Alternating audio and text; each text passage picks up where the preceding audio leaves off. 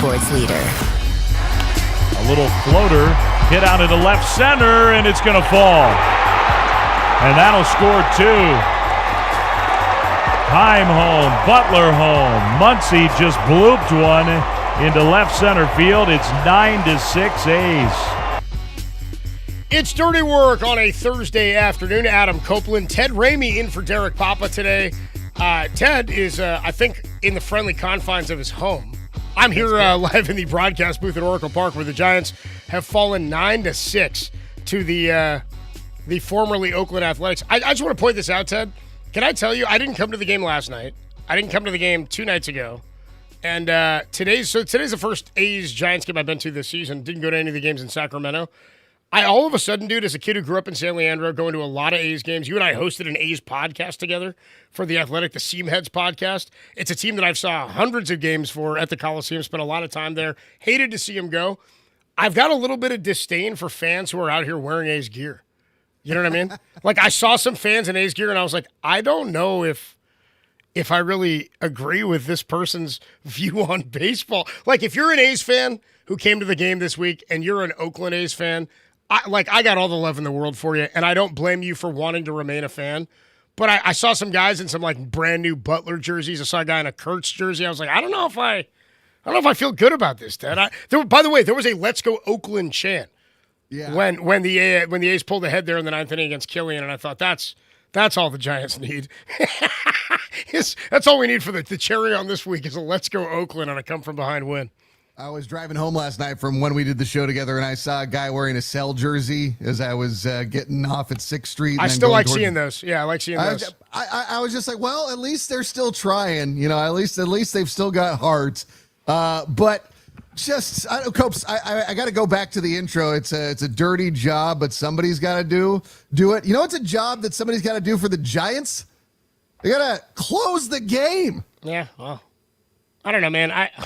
I'm with you. I'm so far beyond, what's the word I'm looking for? Caring about the bullpen that it's exactly what what one thing that I hate about in sports, because the reason we all love sports is no matter what, nobody will admit this. I mean, and people will at times, because when it's beneficial to you or to your team, you'll admit it. But people want to be right about anything they predict in sports. And that's the world we live in, right? You think about something, you go, this is never going to work. On paper, this team is X, Y, and Z. But the best thing about sports is that it's unpredictable. It defies the odds. There's magic involved. Guys get into zones. There's the unpredictability of a baseball season, the mosaic, as Marty would say. And my mom used to say it to me all the time. Don't be mad about your team on opening day. It's not going to be that team if they make a playoff run. And if they don't make a playoff run, it shouldn't be this team next year either, right? But when it comes to like what the Giants have done this year, and we're in June, and I'm resigned to the fate of the team, as evidenced by, not just me, but by how fans have treated and how we've talked about this team since the 15th when it came out from Buster Olney that there was a leak that the Giants would be open to conversations about their highest 3 paid players. When the season started, Ted, I was out on the bullpen. I thought this was probably problematic. Derek and I talked about this a lot, that the strength of the team was going to have to be the offense to carry the defense and to carry the pitching. That works sometimes in football. You know what I mean? Like in football, you can be like, yeah, we're a really good offensive team. In basketball, Don Nelson never won a title. One of the greatest offensive coaches ever. You can score 140 a game, but if you give up 145, you'll never win a series, right? They'll run with you. You might win a handful. With the Giants, like I've been resigned to the fate of the bullpen and the pitching staff basically since the start of the year. The starting rotation has been worse than I thought it would be. And shout out Malley, by the way, last night. It was much better than I thought he'd be, and that's what you want to see from that guy. Yeah, I got the human element to it too, where I root for somebody who's struggling. The Giants are not in a good spot right now. But when it comes to the bullpen, I don't have confidence in anybody closing the door. When Caleb Killian came in and got his 5th save the other day, he still walked a guy before he got a strikeout and got out of the inning, puts multiple guys on base here, and he's a guy who will pound the zone. He does fill it up. The problem is when he allows guys to get on base, and then he fills up the zone like you saw today. To me, Ted, closers are like wide receivers in the NFL. You're only worthy of having one when you're a team that's good enough to be in those situations. If you flipped every blown save for the Giants this year, yeah, they'd be like closer to the wild card, I guess, but they wouldn't be a legitimate team based on the sum of their parts. So for me, I'm like, what can I pull from this season that will be of value? If this is a learning curve or this is a growing pain for Killian, and the Giants did this in 08 and 09 where they had Brad Hennessy closing, they had Brian Wilson closing, you had a variety of guys that they tried out in the spots, and then ultimately Wilson claimed that role. Like, I'm okay with that. I'm okay with, I don't like okay with losing, but I'm okay with the growing pains of a season that's not going to be beneficial. But to me, the bullpen as a whole is a problem. Simply having a guy named the closer is the positive, right? Which is frustrating in and of itself. But yeah, they got to close games, but where are they if they sweep this one? They're a team that now has a sweep. That's kind of where I'm at. But it's a team that might give you something just a little bit more positive to look at. Like last night when Barracoto hits that 445-foot blast, you're at least happy for a moment. You're at least excited. You remember.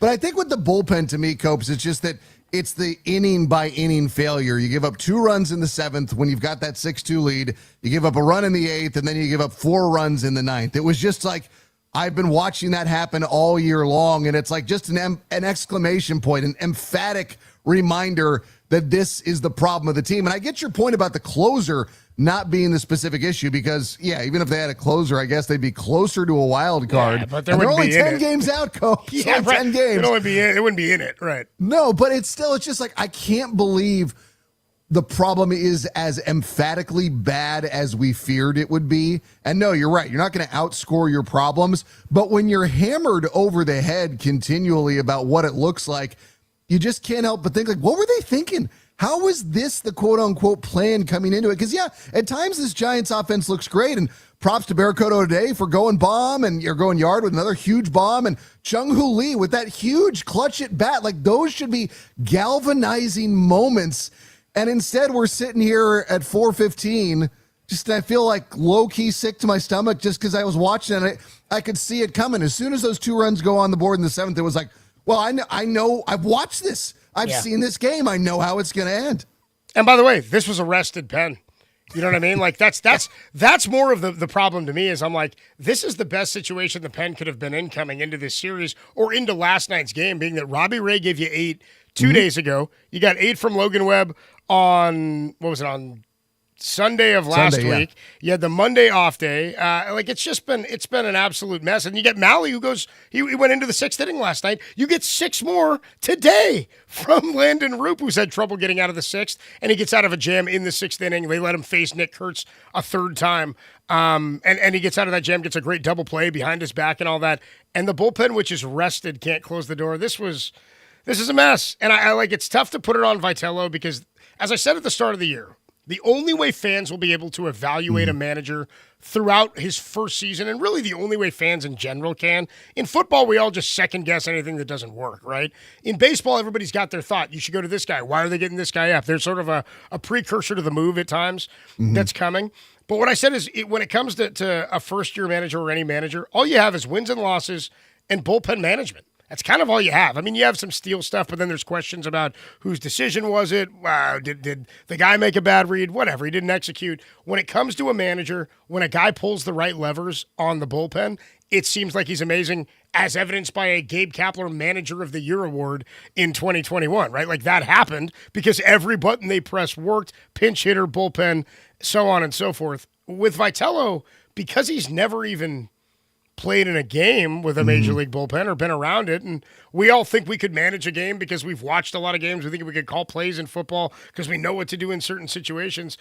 My fear is that he's here to develop something that he doesn't know how it works. Do you know what I mean? Like if they tell you, Ted, like what don't you know anything about, Ted? Like building vacuum cleaners? I don't know. Like you'd be like, you don't know anything about that. But having hair, Copes. Let's go with having hair. Well, I rip on Derek enough for that. I wouldn't do that to you, man. I wouldn't rip on the follicles, bro. My point already did that for you. My point is, if they're like, dude, Ted, you got to build a rocket ship, and you're like, all right, cool. I don't know anything about rocket ships. They're like, well, here's the pieces, and you're like, right. I don't even know if these pieces go to the rocket ship. We don't know if this piece can close ball games. Why would you hand a guy the reins with no weapons, no real versatility, and no veteran presence, other than some guys who have been in the majors at some point, but without high leverage, big game, great success in their careers? They spent $2 million on Jason Foley. He's I guess now next to Adrian Hauser, the most expensive bullpen arm they signed this offseason, right? Like $2 million, the guy hasn't thrown a pitch yet. Hent just got $1 million. Everybody else is under $1 million or they're developmental pieces. So if you gave Buster truth serum and you said, what's your overall plan or what was your thought in trying to get through this year? I think he really thought Ryan Walker would give us more. I think he really, by the way, when he made the trade for Doval, I think he thought Rodriguez would be here, you know? I believe he thinks that to be true, but to go back to your initial point of saying he didn't give Vitello the tools that were more, there was no concrete blueprint for him to work with, I think that set him up for failure. He needed to have something that was very concrete, an idea of how they're going to utilize the bullpen as opposed to figure it out on the go. And I think that figuring it out on the go, in addition to these guys just being not good enough and guys not living up to expectations, because so many of these games, the vibes are already trending in the wrong direction. And I think you start to get that feeling around a clubhouse where there's an expectation for failure. That hurts things as well. But there was no clear-cut plan of what your first-year big league manager was supposed to do here. And that to me, I know everybody wants to put all the blame on him, and I'm not, over the moon with Vitello right now, but I think that he was not put in a position to succeed. And that goes back to Buster once again. Yeah, I'm with you. And again, even to Buster's comments the other day when they asked him, like, hey, has Tony talked to Bruce Bochy or Dusty Baker about any of these things going on with the team or the struggles? And he said, I don't know, you'd have to ask Tony.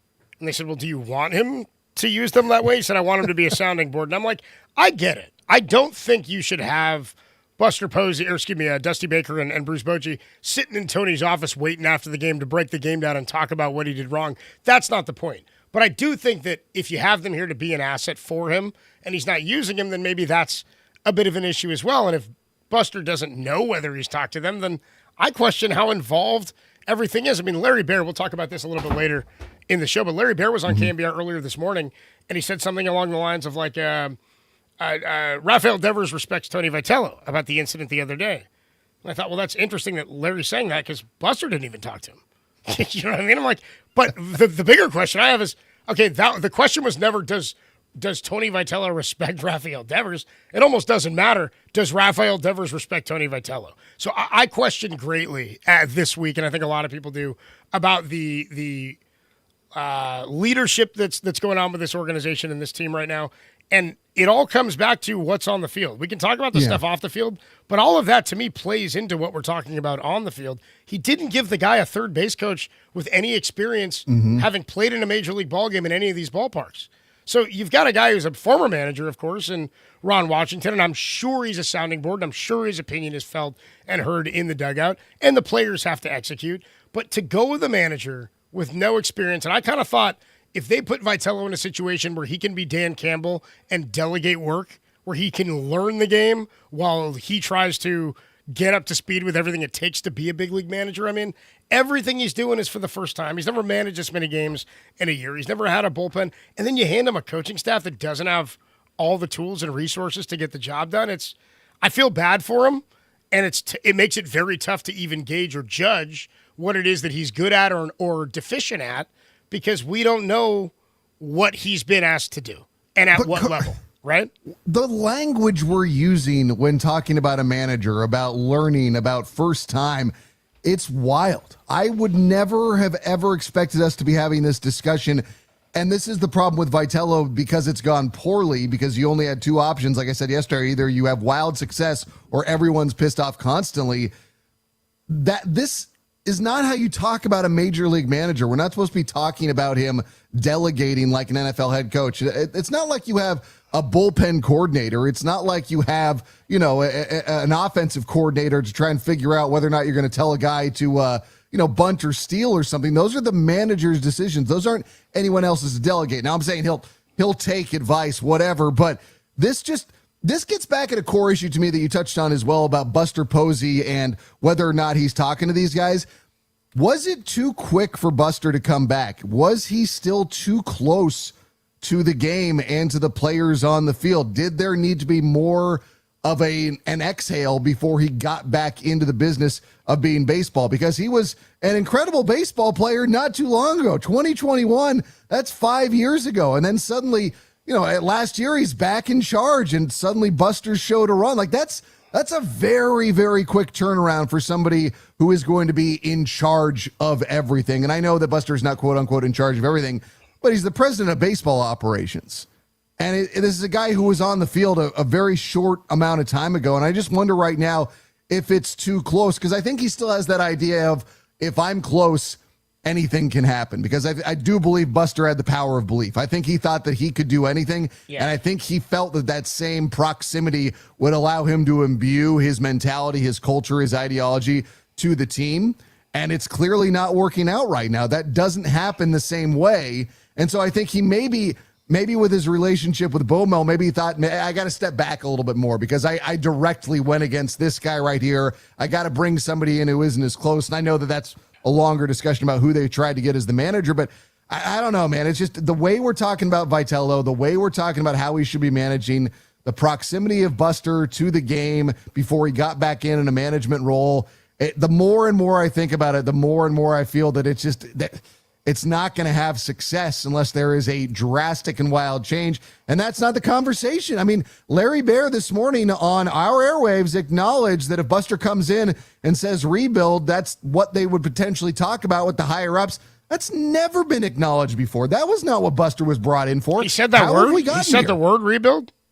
Dieter asked him I know, but did the word get said back, though? I don't know, but he acknowledged the question. I don't think anybody in the organization in my life has ever said the word out loud. That's why I'm like, no. Not even repeating it back. I was being sort of tongue-in-cheek there, but that's how it goes. We do have to take a quick break, Ted. 808 KMBR 415-808-5627 is the number to call and the number to text. Huge question. I mean, we're talking about Tony Vitello not having experience. He had a third base coach who now he does in Pettis, who's got experience, of course. But you have a bullpen coach you just mentioned, and Jesse Chavez, who had you just talked about time away from the game. Jesse Chavez was a reliever like 2 years ago, wasn't he? Yeah. Or a year ago. And now he's in the bullpen. Tons of big league pitching experience, but has never been in that role before. And being a veteran, as we saw with, what was his name, who used to be the catcher? David Ross, catcher for the Cubs, and then jumped over to be the manager of the Cubs as soon as he retired, basically. Didn't work out. Guys loved him, but he wasn't necessarily the right guy for that gig. Manager's different, though. I would argue that is different than being a president of baseball operations. I agree, but I think coaching is also different. Bullpen coach, we're talking third base coach, we're talking a major league pitching coach who hasn't been in the bigs before, Justin McCage, and you've got Hunter Mentz, who's the hitting coach, who was an assistant with Toronto for a number of years, but still, you've got a lot of guys trying to figure it out in a team that had invested a lot in three players. We'll talk more about this. 808 KMBR is the number to call and to text. We are still doing our ticket giveaway for the Wallflowers. We'll tell you about that in just a little bit. We got plenty more to come. Plus, Rich Aurelia joins us at 5:30. And you know what, Ted? Already, as soon as we get through this Giants mess, I got my eyes set on turkey, dude. I'm ready. Turkey. USA in their third match of the group stage. We'll talk about that a bit later as well. Live from the broadcast booth at Oracle Park, the Giants have fallen to the A's. Didn't pull off the sweep. 9-6 the final in favor of the A's. We'll get to your thoughts and your calls next, only here on The Sports Leader.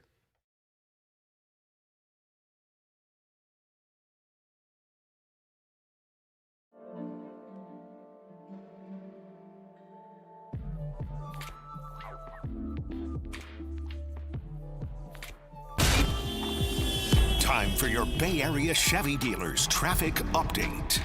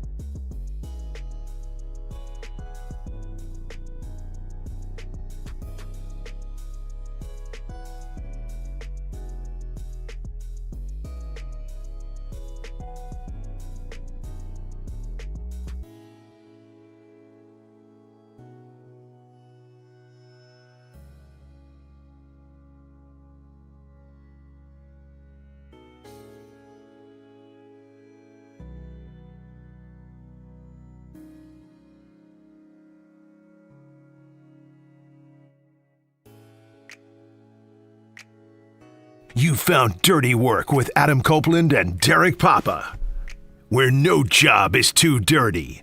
On KNBR, the sports leader. Filling in for Depop is the voice of the Earthquakes, Ted Ramey, on the sports leader. Dirty Work on a Thursday afternoon where the Giants dropped the finale against the A's, still without a sweep this year against anybody, and without a 4-game winning streak. Had they swept this game, Ted, they'd be staring down a 4-game winning streak tomorrow. Instead, they'll have to start anew as they take 2 or 3 from the A's and blow it in the ninth inning. They had a 2-run lead. They ended up giving up 4 in the ninth, is what it was, right? And they ended up winning it 9-3, a 1-run lead there in the ninth. They ended up winning it 9-6, a 4-run ninth inning after the Giants had 5 in the bottom of the 6th inning. It was 2-1 through 5.5 innings. It was a great game. It was a good ball game. Well pitched. It ended very, very poorly for the Giants because the problem that we all know was the problem ended up being the problem. Isn't it crazy how things work out like that, Copes? Yeah. It's funny when it works out. Like I said, everybody wants to be right. And I was right, but I'm not happy about being right. You know what I mean? I'd rather be wrong and the Giants found a closer and Keaton Wynn was the dude or something. I don't know, that they figured it out that Ryan Walker was sharp, but ultimately the bullpen terrible in the 7th, 8th, and 9th after Landon Roop goes 6 strong, giving up just 2 runs. Let's go out to the phone lines here at 808 KNBR 415-808-5627 is the number to call and text. Let's go to Hank. Hank is just in the general East Bay. Hank, what's up, dude? You're on the Sports Leader. Oh, hey, everybody. I just want to say that, I think a real reason we lost today and we've had a tough season is the team defense.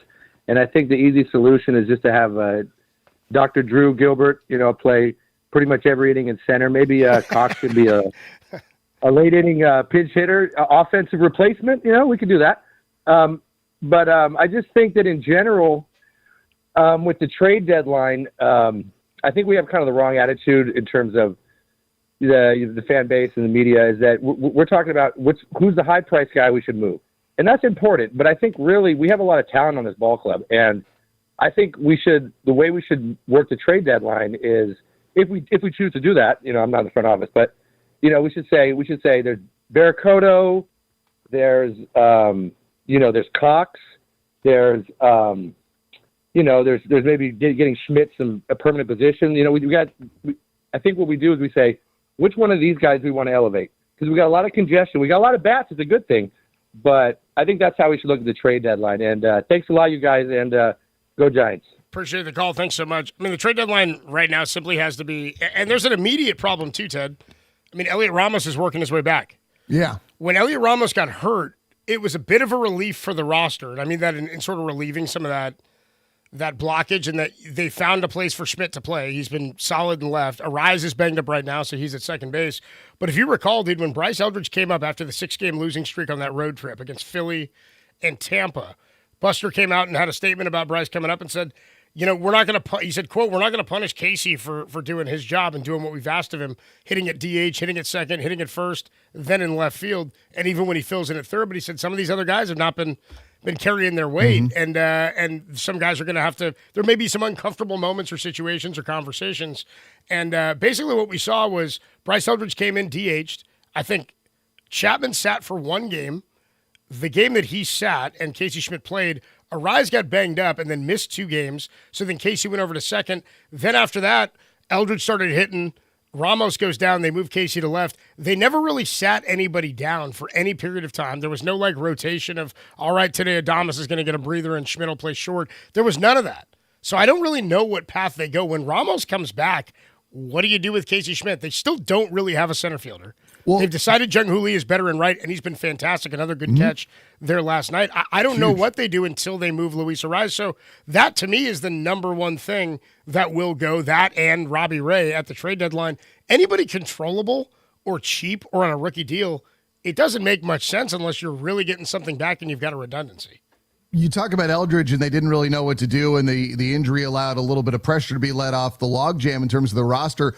But Vitello said on KMBR that they didn't have a specific plan for Eldridge, and that always struck me as very, very odd. They said that they weren't planning it out weeks in advance. What are you going to do with your franchise player? We don't know. We haven't thought about it. I was like, what do you mean there's no plan? And I know it's not fair of me to compare to the Sharks because they've been having success and they dedicated themselves to a rebuild.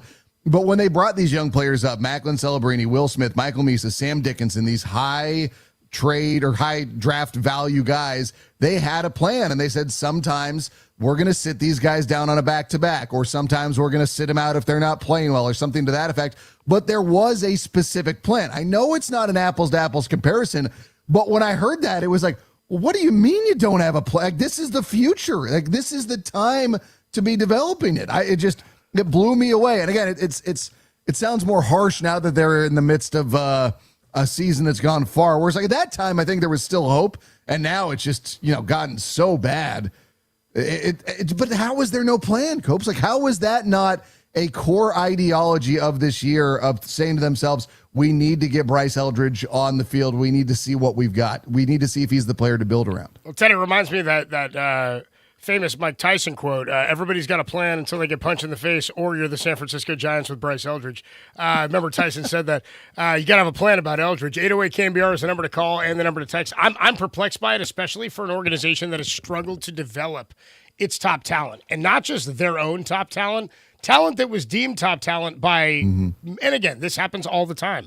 Guys are viewed as great players or top prospects, and they kill it in the minors or do great jobs, and then they don't pan out. That's just the way baseball's worked for 140 years. That said, teams don't usually go 30 years and don't produce a an all-star from the outfield, from their system. You know what I mean? Teams don't go 30 years and don't produce a 30-home run hitter. Teams don't do what the Giants have done, where you've had a guy like Luis Matos and Marco Luciano, and then not develop them to or Kyle Harrison to the point of any sort of big league success. So those are guys that were deemed top prospects by baseball, not just the Giants organization. You can go back through a bunch of them in history and say, well, they just didn't pan out. Angel Villalona is one, Angel Villalona, and a bunch of off-field stuff. But neither here nor there. It's that you'd think that a team, and Larry Bear said it this morning, the lifeblood of this team and the focus of the team is going to be the system. They want to be the best team every year or the most competitive team every year.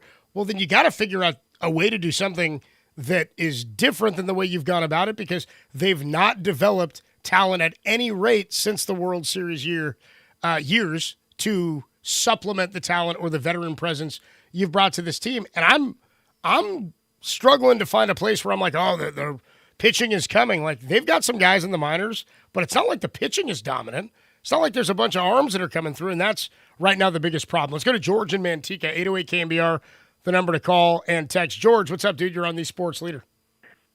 Hey, guys.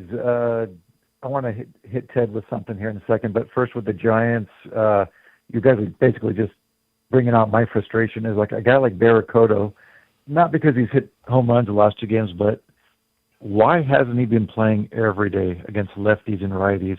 I get so frustrated with the young players because they don't seem to get a chance. I mean, you can't play once a week. And so my question is, do you guys know who makes the lineup decision? Is it analytics from above, or is it strictly Vitello deciding? I'll tell you this, dude, George, the Giants have said numerous times, Buster said it the other day, and Zach Manassian has said it in the last month, the lineup decisions are Tony Vitello's alone.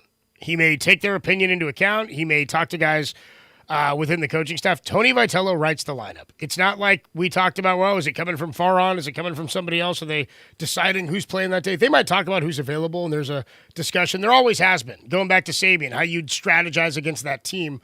But it is up to the manager. It is up to Tony Vitello to write the lineup. And just like Buster said and Manassian has said, the development of Bryce Eldridge and how they use him has been up to Tony as well. Well, then, I mean, I've had his back this whole season because I feel bad for the guy. I think he's gotten a raw deal. But if that's the case, then some of my defense of him goes out the window if he's actually the one that's keeping, like, Barracoto on the bench or, that kind of thing. So I appreciate that input on that because I thought it was out of his hands. I thought he was getting it from upstairs. As far as, hey, Ted, just a quick one. I grew up in San Jose, the 70s and 80s. Earthquakes have always been my favorite sports team, and to this day they still are. Listening to your dad call the games, Hal Ramey was my hero growing up on the radio. In the backyard with my transistor radio, listening to your dad call Earthquakes games, nothing better, man. That is phenomenal, man. I guarantee there is a very, very high percentage chance that he's listening right now. I don't know if he works today, but he specifically texted me earlier today that he said, Ted, what days are you on air at KMBR this week? So I'm sure he'll be very, very happy to hear that. He is only semi-retired. He still does some Cal football halftime and post-game coverage, and he filled in for me on an Earthquakes broadcast when I was doing some TV stuff back in 2018. Yeah. So, yeah, Hal probably heard that, so that probably made his day, man. I appreciate that. Very sweet of you. Made my childhood, so. All right, guys, you have a good day. Appreciate the call, George. Thanks so much, dude. Dude, George said your dad was his hero. Who was your hero growing up, Ted? I mean, my dad. No, dude, you can't take George's answer, bro. You got to give your own.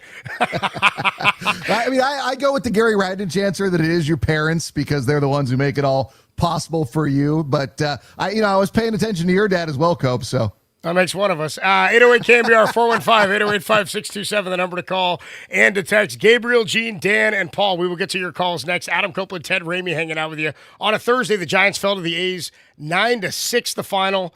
They play again tomorrow, the Atlanta Braves, who are, by the way, already here, just hanging out, waiting to roll into the ballpark and play the Giants. We'll get to more of your calls next on the Sports Leader.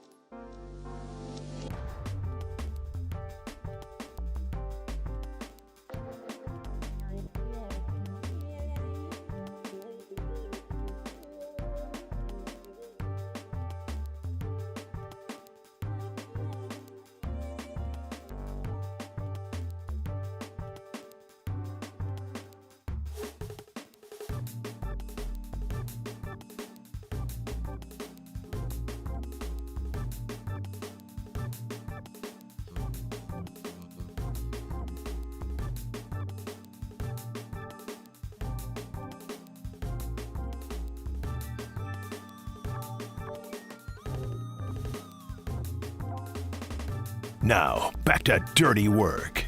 Adam Copeland and Derek Papa on KNBR 104.5 and 680 AM. The sports leader. Filling in for D-Pop is the voice of the Earthquakes, Ted Ramey, on The Sports Leader. Dirty Work on a Thursday afternoon. The Giants dropped the finale against the A's. Hey, Ted, where do you come down on the 415-510 sign in the outfield? I didn't really have an opinion on it. I mean, I know the fans are going to show unity, but I don't know. I guess I don't have an opinion. I just have a question. I'm like, who's this for? Yeah, right. Well, like what? Who's this for? And like the Giants, let's not pretend as though the A's aren't here in part because of the Giants not wanting them here. You know what I mean? Or being okay with them not being here.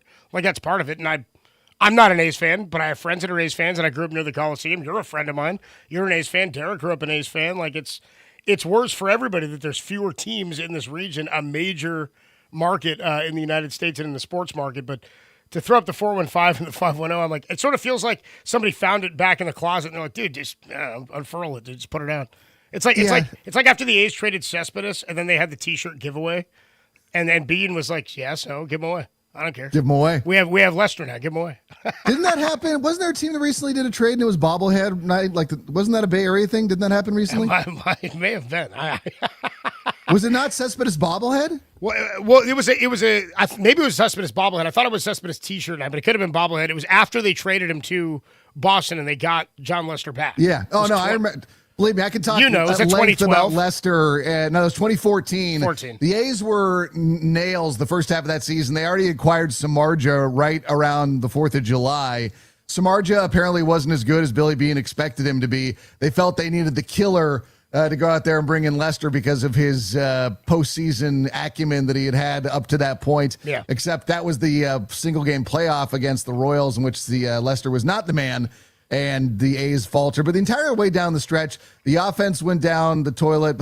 Let's use a different word. The offense went down because Cespedes was gone. Brandon Moss also was hurt. Everybody else got hurt. It went in a very, very bad way towards the end. The A's kind of limped into the playoffs, and then they were just out in one game. Well, I remember Johnny Gomes saying afterwards, Bay Area native Johnny Gomes saying, the trade killed the clubhouse.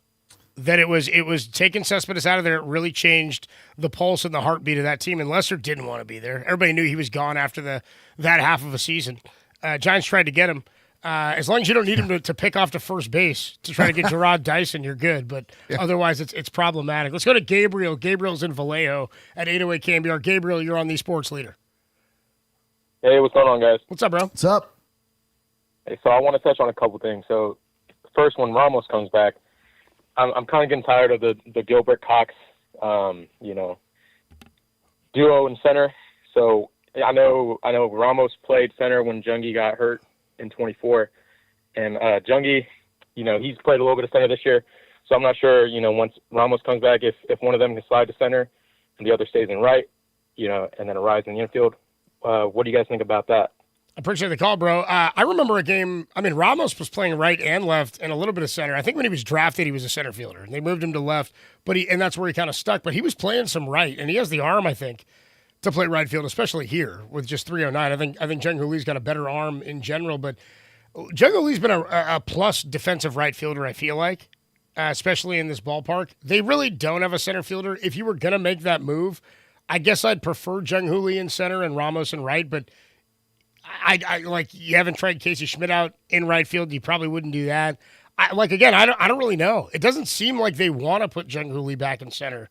Do you have a thought on this, Ted? I don't. I'm intrigued to see where they go because they're going to have to make some decision like that. That's maybe a bit uncomfortable. It's funny to say we like Jung-Hoo Lee in right. We really don't want him to play center, but we're okay with Schmidt playing left. Sort of counterintuitive. I mean, it is counterintuitive. The thing is that when we saw Jung-Hoo before in center field, we didn't like it as much, and now it feels like things are going so well for him. I don't really want to mess with anything because it is one of the few things that's going well for this team. Yeah, I'm with you. Why mess with something that's working out? And it's, by the way, the position right field that he played when he was in Korea, where he won an MVP. So that's that catch he made last night and just some of his other plays that we've seen in his time. Last week. Yeah, it's great. Like he is one of the guys that I enjoy watching every single game for the Giants. I've been waiting for this guy to be the guy since he was acquired by Farhan, and now that he is, the team around him is just awful. It's like, come on, now you're good? Yeah. The Giants have 3 guys in the top 10 in batting average in the National League or in baseball, and it doesn't really have an impact. I mean, we talked earlier about the bullpen and the closer situation.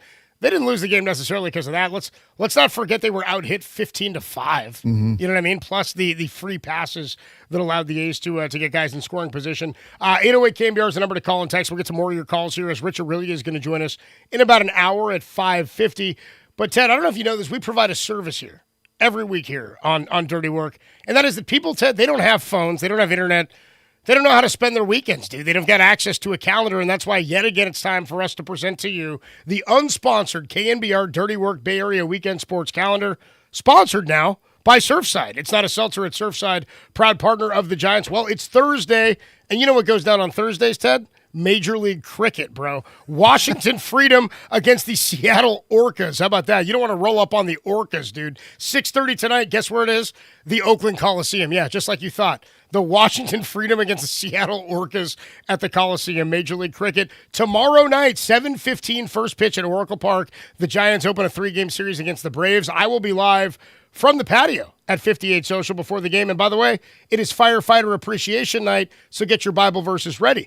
The Oakland Ballers tomorrow night take on the Yuba Sutter Freebirds. That's right, the Yuba Sutter Freebirds at 6:35 at Raimondi Park in Oakland. Also, the Golden State Valkyries against the Atlanta Dream at 7 p.m. tomorrow at Chase Center. On Saturday, the Giants continue their series against the Braves, 6:05 first pitch, and that day is Rafael Devers bobblehead day. The first 20,000 fans will get a Rafi Devers bobblehead. And then on Sunday, Giants and the Braves wrap up their 3-game series. It's also camo T-shirt giveaway to the first 20,000 fans.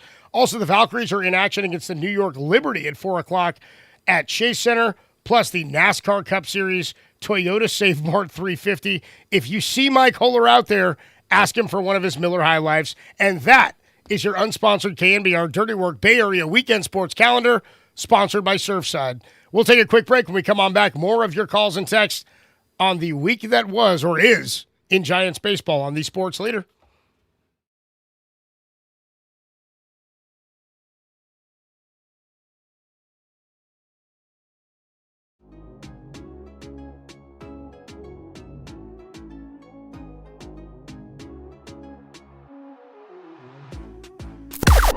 Now, from the O'Donnell Financial Group Sports Desk. Learn more at odfigroup.com. O'Donnell Financial Group, because planning is a process, not a product. The Giants' bullpen collapsed once again, allowing 4 2-out runs in the 9th inning as the Athletics storm back to win it 9-6. Give us your thoughts at 415-808-KNBR or leave us a comment on the YouTube chat.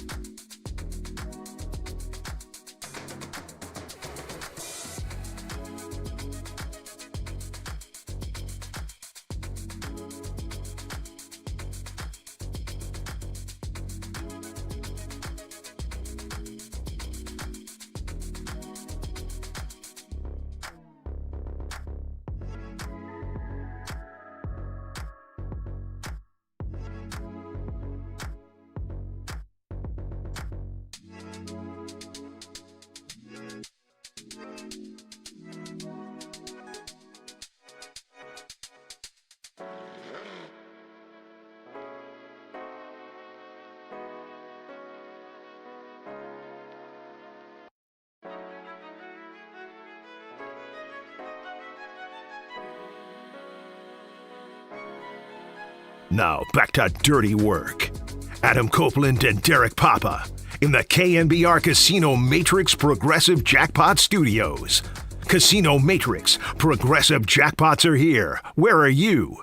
Just drop in. Please play responsibly. Call 1-800-GAMBLER. Filling in for Depop is the voice of the Earthquakes, Ted Ramey, on the Sports Leader. Yeah, I think so. And I mean, we pinch hit him in Miami against a righty that was spinning all breaking balls. That's usually kind of majority of the matchup thing. I think the main reason being, I mean, we knew that capability was there. It certainly has been impressive the last 2 days at the plate. I think getting into a little bit of a comfort zone and working hard pregame in the outfield would contribute to that as much as anything. It's good to have a guy that's a hard worker and a team guy and ready and willing to do whatever you ask. And on top of it, he stands in that box, like I said, very hitterish last night. That's Tony Vitello bringing us back in here on a Thursday afternoon on Dirty Work. The San Francisco Giants once again seeing their bullpen just not step up to the moments. And for the Giants, it's just more of the same of what we've been looking at all year long. And I have been unfortunately looking at the fact of what the Giants were in that opening series against the Yankees, which was way back in March.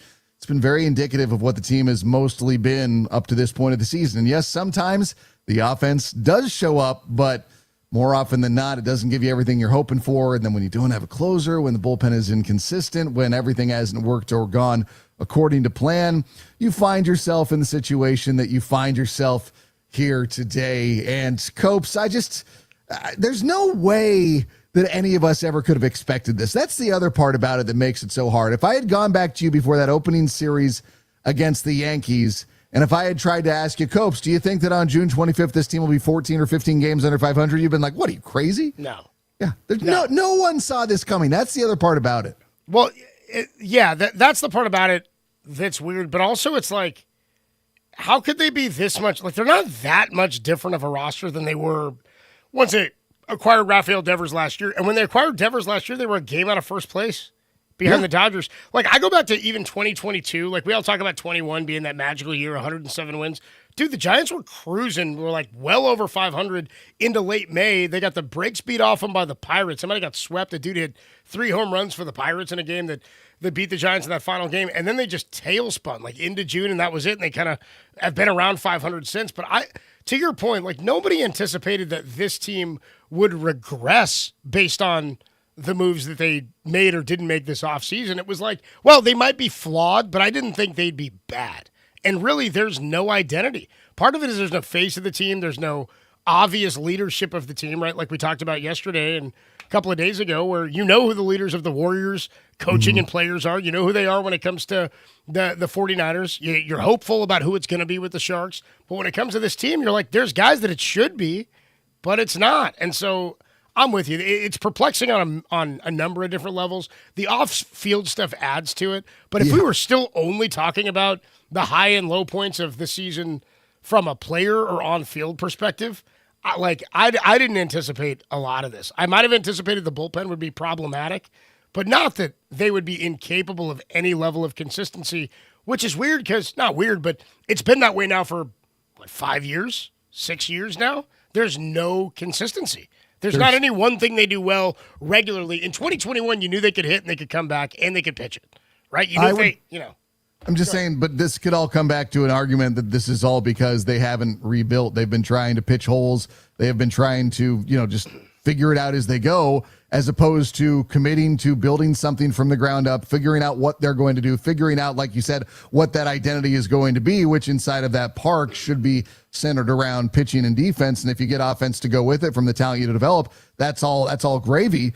But right now, it's a collection of guys. And I know that sounds like an obvious statement, except that's what they are when they have no leadership, when they have no identity, when they have no hallmark of what they are as a team. They are a collection of guys, and that collection of guys for the last few years has been unfortunately trending long-term in the wrong direction.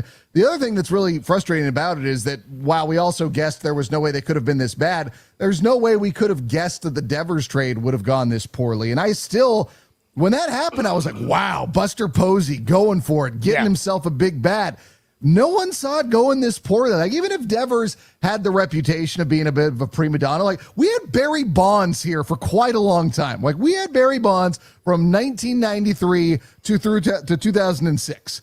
We know what a prima donna is like, and I'm not taking anything away from Barry. If I was in charge of the world, Barry Bonds would have a freaking statue on top of Cooperstown with the sign that says, the greatest of all time. Yeah. There is no comparison. They were all enhanced. Barry was still that much better. I digress. But having a guy that's a little bit of a prima, that's nothing new. Like, this has all gone in such a strange direction that I don't even know what to do at this point of how they even try and find a quote-unquote fix.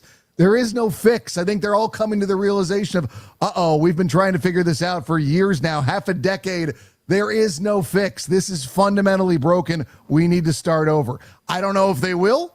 I mean, I make the comparisons to working in hockey. You know, Vancouver seems finally willing to commit to a rebuild, which is a word they would never utter. You mean the team or the city after the last Stanley Cup? I don't know which you're talking about. You got to specify for that, Vancouver. The team, but unless you want to talk about iconic kissing photos in the roadway. But Calgary is another team that, they will not rebuild. They will not have that conversation. And how did the Cubs get their win recently? How did the Astros? Well, the Astros is a conversation. Can you hear me banging on a trash can here in my office? Yeah. But the fact is, they went through those tough times. They committed to something, and they built themselves back up. And that's what the Giants haven't done. All they have done is committed to try and figure it out on the fly. You can tell me I'm wrong. I just don't think I am. I don't think you're wrong. I think that's what I said going into the presser the other day was, I don't think I'm going to get anything out of this from Buster. I just want to know after this. You're going to get so little. I said I wanted to know that there's a leader. I want to know that there's a direction. We want, you don't have to, again, I'm not owed your plan. You don't have to tell me state secrets. You don't have to tell me we're doing X, Y, and Z and what you're going to do. And fans have reacted that way going, what do you want him to say? Something. I want him to be a leader. I want the guy who's in charge to behave as though he's in charge instead of backing out of a second interview today, a second week in a row on the morning show on KNBR, which is, again, he did all the interviews last year. He did all the interviews for the first half of this year. It's a rotation. He's not here every week and decided this week was not going to happen. And then the Giants come on and Larry Baer does with a statement that's prepared. And apparently there was an agreement between my company, Cumulus, and the Giants that said no follow-up questions would be asked. Tell me, if you're agreeing to something like that, why would there ever be an agreement to not ask follow-up questions unless you didn't want to have to talk about something? And it's not like Larry Baer said anything that was like, "Hey, we're really sorry for how things went." It was a statement of very prepared of, "Yeah, we could have handled it better. We didn't handle it well. But look at the 30 years of work that we've done. Look at everything we've done with the until there's a cure night, and we're still doing that." And I said, "Well, yeah, but if you're working at a job for 30 years and then one day you show up and cuss everybody out and break a bunch of the stuff and storm off before your shift ends, you still have to account for what's happened there. You still have to answer for what's happened."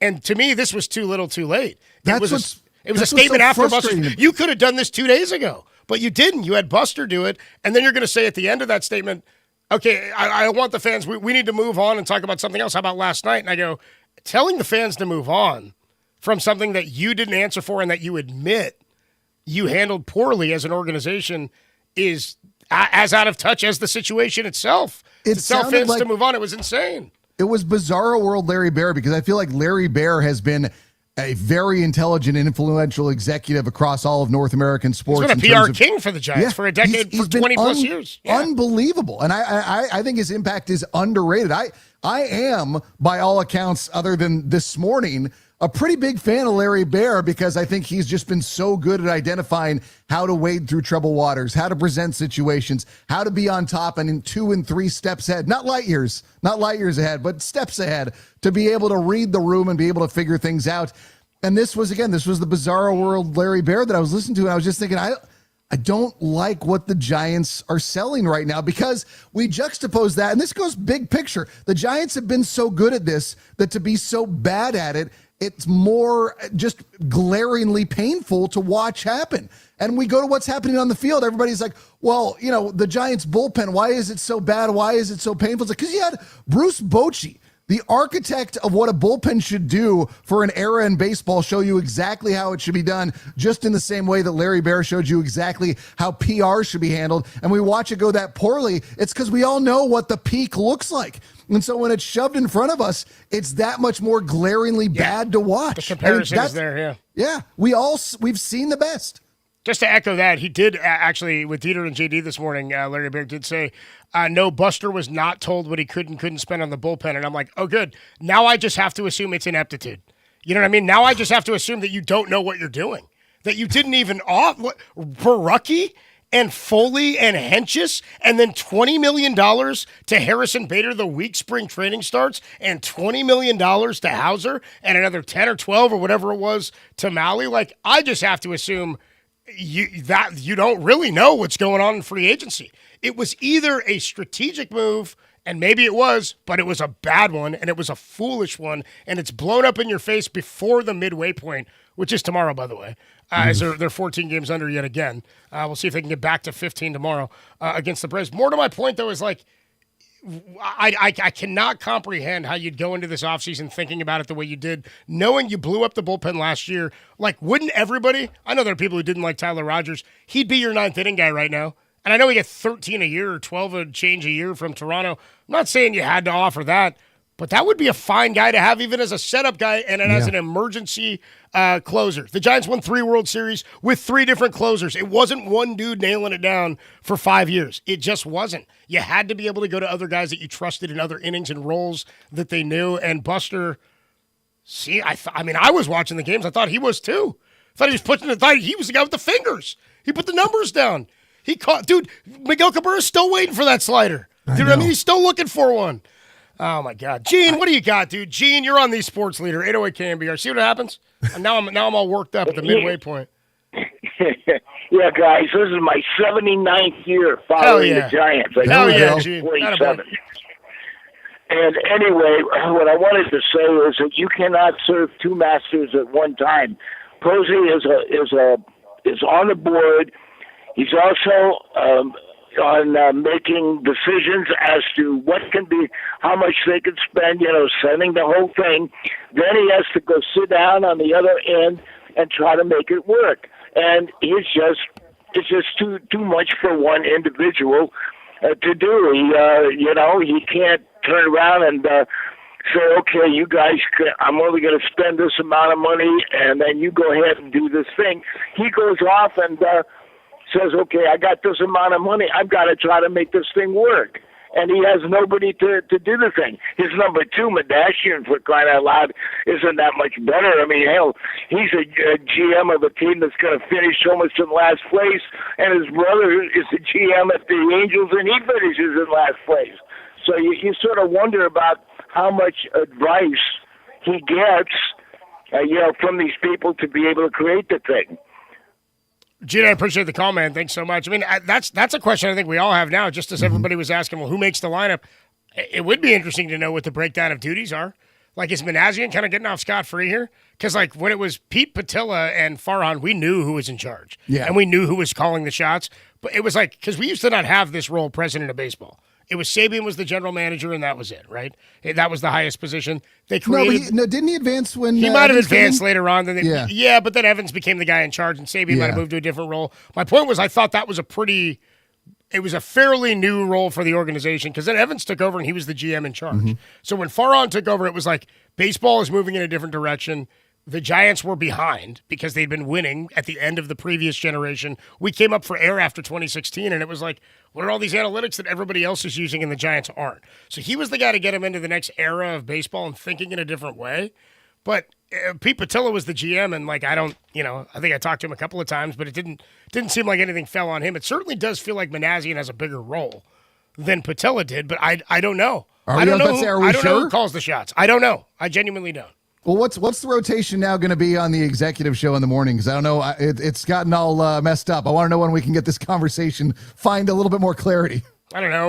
My pal Sue, the usher in 220, she's available. I think she'll probably work her way in. Everybody's got thoughts. Did you have a beer at the game today, Copes? There's a seagull walking in center field, like before the game, like at 12:30. And like, this is not the problem. Am I but slurring? No. I'm just saying, like, I was like, it damn. was a beautiful day out there. Like, even watching that loss, I'm saying, like, if somebody had said today, like, Ted, go have a beer and sit and watch the Giants. I had a great time. I had a great time. I'd have a great time. Hung with Marcus, chilled with Marcus for a bit, dude. Yucked it up. We were laughing. I was like, I'll see you later, Marcus. I actually left him in the top of the ninth. I was like, all right, I'm going to go get ready for the show. And then I went to the bathroom. When you say left, you mean go up to the broadcast booth well, I was up on, a couple floors. I was on club, so I actually just walked down the hall. Yeah. And then went to the bathroom, heard them tie the game on the Jonah Cox play in center field, and then texted Marcus, I'm coming back. I'll come back and show for the bottom half then, because this is not over. No, it's a beautiful day at the yard, and people love to come to the yard. It's an attraction. It's a theme park for baseball. Again, if you weren't a baseball fan and I was trying to get you into it, this is the place I would take anybody in the world to try to make. I'm looking out right now from behind home plate from the broadcast booth. If you blindfolded me and set me here and I'd never been here and then took it off and said, you're on a baseball island, I'd be like, this is sick. Yeah. It's a stadium it's all baseball. That's all it is. But you're not going to see a W. Then I'd be like, well, that's no fun. That's no good. The point is, Copes, though, is that people are going to come no matter what. Is my point. No, exactly. People are going to come, and I've been to that stadium many, many times. Late when I first started off with KNBR almost 20 years ago, my job was post-game producer. I was working with Dave Fleming, and I would just sit there and look out at the empty stadium. And this was, the stadium had been there since 2000. It wasn't new at that point. I would just look out at it empty after the games, and I just go, this place is incredible. Yeah. Like just staring at it empty with nothing, as you're doing right now, watching that seagull, rock around in the center field. It's beautiful. Like I've never been unhappy there, even after losses. Actually, just in, the Seagull said, I'm only taking baseball questions. We are giving away tickets, by the way. Listen for the cue to call. Listen for the cue to go. Only baseball. We're giving away tickets to see the Wallflowers at the Mountain Winery in Saratoga on October 16th. You know whose birthday that is, Danny? That's Tim McCarver, former Giant broadcaster, Cardinal broadcaster, catcher, former MVP. Anyway, it's his birthday, and the Wallflowers are performing in Saratoga. When you hear the cue to call, caller 10-415-896-KNBR wins those 2 tickets, so stay tuned for that. We'll take a quick break. When we come on back, more of your calls in reaction to what's gone on with the Giants this week. They did not complete the sweep. They blew it late. They got out hit 15-5 at the hands of the A's, and they'll take on the Braves tomorrow. More to come on the Sports Leader.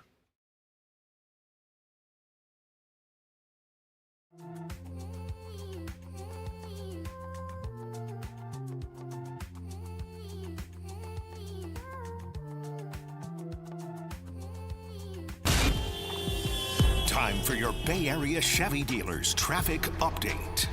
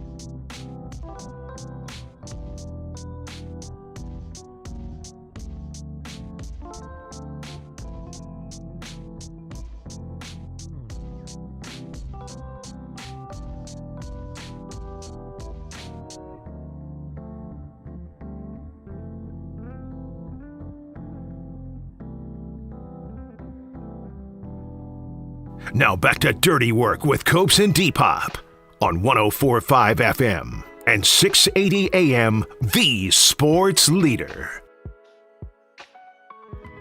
Dirty Work on a Thursday evening. Adam Copeland, Ted Ramey hanging out with you. Rich Aurelia is going to join us at 5:30 tonight. Excuse me, at 5:50 tonight, talking some Giants baseball. We were just about at the midway point. We'll talk to Richie about how you find value in the second half of a season that has gone as poorly as it has for the Giants. Let's go back out to the phone lines at 808 KMBR. Let's go to Paul. Paul is in Lodi. What's up, Paul? You're on the Sports Leader.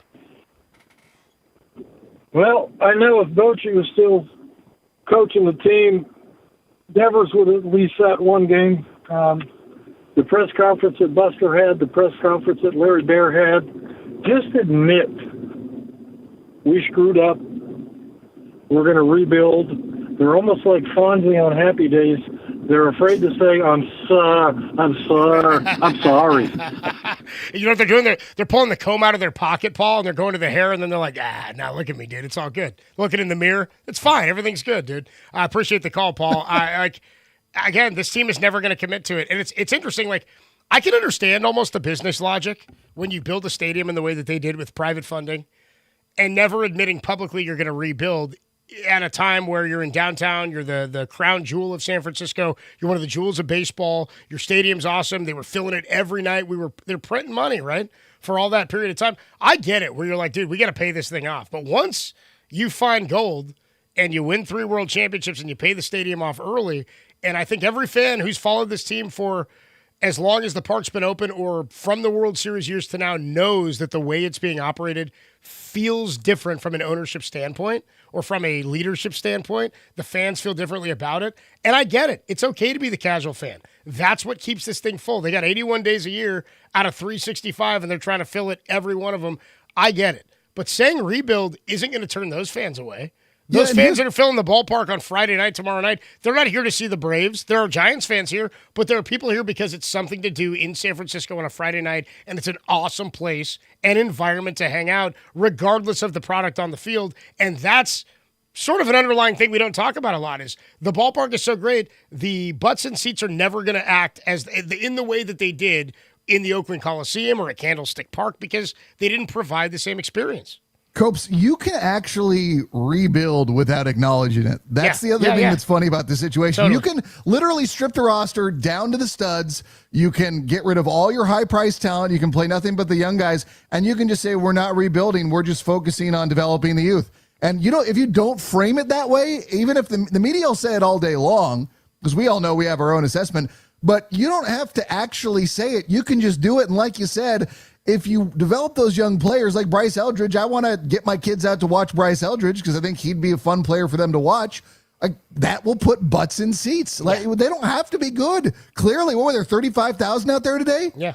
Maybe paid seats. It wasn't full or anything. The upper deck was fairly more empty, but still, there was a good crowd for a Thursday day game. Yeah.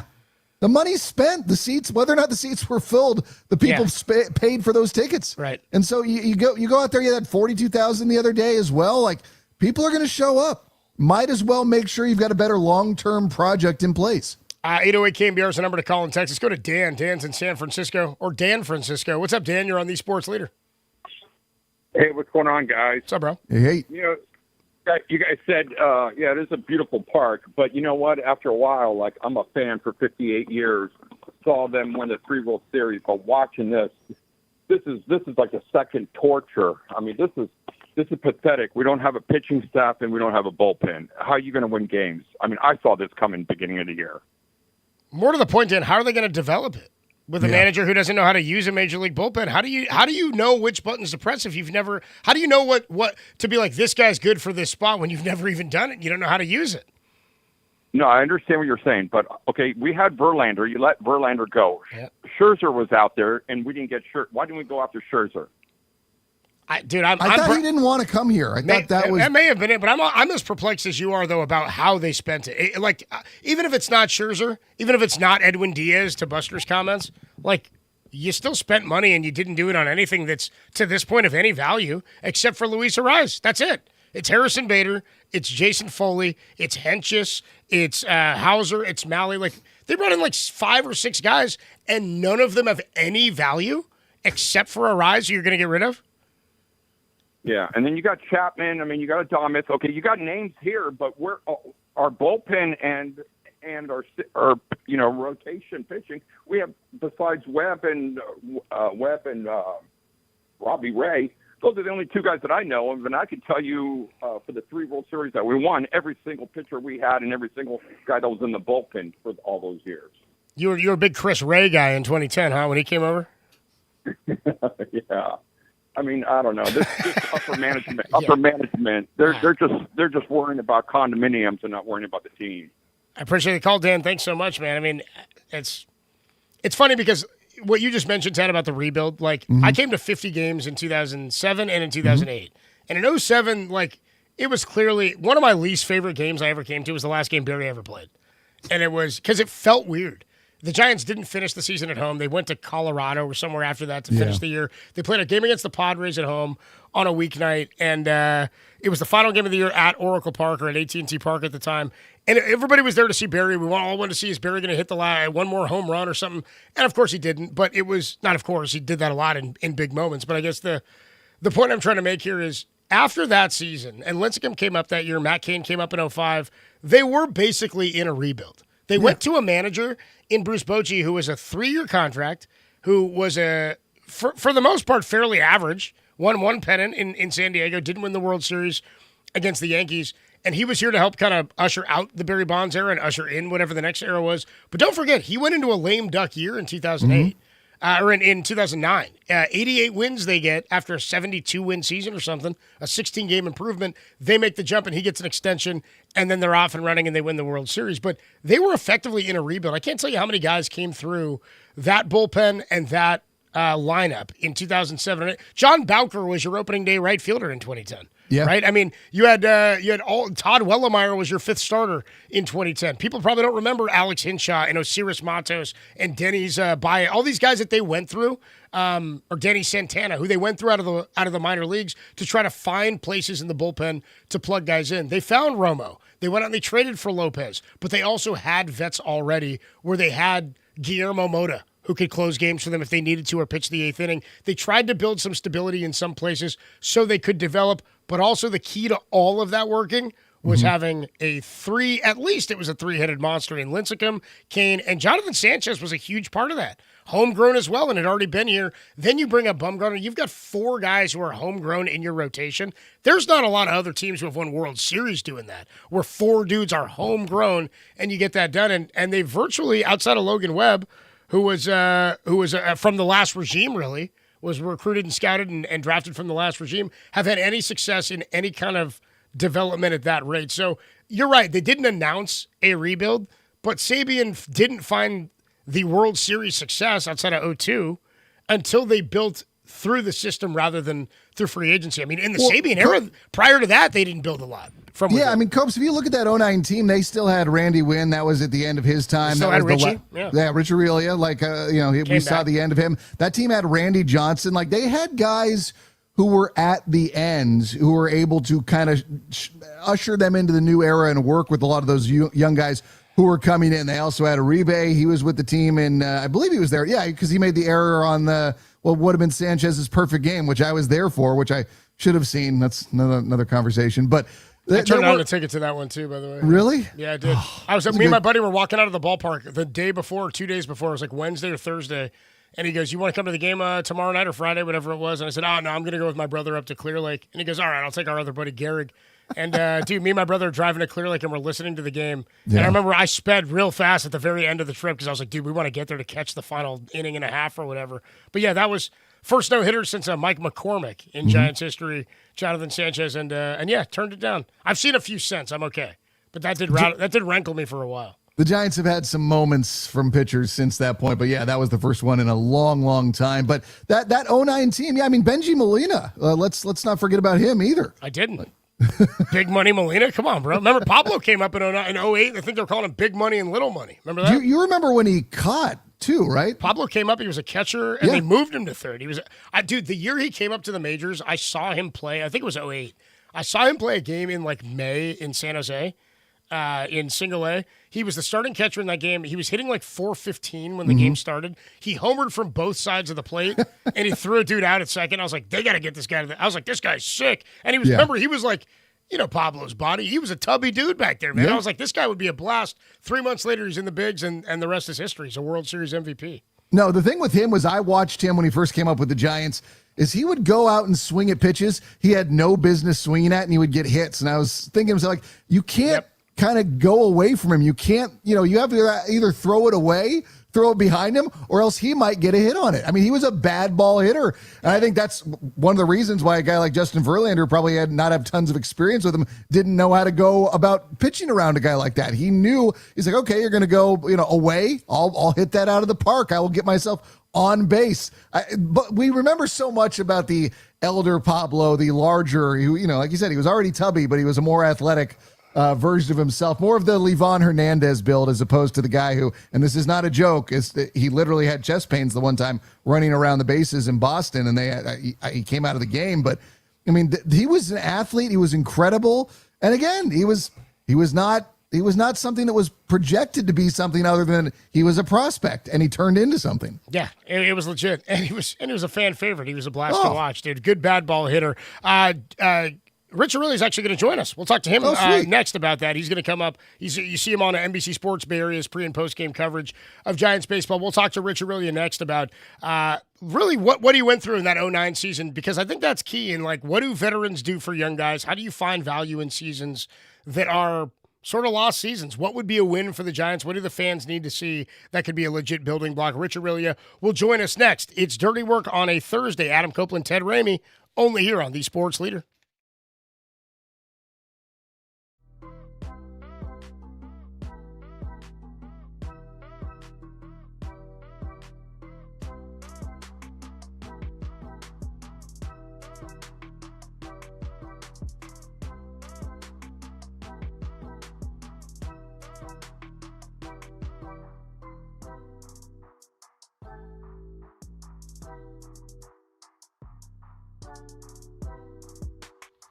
Hey, what's going on, everybody? Adam Copeland here talking pizza. Getting close to the weekend. I always start thinking about pizza on the weekend. You don't want to cook on a Friday or a Saturday or a Sunday. Get yourself a pie. And if you're going to get a pie, why not get it from the best? Tony's Pizza Napolitana in North Beach. It's the gold standard. Tony Gemignani's a world champion, and every style that they do is spot on. Neapolitan, New York, Detroit, Sicilian, grandma style. They've got something for everybody. If you're into it, they do it to perfection. I'm big on the New Yorker. It's big, it's bold, it's cheesy. I also like a spice. I like getting some chili flakes on there, but the Diavola provides that heat. You get some meat on there. It's good.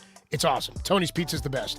When you want that spicy kick, the Diavola is what you go with. Or maybe you want a side dish. The penne alla vodka pasta, one of my favorites. Nana's famous wings are fantastic. And the honey fried chicken sandwich. It's all next level stuff. The best part is you don't have to be in North Beach to get it. Tony's also has a location inside of SFO, so you can grab a world-class slice before you fly. Or check out Slice House. They're all over the Bay Area, including Chase Center, Levi Stadium, and where I'm sitting right now at Oracle Park. If you've never been, you got to make it happen. Tony's Pizza Napolitana. Go hungry, and trust me, you're going to leave happy. I just want a slice of pizza.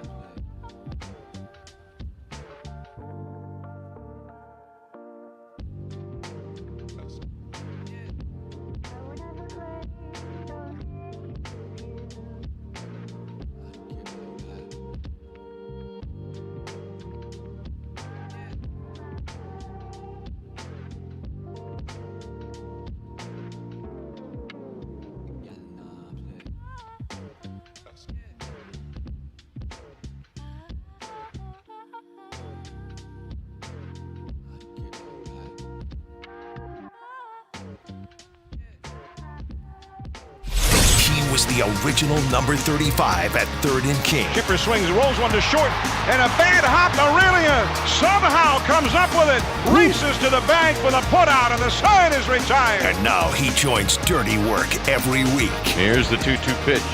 Aurelia hits one deep to left field, and this baby is out of here. A grand slam home run for Rich Aurelia, and it's his second home run of the season. And his first grand slam of his career. It is 4-0. Forever Giant Rich Aurelia on the Sports Leader.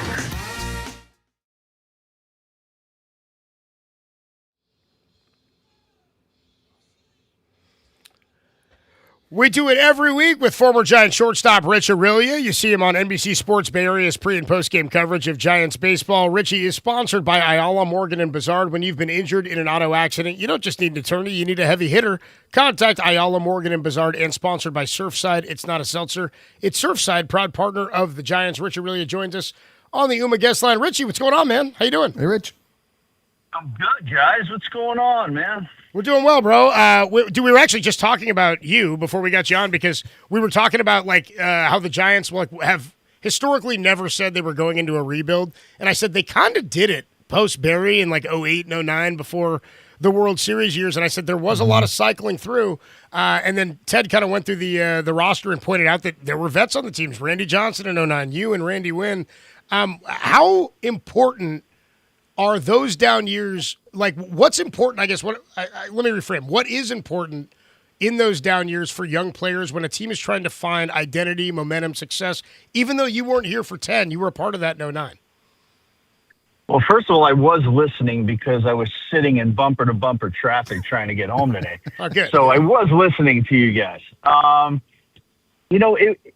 agree with you in a sense because it was that time after the Barry era, right? And you're trying to find a direction. You're trying to find another face of the franchise, and you're trying to figure out where are we really. So it goes back to 07. I mean, I came back here in 07. Dave Roberts came here in 07. Right. Benji Molina came in 07. Ryan Klesko. So that was, I think, usually the mold of Brian Sabian. Brian liked veteran guys. Yeah. I mean, he did. And he always signed veteran guys. But then you fast forward into, 08, and then you get to 9, and you have a guy and, Timmy's established. He's won a Cy Young by this point. And you got some, Matt Cain's, established himself at this point. Yeah. And Jonathan Sanchez coming into his own. And you saw it started with that 09 team where, you started realizing it was going to be built around pitching, right, with those young guys.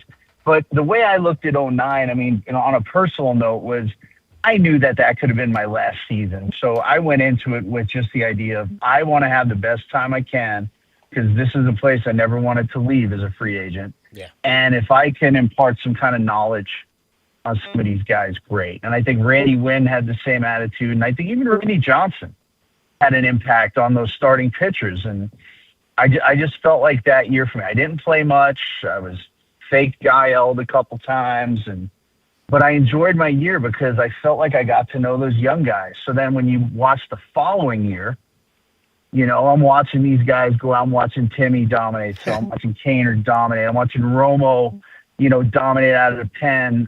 And you feel like you were a part of it, right? And it was the non-rebuild rebuild, and they were lucky in a sense that they could do it with the pitching from within. And then after that, you saw the rest of it come together with the other guys from within, with Bum and Buster and Craw and Belt. And so it has been done before, just not publicly labeled as that. Right, yeah. Well, yeah, and Rich, I want to ask you about just the life in that clubhouse because I remember going in there after games. Randy Johnson had kind of a reputation, but when he was here in San Francisco, he was amazing with us in the media, sticking the microphone in his face.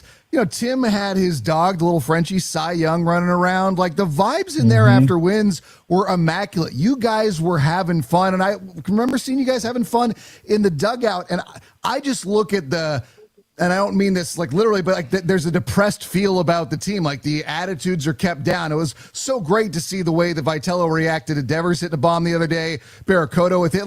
This, I just feel like the team is all so kind of not even downtrodden. I just feel like it's very flat. They need to be able to have more fun. But I guess is the only way that can come is if they rattle off, 7 out of 10 games and get some wins going. Well, I mean, that definitely helps. I mean, I look at that 09 team, and I mean, we ended up winning 88 games. I mean, that's pretty good for a team that wasn't expected to do anything. And I look back at that team, and I mean, I just remember, as an example, this is just a weird example, but Wilson was the closer that year, right? And I got to know him pretty well the year before, and every time he'd get a save, me, him, and another player would go in the back, and he brought back these bottles of Jameson from when he took his trip to Ireland. Yeah. Every time he got a save, we would go in the back room and I don't know if you remember his little dog, Dubs, the little Doberman. Like, we'd go in the back room and we'd all do a shot of Jameson right after the game and he got his save. But, like, again, we didn't make the playoffs, but it was a fun team. And for me as a veteran guy, it brought back, like, that youthful feeling of enjoying the game as a young player. Yeah. And what contributed to that was we did have some personalities. We had some really strong personalities. And, with Timmy, Timmy had a great personality. Wilson, me and Randy were the veteran guys. But it just brought me back to, like, when I got to the big leagues and what I was taking under somebody's wing. So I just think now with the hole that's been dug here, so hard to get out of. I mean, it started early and they're trying to bounce back, but it's just hard to do. And, and I agree with you guys in a sense.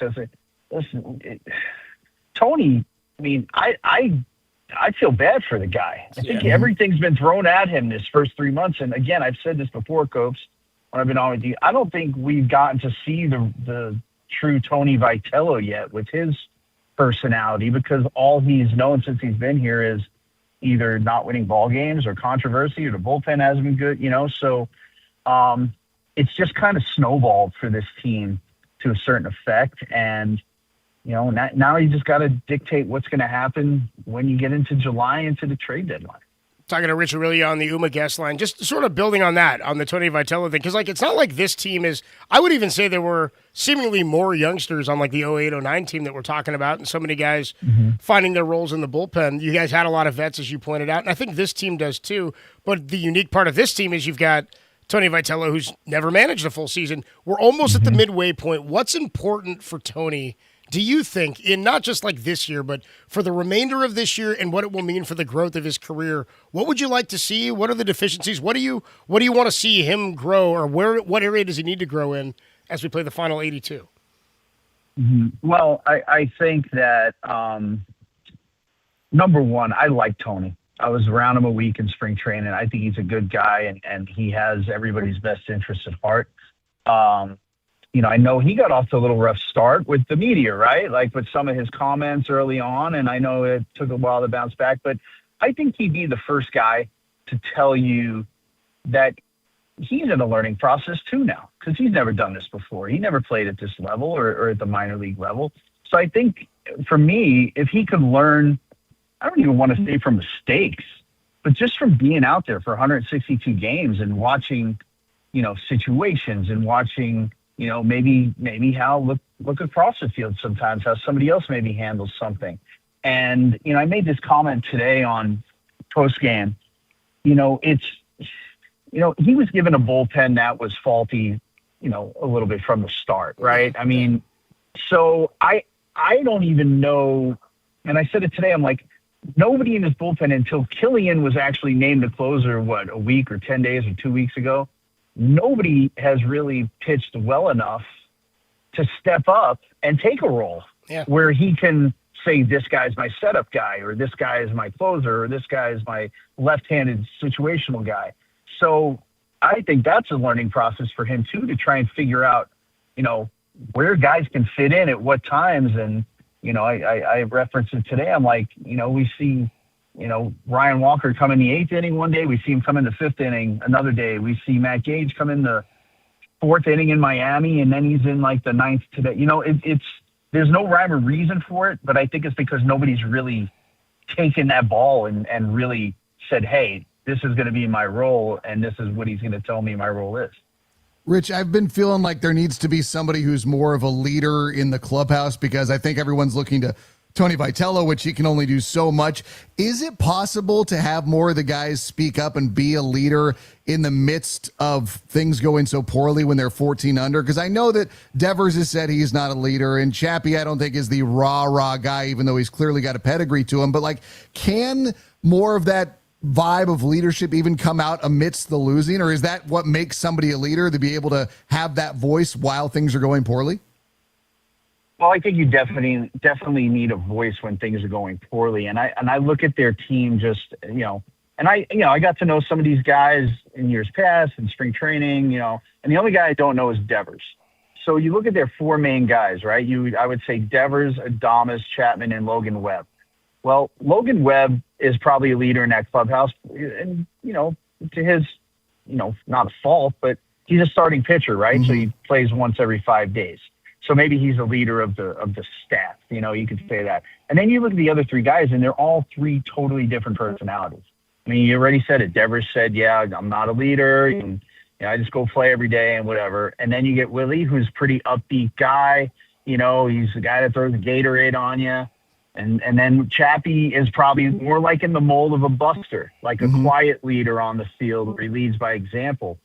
So when you have so many different personalities, they're all going to contribute in a certain way. But, I don't know if leadership in that sense leads to turning this around and, winning 10 out of the next 12. I don't know if that's, what leadership could do in that clubhouse, but leadership can teach the younger players. It can teach guys how to play the game the right way, how to watch the game the right way, how to watch certain players and how they go about their business. And I mean, I felt like at the end of my career, that's what I kind of tried to pride myself on, because that's how I was taught when I got to the big leagues. Rich, really, the voice you hear on the UMA guest line. Richie, before we let you go, you mentioned the 09 roster you were on. Sanchez throws the no-hitter in 09. You played most of your career with the Giants. Did you ever see another no-hitter live? As I guess not Kevin, but on the wrong side. I was gonna say, I guess Kevin Millwood threw it against you guys in 03. Yeah, you played in that one, huh? Yeah. Well, we had Millwood. Yeah, I was on deck when the last out was made. I mean, if I was on deck hitting second, he must have gotten pretty close to a perfect game, I think. But yeah, I was part of that one. I was part of the Kevin Brown one where he had the perfect game, and Marvin Bernard stuck his knee out into a pitch and got a kid. Laughed all the way down the first base. Got a kid, Marv. I love that, dude. I like that. He threw Kevin Brown. I think that was a complete game no-hitter with 94 pitches and like 93 fastballs. I mean, that guy was just filthy. Yeah. But then I was on the bench when Sanchi did it. And, I heard Ted say, Uribe made that error. Well, that was a funny thing because that was the inning they took Pablo out for defense and put Uribe in there. And I think it was like maybe the first hitter of the inning, hit a ground ball and hit off his chest. I think it was Headley. He was the ball, yeah. Yeah, and he was safe at first, but he ended up, Rowan made a great play, I think, in center that inning or the inning before. But they've had a plethora of them since, and, I don't know when the next one's going to be, but they're all fun to watch. And I heard you talking about Pablo, man. Yeah, dude, he came up when you were here. Pablo was fun, dude, man. It was so great. I mean, I remember him coming up, and they're like, oh, he was a catcher, but, he's going to play some third base. And, you guys were right, dude. He would swing at stuff and get hits on pitches that, if he's hitting left-handed, it would have hit me in the head in the right-handed batter's box. And those guys are the hardest to pitch to, though, because you don't know how to get them out. Like, they swing at everything, and they can barrel up everything. And, Pablo was a big jolt to this team, and, it's great. It brings back great memories for fans to talk about stuff like this because there were so many iconic players in that run, right? Like that each had their own contribution and their own personality. And I think that's like what you're talking about in seeing, like, you want to see the guys have fun, right? You want to see them, be themselves. And, you just feel like you don't quite see that on an everyday basis. And, I agree with you guys, man. I agree with you 100%. But you had to go through 07, 8, and 9 before you got to 10. You got to go through those growing pains, and the hope is that maybe that's what's happening now with some of this. Richard Riley, the voice you hear, we do it every week. Rich, appreciate the time as always. Enjoy the week, man. We'll talk to you next week. Thanks, Rich. Later, guys.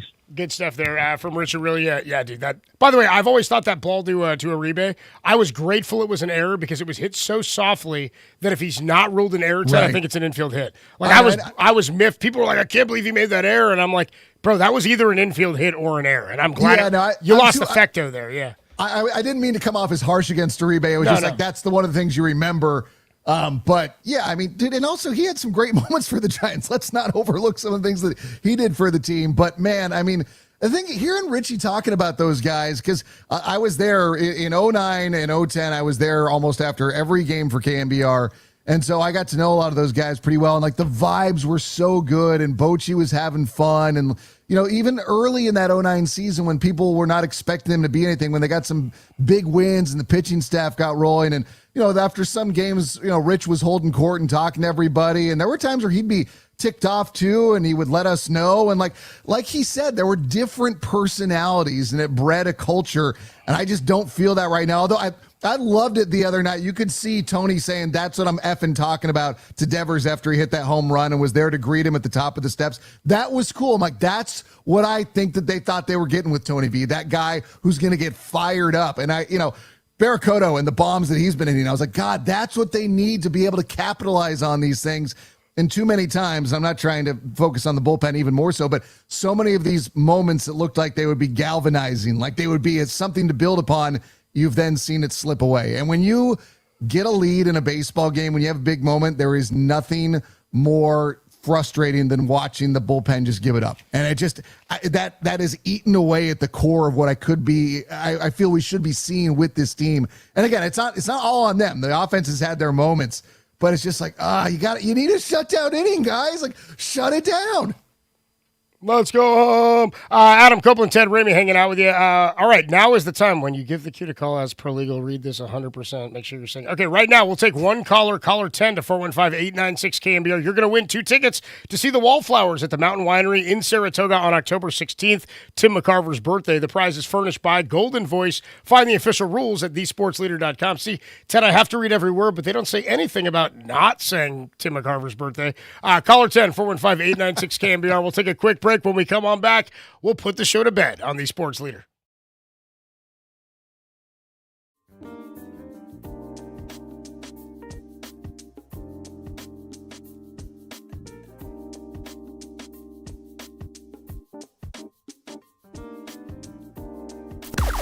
Now, from the O'Donnell Financial Group Sports Desk. Learn more at odfigroup.com. O'Donnell Financial Group, because planning is a process, not a product.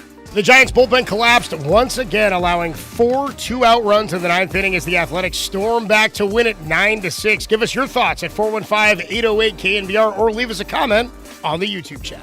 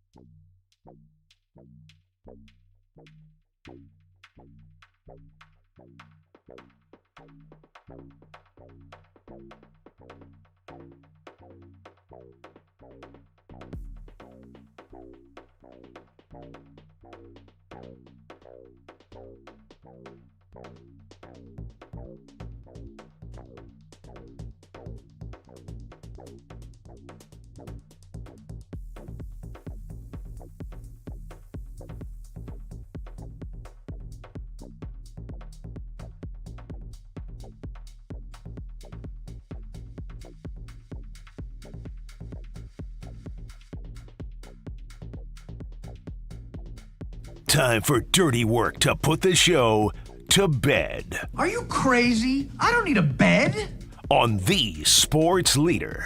Now you will go to sleep, or I will put you to sleep.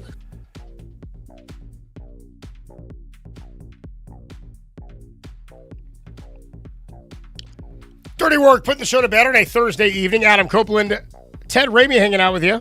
Ken Ramey. Dude, I was trying to think of what they were calling you yesterday. Ken is what they call her. He's like, Ken, I listen a lot. Clearly. We're putting the show to bed. You got Bill Lasky coming up next from 6 to 9 with Sports Phone KNBR. Before we do that, why don't we put the show to bed? Danny, you got anything for us? Note to self. Yeah, note to self. Brian Wilson used to take shots of Jameson after each show. Yeah, how about that? I like that, dude. Dude was racking up saves too. Feel good about that. I hope that he and Richie and whoever else was doing it were like posting those little bottles somewhere so they could keep track of the saves. That'd be a fun way to count. It's like the reverse of Major League when they're taking the clothes off the owner. You know what I mean? One at a time. That's putting up your bottle of Jamie. Ted, note to self. Note to self. Note to self, reminisce on winning Giants teams more often. I'm in a much better mood than I was earlier. And Feels good. I just thought about Eugenio Velez and Eli Whiteside, names I haven't thought of in a long time. Gene Velez, the owner of the first ever reviewed by video home run at Oracle Park. I was here for that. It was a walk-off. That was pretty fun. Do you know where he is now? I don't. Dude, I actually think he got arrested a couple of years ago. Yes, as like an arms dealer. Yeah. Serving a 10-year sentence in the Dominican Republic for arms trafficking. Note to self. He had more artillery on the black market than he did in the ballgame. Note to self. Note to self. Apparently, everybody in the Bay Area's hero is Hal Ramey, except for Ted. That's going to do it for Dirty Work. Ted, dude, enjoy the show tomorrow with Greg Silverman. I will. Have some fun. Dude. And the Sharks draft tomorrow night. We got U.S. men's national team tonight, wrapping up group stage play. A lot of stuff to get into following the Giants wrapping up the finale against the A's.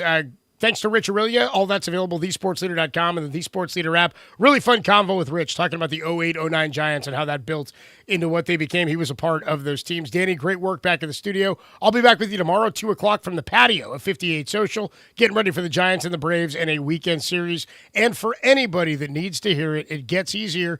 Every day it gets a little easier. You just got to do it every day. That's the dirty work, but it does get easier. You are listening to KNBR and KNBR FM San Francisco, the sports leader, a Cumulus Media station. Bill Lasky, Sports Phone KNBR starts right now. I'm a fool to do your dirty work. Go, yeah. I don't want to do your dirty work no more. It's time for you to sound off, for you to speak your mind. This show is for the faithful. Touchdown! Touchdown! Dub Nation. Bang! Steph Curry again! And the seam heads that bleed orange and black. Goodbye! This is Sports Phone KNBR. Sponsored by Industrial Metal Supply on the Sports Leader. Check the live stream on YouTube at KNBR 1045.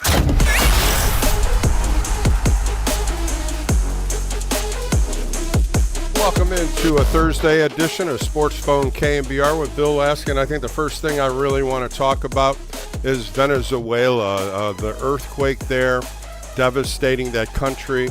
We're seeing players like Luis Ariz, Victor Barracoto, Jose Budo trying to get back to their families and friends. The photos, the videos, just devastating that country. I played winter ball. It's such a beautiful country. And now they got to somehow fix it, and it's going to be a long time. A lot of poverty in Venezuela, a lot of people homeless, and I just want everybody to think about that as we, live our lives here in the United States. Venezuela is going to have a long time coming, and I just want to throw that out there, especially not just the players at the big league level. There's a lot of players at a Giants organization in the minor leagues that are from Venezuela also, and it's just difficult to try to connect with your family and friends when something like this tragically happens. And like I said, the videos and the still pictures are just devastating. And I wanted to throw that out there for everybody to think about that today. And it's just a hard day for all these players. But again, we're fortunate to live our lives here in the United States. We're fortunate to have what we have. And of course, we've had tragedies here in the United States. And today was a tragedy, I would have to say. I would have to throw that one in there, too. We might as well start off with that. The Giants giving up 7 runs in the 7th and 8th and 9th inning to take a 6-2 lead and ended up losing this game 9-6 as the Athletics scored 4 runs with 2 outs in the 9th inning. They just couldn't get the last out. And it goes down to the bullpen. We've talked about this. Dirty Work just got done talking about it. And there's different ways we can approach this, and that's how I'm going to approach this show today. There are different ways to think about using a bullpen. We go back to Bruce Bochy, but Bruce Bochy didn't have the 3-hitter minimum, and I think that's the first thing we got to look at. A pitcher has to throw to 3 hitters. Well, in this game today, there was opportunities after Caleb Killian got in a little trouble where he could have used Matt Gage. He could have used the lefty to try to get out of this. It all happened when Soderstrom got the walk, and he had Jonah Himes and Lawrence Butler up. Jonah Himes is a switch hitter. He's a better hitter lefty than righty, and he kept Killian in, and, of course, the lefty punched one down a left field line. Now Lawrence Butler comes up, total left-hander. And I thought at that time he could have gone to the left here in the bullpen to go after Butler. He didn't, and, of course, Butler gets a base hit. Muncy gets another base hit, and the inning continued until he brought in Matt Gage. I just want to say a couple things about the bullpen. The bullpen doesn't have an original closer. We don't have an experienced closer. So I think Tony's got to be creative in what he does with the 3-hitter minimum.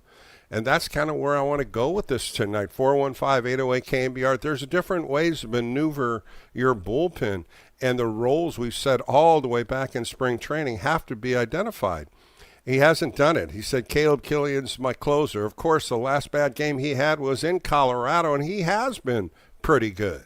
But when you do get in situations like he got in today, where you could have brought a lefty in to get an out or kept the game close, he didn't do it. So that's the education he has to use about his bullpen. Well, we've been talking about this. Where was JT Brubaker? Where was Adrian Hauser? Why did we have to go right to Ryan Walker? Why did we have to go to Dylan Smith? They're not lights-out closers. Walker was in AAA. Why all of a sudden Tony Vitello wants to put Walker right back in these key points? JT Brubaker has been pitching outstanding. Ever since Adrian Hauser's been in the bullpen, we haven't even seen him throw an inning. Veteran pitchers, a couple guys that could have possibly come in there in that 7th and 8th inning and maybe done a little better. And that's the kind of question marks I'm having with the decisions that are being made about this bullpen. Everybody's talking how negative the bullpen is, but I think you can juggle this around like a puzzle. I think you can use different pitchers in different scenarios. But today it just didn't work. And that's kind of where I want to look at that 9th inning. Even the 8th inning when Smith got in trouble, the ball that Cox missed in center field, that ball just took off on him. That was a catchable ball. But at the time the ball was coming into center field, you had sun, you had a lot of wind, and he didn't catch it, and it ended up being a double. And that really started that inning off in trouble right there for Smith. It is hard to digest, especially when you saw what happened in the first 2 games. They played so well. The defense was good. The starting pitching was good. Landon Roop threw a hell of a game. I thought he was going to come out in the 5th inning. He ended up going out there to 6th inning and got out of it with one hell of a double play, a 1-6-3 that he caught the ball behind him and turned a double play. And he did pitch well. His last outing was good. This one's good. And he's pushing himself into these middle innings, and he has to. He went 6 innings through 108 pitches. His last outing, six innings, 96 pitches. So he is getting into these innings, but he's got to stop going 3-2, 3-2. The pitcher in baseball that's been full count the most is Landon Roop, and that's got to stop. He's got to compete a little bit harder. Only 14 first pitch strikes out of 24 hitters, and that tells you right there He's 1-0 instead of being 0-1. Ground balls, perfect. 6 ground balls, 4 fly balls. He had a hit the batsman. He got out of it. 64 strikes out of 108 pitches. That could be a lot better. But he used a good pitch mix. He has a sinker, curveball, changeup, fastball, and cutter, and he used all of them. 43 sinkers. You lose a lot of curveballs today. 26 curveballs, 18 changeups. That's his 3-pitch mix. He is throwing a crossing fastball now to elevate. He had 2 strikeouts with that. And the cutter, which he's just trying to get a different type pitch in there, and he threw 13 of them. So he is using a nice 5-pitch mix, but it's getting in and out of innings a little quicker. He had a good array of pitches, 14 in the first, 18 in the second, 21 in the third, 13 in the fourth, and the inning he got in trouble was in the fifth where he threw 25 pitches. Then he got right back in the sixth and got 17. And he left the game only losing 2-1. In the bottom of the sixth inning, the Giants score 5 runs. What a great inning that was.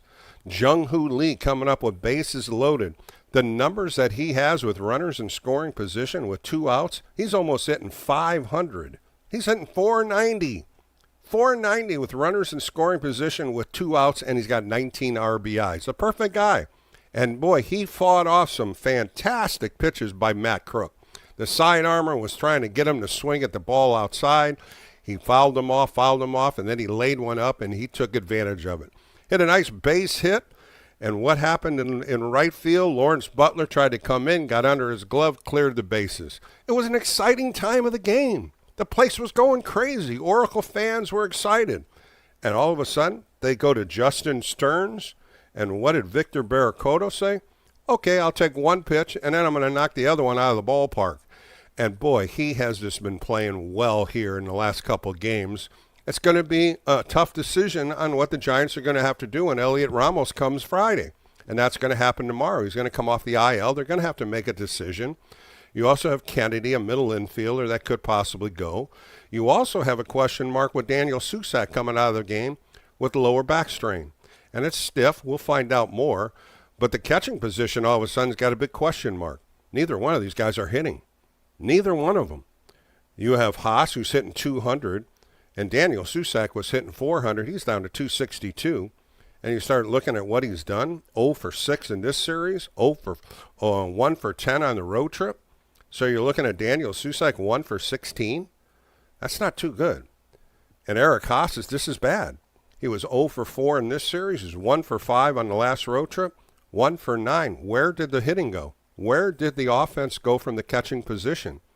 Patrick Bailey was moved because of it, because they couldn't hit. He was hitting 140. Well, the catchers this year right now aren't hitting at all. You start thinking about some of the things that happen. You start thinking about some of the players that are playing. Jung-Hoo Lee's having a great year, an all-star type year. Casey Schmidt, another good game today. 1 for 4. Got a nice base hit in the 6th inning. He's having a great season. And you start looking at what he's done. He's hitting 294 on the season right now. And you start seeing 3 for 12 on this little homestand. He was 11 for 20 on the road trip. And those are the good numbers. Playing second base, that was a tough ball that was hit today in the leading off that 9th inning that Henry Bolte hit. He was playing up the middle, really couldn't get a handle on that ball, and he couldn't get enough on it, and Bolte gets that infield base hit that really started the trouble. But the next 2 guys out, when you look at Kurtz and Langelier, he had no trouble with it. Nick Kurtz strikes out. Langelier hits a ground ball to shortstop.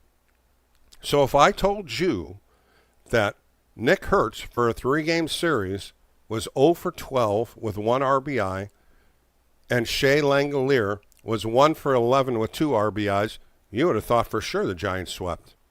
Those are the 2 main guys in this lineup. Those are the 2 main guys. Nick Kurtz, 0 for 12? 0 for 12 with 1 punch or 1 RBI. And then Langelier, who's really a potent hitter, 1 for 11. Man, they definitely took the bats out of those 2 guys' hands for the 3-game series. But it ended up being the bottom of the lineup. When you look at Jeff McNeil today, what a game he had. 3 for 4 with a hit by pitch. Alika Williams had a double in the 5th inning, got another base hit, just blooped over Eldridge's head, and that was in the 7th inning. But still, when you're looking at the 8-9 hitters, they had 5 hits. And this is what's kind of happening when you're starting to look at even the bullpen or starting pitchers. The bottom of the order is hurting these pitchers. So they have to change this a little bit. I love what the starting pitchers did in this 3-game series. Robbie Reyes pitched 2 fantastic games. Of course, he came in relief in that suspended game in Atlanta. He threw real well. 8 innings, 2 hits, 1 run, none unearned, 4 walks, 6 strikeouts. The walks are down. The strikeouts are back up. The velocity's back up. 102 pitches, 60 for strikes. And Tyler Mahle comes back yesterday, and we weren't thinking Tyler Mahle was going to even get in through 5 innings. And he goes 5 2/3 innings, 70 pitches, 45 for strikes. Those are good numbers. This is what Mahle needs to do consistently. This is why Buster Posey signed him to a 1-year contract at $10 million.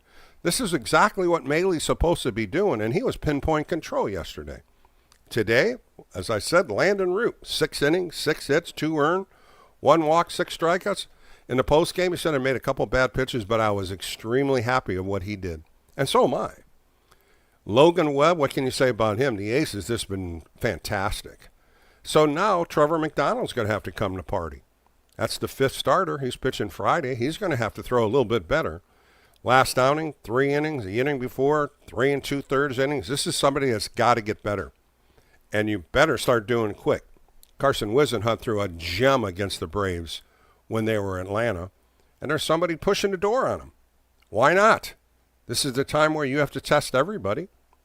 You're 33 and 47, so why not? If Tyler McDonald cannot get his work in, then something's got to happen. Something has to be moved here. And Trevor McDonald has to get better. No question about it. Trevor McDonald has to pitch better, and that's tomorrow, Friday. The Atlanta Braves come in. They're 48 and 31. They've lost 4 in a row. They got swept by the Padres the last 3 games. They lost the last game against Milwaukee in Atlanta. They took the first 2. They lost 2 to the Giants. They are spiraling a little bit. And we'll talk about the starting rotation for this series. And there's 2 pitchers right there, Friday and Saturday, the Giants should mount an attack on. 2 pitchers that are struggling. The starting staff is struggling for the Braves right now. We'll definitely see Chris Sale on Sunday. But you're going to see Ronaldo Lopez out of the bullpen, 3-1 with a 3.5. He's a bullpen guy. He'll go 3 innings if that. And Bryce Elder, 5-5 with a 3.7. He has just been getting lit up. The Mets hit him, and Milwaukee got him for 8 earned runs with 12 hits. So he's going to be out there, and you got to get him early. When you get a pitcher on the ropes like this, you got to get him early. We'll get through that later in the show. We'll talk a little bit about the Atlanta Braves and Joey Bart coming to town, Mike Yastrzemski, Dominic Smith. Got a few Giants coming over with the Braves. 415-808-KNBR. Let's get on the phones. I still would like to talk more about this game today. Love to talk about the 2 wins. They could have swept the Athletics before they got out of town, but they got a series win. They won 4 out of 6 games against the Athletics this year. They're 10-3 against the Athletics since 2024. So there's a little bragging rights from the green and gold, but it would have been nice to see a sweep. I'm Bill Lasky. This is Sports Phone KNBR. Phone lines are open, 415-808-KNBR. I'll be right back with more. So give me a call and let's talk some Giants baseball tonight. We'll be right back on the Sports Leader.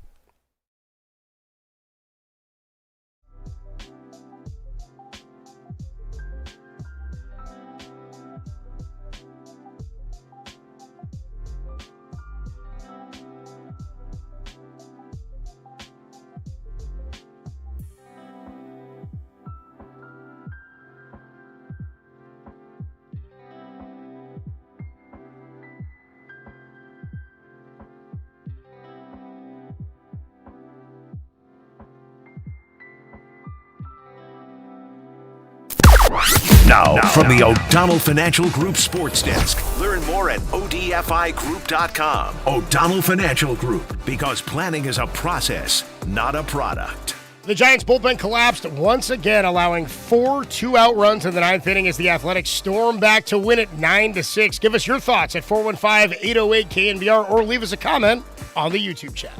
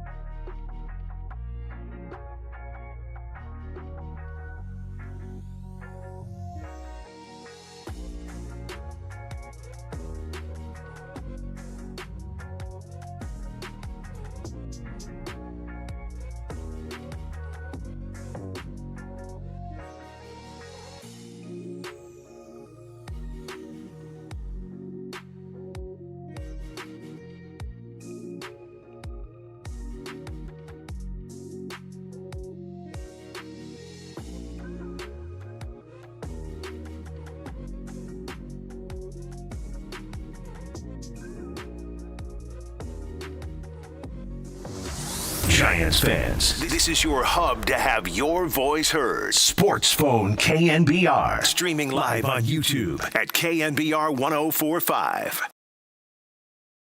0-1. Gilbert hits a little line drive into left, coming over Soderstrom. He'll catch it.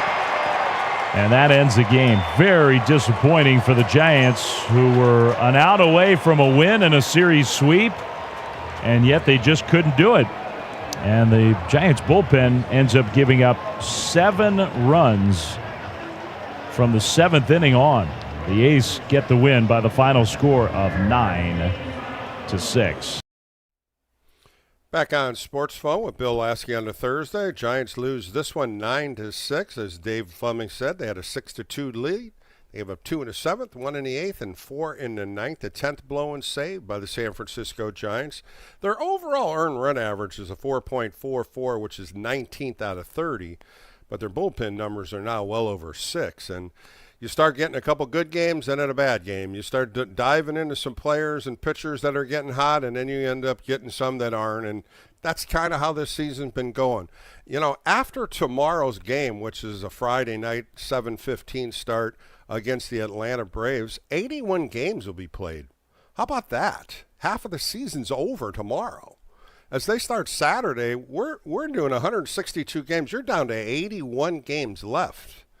That surprised me a little bit. It came a little quicker than I thought, but the number's right there. And 33 and 47, like I said, you took 2 wins, and then you lose this one. You take 2 wins, you win this one. You took 2 in Atlanta, you dropped 3 in Miami. You win 2 against Athletics, you lose the 3rd one. You could have swept. But it just has been that way the entire year. And something's got to change. Hopefully this offense will start kicking a little bit better. Jung-Hoo Lee, man. I'm going to tell you right now, Jung-Hoo Lee deserves to be on this all-star team. Casey Smith deserves to be on that all-star team. And so is Luis Ariz. All 3 of them, all close. I mean, Schmidt is close to 300. The other 2 are battling to win the title. So we'll see how this all translates. Let's hope Luis Ariz gets back on the field. Of course, he left with a bad bruise from a foul ball. It took the last 2 games off. Hopefully he'll be in the lineup tomorrow. 415-808-KNBR. Let's get to the phone lines. Let's go to my buddy Kitty. Kitty, I haven't talked to you in a while. How are you doing tonight, Kitty? Hey, I'm hanging in there. You know, I'm not on the Bay Bridge anymore. It's been too long. Well, you know, shows were flipping, and I had to start the show, but I'm glad I get to talk to you tonight, Kitty. How you been? Oh, I know. I miss you, sweetheart. I'm good. You know, I'm good. I was at the game today. Been at the series. And you know what I'm going to say? You know me, I'm always positive, right? Okay? Gotta be. You ready? We took the series, okay? If we take all That's the series right. from here on out, guess what? Guess what? That's the whole goal, right, Kitty? The whole goal is to win series. Of course, to win a sweep and they had the lead would have been nice, but of course you win 2 out of 3. And as like I said, they won 4 out of 6 against the Athletics this year. They won both series. The positive is you ended up beating the green and gold twice. I know, and they're not. Hey, and people were saying, "Let's go Oakland." I said, "Guys, it's Sacramento. It's Vegas. Stop it." Okay, anyway. That's a whole nother story. But, you know, I just want to say something on, you know, the positive note and the positive side. I think, though, a lot of times, Bill, the media is really shocking me this year, just overall, about everything. I mean, it's like the whole world was talking about Devers. I mean, you know, it's kind of like the scriptures on the caps. It's like, who has a uniform anymore except for the Yankees, right? It's just, Bill, what's happening right now? It's just bizarre to me. It's just not baseball. And, you know me, I'm the baseball girl, but, hey, that's what I want to say. And then my last comment is, and before you can talk to me, because I just saw, oh, boy, I'm sorry, all the people from Venezuela, right, you were talking about? Right.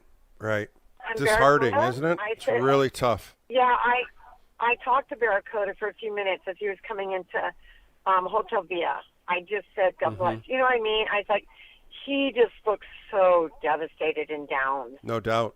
No doubt. He's such a gem, right? And, yeah. It's not just him. It's Ariz, Luis Ariz, Jose Budo, all the minor leaguers. Just think about the minor leaguers that don't have the money to do anything to help their families. They're trying to strive in the minor leagues to have a better life. And of these gentlemen that are in the big league level just trying to get back to their families. And the more we watch, Kitty, the videos and the still pictures, buildings collapsing over a 7-point earthquake. As I said in the open, I played winter ball in Venezuela. It's such a great country, and now they have to somehow rebuild it, and that's going to be really tough when there's a lot of poverty in that country.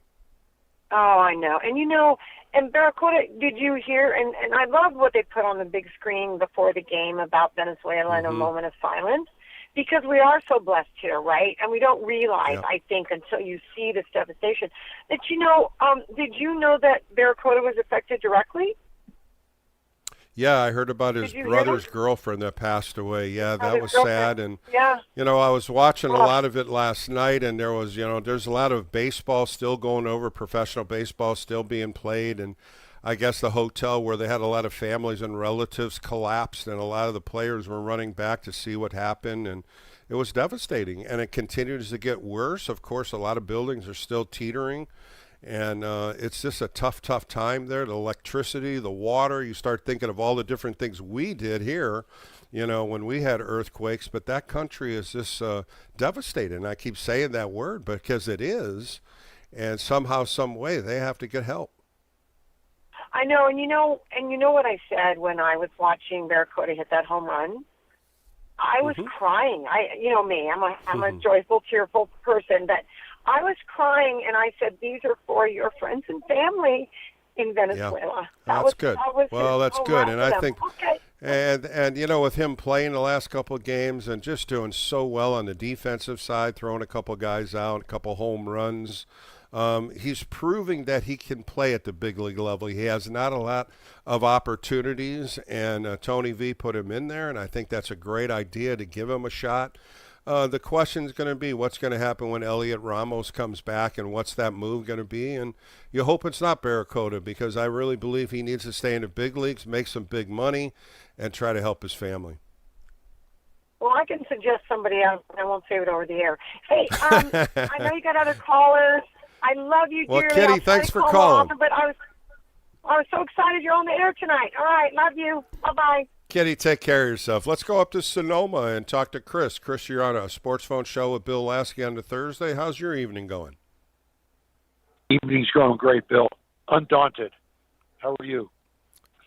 Well, I think everybody's the same way. I think we're just a little upset how that bullpen just lost the game for Roop as well as the Giants. And as I said in the open, I think they got to be better creative. There isn't one guy that's going to be dominant. Of course, Caleb Killian has been that guy. That's why he was named a stopper. But in that inning of the ninth inning, there was ways to get out of it, and Tony kept him in there, and it just didn't work out. Yeah, that seems to be a constant problem. But the reason I called, I'm wondering, what is your take here? You led off by telling us that Roop only had 14 first pitch strikes on 24 batters. And that seems to be a common theme the entire season. And I'm thinking back to spring training when they were talking about attacking the strike zone. And it seems that Tony and the coaches use that term constantly, but it doesn't happen. So my question to you is, being a former tremendous pitcher, are we missing J.P. Martinez and his philosophy of pitching? I don't know the answer, but I'd sure like to hear what your thoughts are. I'm a big J.P. Martinez fan. I loved him here. I talked to him. I even talked to him with Atlanta. He had some great analogies about throwing that first pitch strike. He still teaches it. Message does also. All the pitching coaches always say that, Chris, first pitch strike's your best pitch, but what comes after it? It's the 1-0, 2-0s that I get upset about. 1-0, 2-0, 3-0, come back, 3-2, and then you get an out. You have to challenge hitters. This is the big leagues. You cannot keep giving free passes up. And this team's given way too many free passes, close to 300 walks. That's way too many free passes. And then you add hit by pitch, and you probably got another 20 to 25. So it's attacking the strike zone. That's the number one thing that I pitched with. Every pitching coach tries to get you to instill in your head. And what upsets me is when that bullpen comes in, Chris, and they walk the first guy. That just shows me discipline. It shows me confidence. It shows me what are you thinking about as you're coming from the bullpen to the mound. And that's where it all takes place, the mental part of the game. Who's up? What's my game plan? I got to go after him. Next thing you know, 1-0, 2-0, 3-0, and you're saying, well, the confidence isn't there. The idea of throwing what I'm supposed to do isn't there. So what is the mindset? Because if you look at all the top relievers, it's 0-1, 0-2, I'm coming at you. You're going to beat me with strikes. You're not going to beat me on walks. And I think that's what these starting pitchers need to do more. Logan Webb is fantastic at it. Robbie Ray was great the other day. Not all the time. I just really believe the consistency of throwing strike one has got to get better. Well, Bill, so I hear everything you're saying, and you say every pitching coach talks about it. But Martinez, under him, the pitchers were effective at getting first pitch strikes. And I'm not criticizing the current pitching coaches, but maybe I am. The messaging, how are they enforcing the message? Because everybody's nibbling. Every time you hear Kruk on this station, Monday, Wednesday, and Friday, when he's asked questions about walks and hit by batters, he uses the term nibble. And you guys have the same mindset, which is why you guys were such tremendous pitchers. You went after batters, and I just don't see it. And there's a disconnect between organizational philosophy and execution. And you see it in Killian. As soon as something goes wrong, oh boy, the wheels start to fall off. And yeah, he's a young pitcher, but he's been put into this role, man. Like you said, it's the big leagues. You have to perform, and they're not. None of them are doing it. None of you said that. And Chris, you said a perfect point here. You said a good point about nibbling, which is true. And I also look at, you got the ABS, and it's a smaller strike zone. It seems like the umpires will not call the edges or call the high pitch or the low pitch, where when Kruk and I pitched, you got the edges. You got a ball off the plate sometimes because some umpires you got along with a little better. They helped you a little bit more. The Tom Glavins and the Greg Maddoxes lived off the corner. They edged it all the time, and they got the pitches. Now it's a smaller strike zone, so why can't you challenge the hitter 0-1? Why can't you go after him so it's not 2-0? You don't have to edge the plate. You don't have to throw it down the middle. But I did an interview this past week with Leo Mazzoni, who is one of the best pitching coaches with the Atlanta Braves, and it's going to be on Sunday. And I'll give you a little excerpt he said. He said the biggest thing that pitchers should be able to do, if I'm a right-hander, I should be able to hit the outside corner every pitch, which is true because that's a full follow-through, that's a cross-seam fastball, and that's full velocity with your arm. You should be able to hit the outside corner every pitch you throw it. And it's true. Because if you look at your arm slot, wherever it is, when you're coming over the top and your fingers are on top of the ball in a cross seam, the ball goes right to the outside corner because that's the direction your arm's throwing. And these guys don't do that. And that's a whole big point of old-style pitching coaches to new style because they're trying to act for the second, third pitch. The secondary pitches are more important than the fastball, and the fastball location is huge. One of the other things Leo said was control, going after hitters. Velocity was last. Well, that's changed now. Velocity is now the number one thing instead of learning how to pitch. And that's what upsets me because we used to pitch. You used to be able to throw 2 curveballs in a row or 2 changeups in a row and start nibbling after you get ahead of a hitter or the elevated fastball. I love it when these guys do it, but they don't do it enough, and they need to get into zone more. And I think what you said with Kruk and the way I'm saying it, you got to challenge these hitters. A good hitter's only going to get hit once out of 3 at-bats. That's it. You don't have hitters going up there 3 for 3. When I looked at these numbers from Nick Kurtz and Shea Langolier, the 2 best hitters with the Athletics, Kurtz went 0 for 12 in 3 games and Langolier went 1 for 11. Do you know why? Because they went right after him. They went inside fastballs. They went breaking balls away. They took these 2 guys and they really manipulated the strike zone with them. And that's what they should have done with the bottom of the order, and they let the bottom of the order win. The bottom of the order won this game for them today. Why? Maybe they took a little less thought pattern of pitching against the 7, 8, 9 hitters. They're the least hitters. They're supposed to be the hitters you should be able to get out. And Jeff McNeil went 3 for 4. Alika Williams goes 2 for 4. And they're not even hitting 228 and 269. So they're not big hitters, but they make contact, and you didn't put them away. So I think, Chris, what overall how we're talking about today, I think these pitchers need to forget about who these hitters are and challenge more in the first 2 or 3 pitches. Thank you. Thanks, Chris. Appreciate the call. Let's go to Lake Merced. Let's talk to Big Sam. Big Sam, you're on a Thursday night with Bill Lasky. How are you, buddy? Hey, Bill. How are you, my good man? How are you doing? I'm good. I mean, the Giants went 2 out of 3. We're happy with it. Of course, they blew it tonight in the 7th, 8th, 9th inning, but they had 2 fantastic games. You had a great game with Landon Root. You had some great hitting. I'm not really down on them. Sure, we all know what happened, how they lost the game, but there was a lot of positives in all 3 of these games.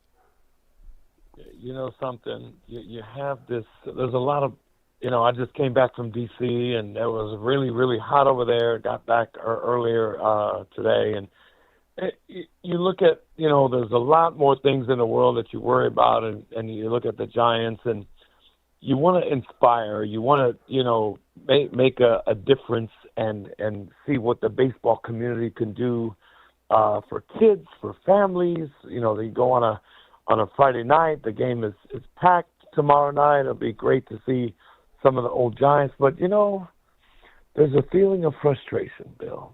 And great minds think alike. 81 games remain. Can this team play 500 ball? Big Sam, where'd those first 81 games go, man? That first 81 games took off. This kind of flew by. And, I got to thinking, I was talking to your producer, and I said, you know what, I got a great question. And you know what, before I get to my point, I've met Kitty. Very bubbly, very happy-go-lucky fan. So anytime she calls, she's never going to be a negative Nancy on the phone. So never. Yeah, and I'm waiting for Andrea to call you. I always love when you get inspiring fans to call. I asked your producer, and you can really chime in on this. You were on some great teams, and you were on some not so great teams. So at the time, there was a time to shift. Was there ever, and you played for some hard-nosed managers who were, disciplinarians and wanted you to succeed. Was there ever a point, and what's going to lure me into my question is, and we're seeing a lot of, and it would really surprise me if they left Jung-Hoo Lee off the All-Star roster and Casey Schmidt off the roster and Louisa. So we should, Bill, have 2 to 3 All-Stars. The question is, might we continue to see these young players, or is there going to be a massive shift of just dumping salary and just calling up the guys from AAA and letting these kids who are sent up and back? I want to get your take on that, because a lot of Giants fans like myself, and we've been talking many years about this, I'm just, darn it, I'm really frustrated. I don't have the answer, Big Sam, and I don't think Buster Posey does either. I don't think the front office has that answer yet. I think they're going to wait till the All-Star break. I really think they're going to look at the next 2 to 3 weeks and see where this ship sails or not. They're good. They have plenty of time. The All-Star break is in the middle of July. The deadline's not till August 3rd. So there's still 5 weeks left, maybe a little bit more than that. I don't think they're ready to dismantle yet. I think they're ready to look at this team and saying, hey, if we can win some series, if we can kind of get a little smoke in the gun and start moving a little faster and a little quicker and get some better pitching out of the rotation, get deeper into games, figure out how we can use these pieces in the bullpen, I don't think they're ready to sell this team off yet. I really don't. I think they believe in this roster. I think they believe in this lineup. Barracuda came out of nowhere. Boy, oh boy, he got a gun. Boy, he's got a gun in the outfield, hitting home runs, but where does he fit in? Elliot Ramos is going to come back tomorrow. Where is this roster going to change? Where is Casey Schmidt going to play now? So there are some question marks going to be happening here. Elliot Ramos is healthy. He's got to play. He's got power. So where's the shift going to go? Jung-Hoo Lee going to go to center, and now Casey Schmidt's got to go to right field and learn another position? So we just don't know yet. We don't know how Luis Arraez's foot is. Hopefully he is better and he'll be back in the lineup.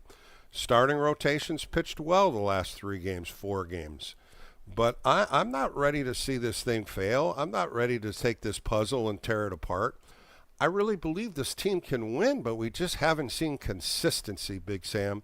We've seen glimpses of it, but then we go backwards. And I think that's the frustrating part. For every step that you take forward, Bill, you take 10 back. For every 2 steps Seems or like 3 it, doesn't steps it? you take forward, you take 20 steps back. And again, you were on point and you nailed it. And that's why who you are and where you are. This team right now, I would say it's incomplete going in with about because you have a lot of stuff. There's a lot of studs on this team, but then there's a lot of unknowns. Mm-hmm. And there's ways to try to fix it, but then there's ways that you're like, we're missing pieces. We're missing a piece of the puzzle. As you hear me every spring training, Big Sam, you and I talk about, I say it's a puzzle pieces that you got to put together when you leave spring. And as the season keeps going, you're going to replace a couple pieces of that puzzle. And if that puzzle comes to fashion in the middle of the year and you can trade and make it better, you do it. But that puzzle is what you're living with. You're living with each person on that roster as well as some guys in AAA. But you got to have some gears to run that puzzle. You got to have it force field to make these things happen. And we just haven't seen it consistently. We've seen parts of it. We've seen more losing streaks than winning streaks. We have talked about that. But for the first 81 games, there sure is a big question mark on this whole team and what's going to happen going forward. And hey, Bill, that's my time. I am ever so grateful for our friendship. I thank you for giving me time and to discuss and to feel and express. May you have an amazing rest of your evening and a great rest of your show. Thank you always. Big Sam, we'll talk down the road, my friend. It's a pleasure talking to you, too. We're going to take a quick break on Sports Phone KNBR. Got a full board. Let's talk some more Giants baseball. Don't go anywhere. We're going to take a quick break, come back with more Giants talk with Bill Lasky on KNBR, the sports leader.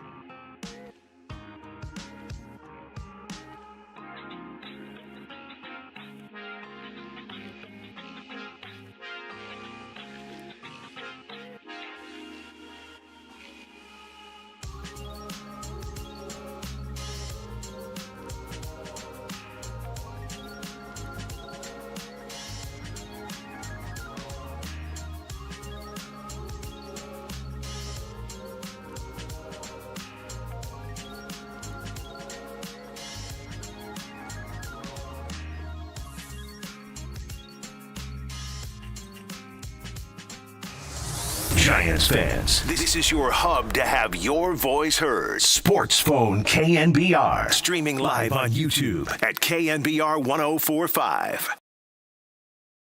So the pitch to Barracoto is a swing and a high drive. Center field. It is out of here. He has done it again. Another monster home run to straightaway center field. Back on Sports Phone KNBR with Bill Lasky on a Thursday. Boy, oh boy, Victor Barracoto. Wow. What about that home run last night to win it, the walk-off, and then today after Jung-Hoo Lee hits the triple. Boy, Jung-Hoo Lee really is playing well. 332 for a season. Wow. Just exceptional hitting, and I'm just loving watching him go to all parts of the field. And then Victor Barracoto comes in. They bring in Justin Sterner. He throws ball one. And Victor Barracoto hit it 445 feet, a 1-0 fastball for his third home run. And I was watching NBC Bay Area on the postgame show with Rich Aurelia, and they said, and this is Alex Pavlovich, both home runs were hit at 108.7, 108 miles an hour, and they were both hit at 445 feet. How awesome is that? Both of them, both home runs were identical. Different parts of the ballpark.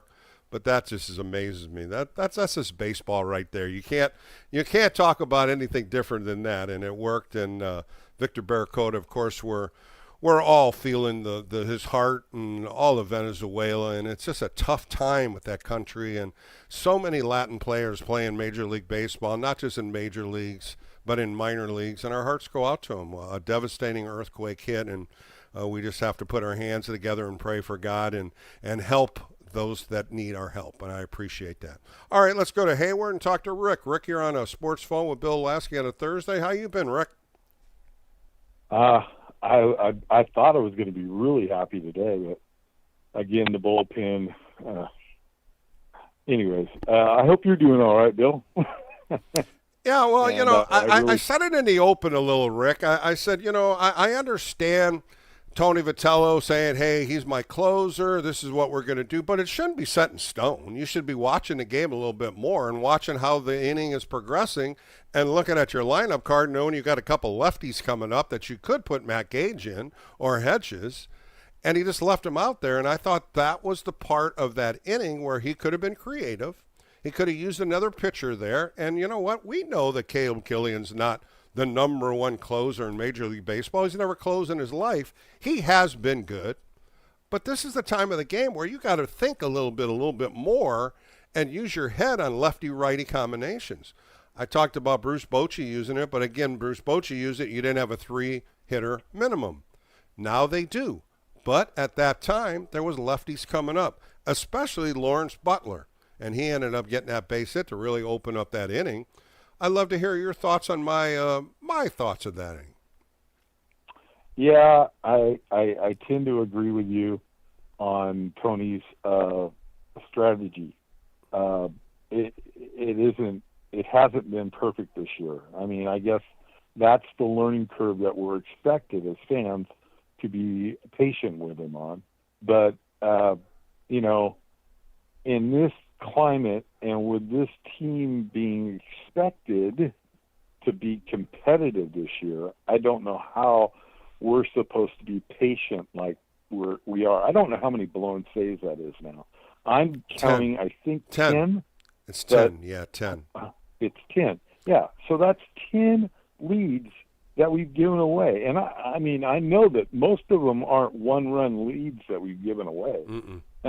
Yeah, that was a big one. That was a big one. When you're winning 6-2, and you only need 9 outs. That's when I was just probably saying exactly like you and all the other Giants fans. Okay, let's just get 3 outs. Let's get 9 outs. It shouldn't be that difficult. But then you let Ryan Walker come in, Eric Miller come in, Dylan Smith come in, and we shouldn't be set on these guys all the time. What happened to Adrian Hauser? He came from the starting rotation in the bullpen. We haven't seen him pitch 1 inning. Where did JT Brubaker go? He was pitching lights out, and we haven't seen him. It's like these guys have been pushed away, and here we got to accept Ryan Walker again, and all of a sudden Dylan Smith is now the middle guy or the 8th inning. I'm not understanding where all that confidence came in both these guys. Neither do I. I mean, I look at this bullpen in June. It's got now a 6.38 earned run average and a WHIP of 1.75, and that's as of today. Who has a, And I don't know about you, but I heard this morning when was it JD and Dieter interviewed Larry Bear, and Larry I listened to purposely said. Yeah, you heard it, Dan. You know what he said about Buster didn't have any set limits. Okay, so if that is the case, and I've heard this multiple times from Greg Johnson to Larry Bear to Buster himself say it, I don't get it. I do not get why he thought going into this let me just season- stop right here. Larry Bear is not in with baseball operations anymore. That was kind of taken away when Farhan was here. Larry Bear is not in those meetings with baseball operations. So for him to say that is what he believes or what his opinion is. Where we have to hear it is from Greg Johnson and Buster, where the owners are talking about what the budget is. This is what we want to do. Those are the two guys that are going to tell you what they can spend and what they can't. Larry is the president of operations. He understands the whole team. But when it comes to the baseball side, there's a line to draw on. He used to, back in the Brian Sabian days and all that, he used to be a big part of it. But he's kind of been pushed out of that recently. Okay. Well, then Buster did say it. Buster said it to Murph and Marcus about a month ago, where he said, no, there was no budget, and I just felt the cost benefit of signing a closer, and he kept mentioning the Diaz, the guy from L.A., when Murph never brought it up. He never brought it up. He brought up Robert Suarez. He brought up Tyler Rogers. He brought up the guy from the guy that's in Baltimore right now. I forget his name. But he brought up other closers and other relievers that would have helped this bullpen out. I hate to do the this. The one name that I like is Robert Suarez. That's the guy that I wish they would have snagged. Of course, Atlanta picks him up. He's not even a closer. He's a setup, man. That was the guy that I was really pushing for. He got picked up pretty quick by Atlanta because they knew what he could do in a closer's role. But this bullpen Atlanta has are three lights-out closers, really, when you look at the lefty and the two righties, and they have just an unbelievable bullpen. That's why Atlanta's winning so many games. Yep. I went back and I looked at when Suarez was signed, when Diaz was signed. They were signed right at the beginning of the free agency, within 1 day of each other. And then Buster went out and he did the Walmart shopping, or Goodwill shopping, and got the leftovers. I do not understand what the idea is when you're going after often injured players. I get the point that they're cheap, and you can get them on the cheap on 1 year deals, and it's like a prove it deal. And I really think I tell you, Rick, I really, if I'm looking at that from the outside in, I really believe they're looking at the statistics before they got injured. Before they had the arm injury or their knee injury or their hip injury, and they're looking at this is what he was before. And we can snag him, and he'll get healthy in the 3 or 4 months, and we can use him. But that's no way to build a bullpen. That's no way to build a starting staff. That's no way. You got to have healthy players that can play now. And I go back when they were going after Willie Adames, and Kim from the Padres, a shortstop who's now playing with the Braves, was injured. And he was a guy I was like, man, get Hassan Kim. He's a great shortstop, a great mentor for Jung-Hoo Lee. But he was injured, and he wasn't seeing a window for 2 or 3 months. And I knew that wasn't going to work. But that was the guy I really like. Of course, he's not even hitting 100 with Atlanta, but he's still a good shortstop. There was really no major shortstops unless you traded for one. And I think that's why Buster was circled around Willie Adames and putting the money in front of him, and that's what he took. And, that's the contract the Giants are stuck with now.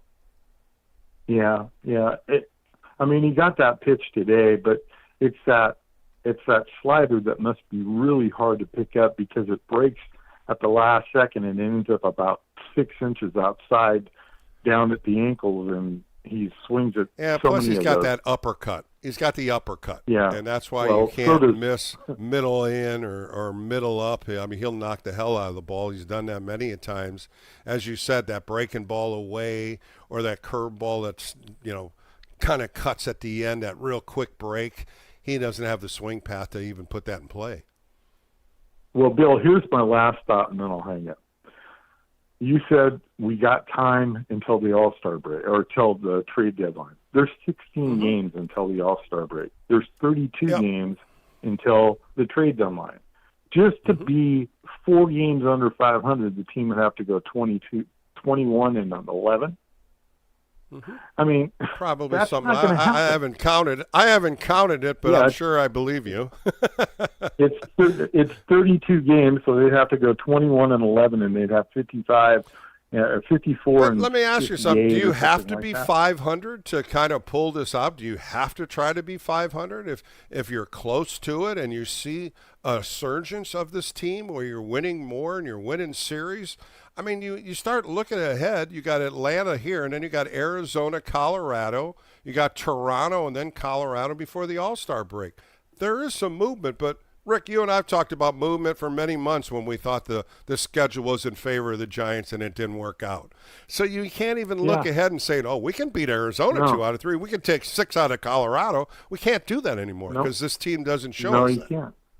No. It doesn't work like that anymore with the Giants. I mean, we have this. You can't blame the offense for today's loss.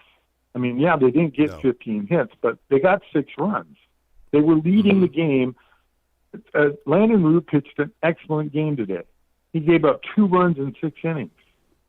And going out in the 6th inning, especially Rick, him going back out in that 6th inning, I thought really showed a lot of moxie in him. Wanting the ball, not coming out. I really thought Hedges was going to come in, and he went out there and he got out of the inning. It just showed you something about him that we've been waiting to see a little bit more of him with. Yeah, I really I like that part of this, and I'm just so frustrated. It's another opportunity just wasted today. Yeah. And well, that's and what the only happens thing I too. can That's go what's back frustrating. to is the only thing I can go back to is the beginning of the year when we didn't have a bullpen, and it's just rearing its Well, I've been talking. You and I have head. been talking about that since spring training, Rick. I've had callers Yeah, I saying, "Bill, know, you were I know. right the first I 2 know weeks of the season." I said, "Well, when you don't know where everybody's going, that's the big question mark when you got a bullpen." But Rick, always a pleasure talking All right. to you. We always have great baseball conversation. I appreciate your time tonight. Hey, let's go to San Francisco and talk to Al. Al, you're on a sports phone with Bill Lasky. How you doing this evening? Hey, Bill, how are you? Doing good. Great baseball talk tonight. And I think that's what all Giants fans, that's what we have these talk shows for, to kind of talk about the frustrations that we're watching and how we can try to fix it over the airwaves, right? Oh, yeah, no, I think it's great because you've played in the big leagues for a while, and I don't know, how are any of the fans frustrated with the roster construction?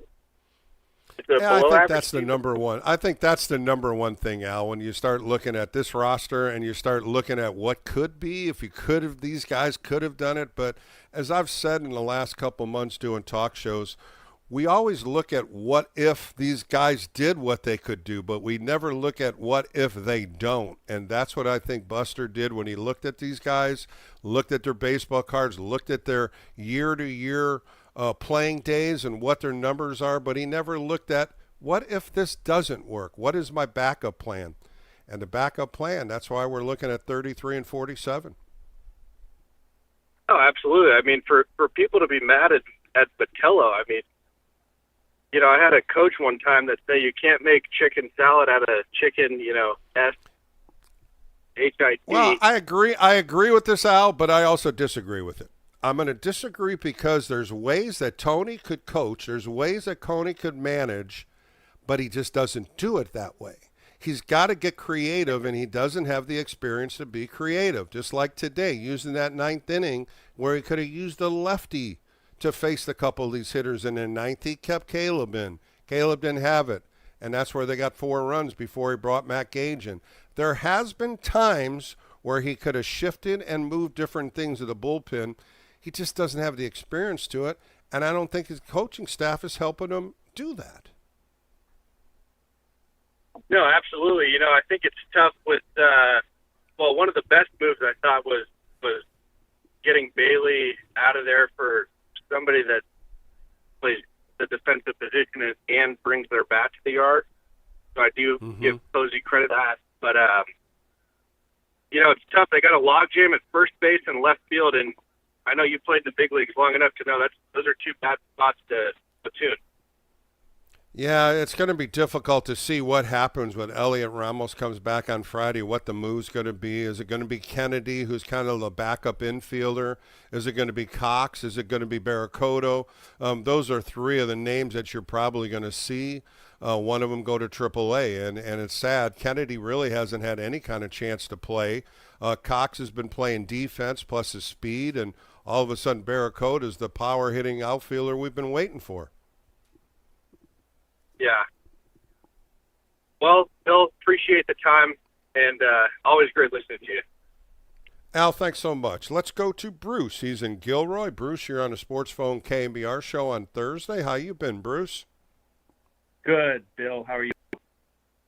Good. I think when you do these talk shows, I love listening to what Giants fans are talking about. Where's the frustration coming in, and how can it be fixed if it can be fixed? And I've been saying this all year, putting pieces of the puzzle together, sometimes it works and sometimes there's a lot of missing pieces. And I think that's what we're starting to see more of as the season continues. Yes, I agree. And, I love Buster Posey, but here's my question. Do you think Buster Posey not being on his regular, slot today was a Giants decision or a Buster Posey decision? I can't say either way because I don't know what Buster Posey's schedule is, and something might have come up. I'm never going to, say that this guy didn't come on because he didn't want to come because we don't know. Something could have happened in Buster's schedule. Larry Baer jumped in. Of course, everybody thinks that a negative, just like Rafael Devers. I mean, talk shows on Monday all through the country, we're talking about this guy disrespecting Vitello. And come Monday, it was just the opposite. We don't understand because our first thought is the negative. Our first objection is he's not going to do it because he's mad. I was at that press conference. I watched it. He kept to himself. He kept to baseball questions, and that's what baseball operations should be. But I don't know what his schedule is, and I can't tell you if he missed it on purpose or if he didn't want to do it or if he did want to do it. I will never put words in Buster Posey's mouth. Fair enough. Is the Pride Night organization, is that part of baseball operations or not? I believe it isn't. I believe that's Larry Baer. I believe that's the business side. I believe that's who puts the promotions on. I believe that's my opinion. And I don't think Buster should have been thrown in that corner. I think that should have been asked to Larry Baer this morning. He answered one question. He didn't want extra questions about it. I think it's more on Larry Baer on the baseball side than Buster Posey on the baseball side. You understand what I'm saying? The business side compared to the baseball side. And, that's the way I feel. Fair enough. Last question. How do you feel about the Buster Posey hiring of Tony Vitello? And I'll take that one off the air. All right. I appreciate that, Bruce. When I first heard about it was a surprise. I really thought he would stick in with the baseball world and get another manager, maybe even inside the organization, maybe somebody that he knows in different situations in different organizations. It was definitely something hard for Tony Vitello to come from a college game that never even saw a minor league game as a player, as a coach. Sure, he might have played independent ball. It's a whole different world in the professional baseball. And it's a whole different world in the big leagues. And for him to try to learn this on the cuff is very difficult. You can have 10 of your best friends helping you until you get there and that first pitch is made. It's a whole different in-game procedure. There's a lot of things going on. There's a lot of voices in his ears. Is he doing okay? I'm saying 50-50. There's been good. There's been bad. There's been ways that he could have gotten better. Some of his responses to questions, I just kind of like word salad. It doesn't go right to the point of the question. So, you know what? He's learning. I don't hold anything against him. I met the man. He's a delight. He's a great coach. He's a baseball god. He loves the game of baseball. He's married to it, and he's on there trying to make this organization better. So all we can do is tomorrow, half of the season is going to be over. 81 games are good. Now we're going to see if he can build better what he can do than the first half. And I think that's all we can do with him. But I think there's ways that he can improve the bullpen. I think there's ways he can improve the defense. And I think there's ways that he can improve this team completely from a 33-47 record to have it a little better. And if we can get a little better and learn to try to cope with some of the deficiencies in this team, I think we'll all understand the game of baseball better. But right now, he's the manager. I'll never throw him under the bus. But I do question some of his decisions, and I think that's what we all do. That's what we want to make them better, and I think that's all we can do. But, Bruce, thanks for the call. We'll take a quick break, come back with more. 415-808-KNBR. I'm Bill Lasky. This is Sports Phone KNBR, and we're still talking Giants baseball as the show continues right here on the Sports Leader.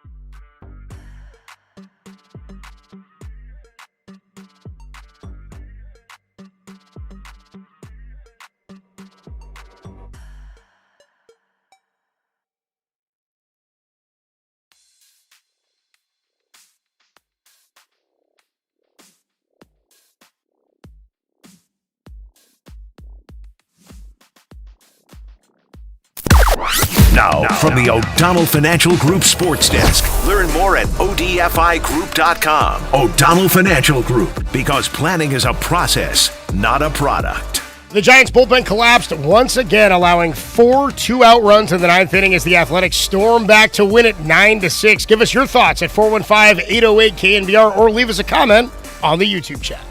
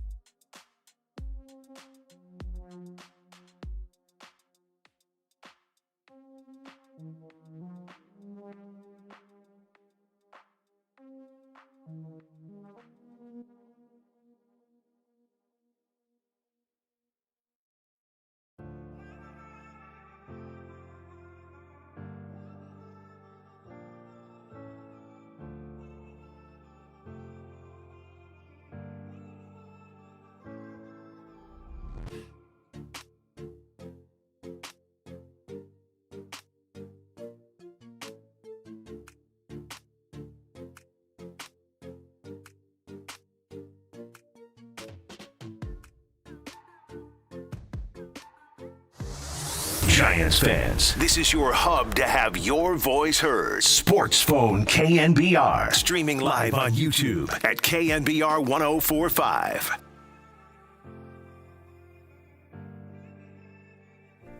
Back on Sports Phone on a Thursday night with Bill Lasky. Giants lose today 9-6, but they ended up taking the series from the Athletics 2 out of 3. They ended up beating the Athletics 4 out of 6 games. They won both series, 2 up in Sacramento and then 2 here. So now they are entertaining the hottest team in the National League, the Atlanta Braves. Well, I should say, well, we don't want to talk about the Dodgers. The second hottest team in National League. The Atlanta Braves are 48-31. They've lost 4 in a row. They went to San Diego, lost 3. They lost the third game against the Brewers before they hit the road. And a 3-game series when you're looking at a team that is really hurting in the starting rotation. Tomorrow, Trevor McDonald, 2-5 with a 4.9, will be pitching for the San Francisco Giants against Ronaldo Lopez. He's 3-1 with a 3.5 earned run average. That'll be a bullpen game as they lost a couple starters, and he will be pitching tomorrow. He'll probably go 3 innings. That's what Walt Rice said. On Saturday, a 6:05 start, Bryce Elder, 5-5 with a 3.7, will be pitching for the Braves. Logan Webb takes the hill on Saturday. He's 4-5 with a 3.3 earned run average. Then Sunday, they close out the homestand, where Chris Sale will pitch for the Atlanta Braves, 8-5 with a 2.1 earned run average against the lefty Robbie Ray, who's 6-6 with a 3.7. Tomorrow's game, of course, a Friday game, 7:15, Orange Friday. Saturday will be a 6:05 start, and then Sunday will be a 1:05 start. I'll be doing all the post-game shows for the next 3 games, so we'll be able to talk more Giants baseball right here on KNBR. All right, let's get back to the phone calls. Let's go to Bar Fighter. He's in San Jose. Bar Fighter, how are you on a Thursday evening? Prime time. Yeah, I love the name Barracuda. He's a bar with the coda. Victor. Yeah, Victor V-A-R. Barracuda. C-O-D-A. You got to get the coda. Hey, is there any way... Victor Barracuda. You got to get the Koto in there. Yeah, that's right. So, I'm going to ask you a question. Is there any way Busta P can get somebody to find the number of Aaron Rowan? Why would you say Aaron Rowan? Because Chapman is the most biggest contract that the Giants have ever signed free agent, and it's the best mid-level performance. I mean, well, I'll disagree with you that. I'm going to disagree. Maybe on the offensive side, he has been slumped. He's gone up and hot, going to get hot, gets cold. On the defensive side, he started off in a very, very bad situation. He made a lot of errors, but lately, man, Bar Fighter, he's got 5 Gold Gloves on his mantle. On the defensive side, I still think he's one of the best 3 in baseball. But does that justify a contract like that? And then, Devers, leave it to Devers. I mean, guy doesn't deserve that contract. We've had a bunch of Aaron Rowans on this team. That's your opinion now. You got to understand something. You got to look at players that they're comparable to. You got to look at contracts that are easy going, that are equal to them. Now, Devers has 7 years left at $211 million. Adames has 5 years at $125, and Matt Chapman's got 4 at $100 million. So you're looking at $25 million a year for Matt Chapman. In the world of baseball today, that's about average when you're looking at a player of his magnitude. No, and I agree. I mean, I have no frustration for the Giants ownership. They're a bunch of billionaires. I could care less. But it's not your money, right, Bar Fighter? Yep, it's not my money, but I do go to games, so it is somewhat my money. So, it doesn't seem like they have any kind of structural context for this team. There's no what's the word for it? There's no top and bottom man. Inconsistencies, the inconsistencies, maybe the looking down the tunnel here, what could be. I question sometimes the lineup mix, but the lineup mix was good when Luis Arise was leading off, and then they had Bryce Eldridge. Casey Schmidt hit 3. I really like that. I was glad when they moved Chapman back down to 7 because he was struggling. You know, when you look at what Chapman did on that last road trip, ugly numbers. And, you know, he went 0 for 19, and that's not acceptable. And then this last homestand against Oakland, he goes 2 for 9, 3 walks, a couple RBIs. That's reasonable. But you can't go on stints where you're 0 for 19. And that's what we see out of Chapman, streaky hitting. How do you change that? How do you focus in better hitting? That's really up to him. I like to see, you know what I'd like to see, prime time? I like to see Barracuda batting 3rd, and you're going to think I'm crazy on this. Jung-Hoo Lee 4th, Eldridge 5th, Chapman 6th. Yeah, that's never going to happen. That won't happen. I can see Jung-Hoo Lee leading off. I can see Jung-Hoo Lee in 2nd. But he's a nice place in that 5th and 6th spot. Boy, he is just a magnet with runners in scoring position, getting contact, making hitting 500 when he's got 2 outs when he comes up with runners in scoring position. Today, he hits the base hit, and Lawrence Butler misses it, goes under for a triple. He's got 19 ribbies hitting in runners in scoring position. Maybe down in that order in the 5th or 6th spot's a good spot for him. But, you know, I question this lineup in Miami, Bar Fighter, and you might have heard me talk about it. You know, Miami, McCullough was using bullpen arms every 3 pitchers, every 3 hitters. And Tony Vitas kept the same lineup with 2 lefties, 2 righties, 2 lefties, 2 righties. And I was like, why aren't we mixing this up? Because then it stops all the moves from the bullpen. And it didn't make sense to me by him clustering lefties and righties up when it should have been righty, lefty, righty, lefty, righty, lefty. Then he would have stopped the mix, what McCullough did. And for 3 straight games, he did it. And for 3 straight games, you saw 7, 8 pitchers from the bullpen coming in from Miami, and they stuffed them. And those are the things where I say he has to learn from and how he has to adjust in doing some of the things. That's what I see. That's the educational part that he's not accepting, he's not seeing, unless some of the other coaching staff are putting these lineups up for him. I think he's just overwhelmed by the whole process. That's my thinking. He doesn't, like, you know, everybody knows he doesn't have the minor or the major league, what's the word for it? Intuition? For such a Yeah, he doesn't have the intuition. The intuition part of it, he's just, you know, he doesn't know what the next day is going to bring him. He doesn't know what the next series is going to bring him because he hasn't been in a 162-game schedule. That's the smoke bomb in front of him. And to be every game, like I said, he's married to baseball. He loves the game of baseball. He's got the knowledge of baseball. But it's so difficult, and I'll say it 100 times, it's so difficult coming from a college game right into the big leagues. That is a difficult job that he took. And now it's just, you know, trying to figure it out. He's got a lot of voices going around him. He's got a lot of people talking to him. And maybe that's something that he has to just kind of slow down, and maybe he does it by himself and tries to figure it out a little bit better. You know, the best intuitive manager I've ever seen is Dusty Baker. The best strategist. Dusty's up there. Bruce Bochy's up there. There's a lot of good managers. But Bar Fighter, pleasure talking to you on Thursday. I'll be on all weekend if you want to buzz me back. Good talking again. And it's always great talking baseball with you, Bar Fighter. Let's go out to Berkeley and talk to my lovely friend, Andrea. Andrea, how are you tonight? Good, Bill. How are you? Well, just trying to talk more baseball talk. I think it's great talking to fans about some of the things that are going on with the season. And like I said, after tomorrow's game, half the season's over already, Andrea. I know. Time really flies. But first things first, may the baseball gods and goddesses bless the people of Venezuela. And it was really very synchronistic timing. The Giants had a moment of silence, and Victor Barracuda, who's from Venezuela, born May 19th, 1997, he hit, as you know, back-to-back home runs. 2 days in a row.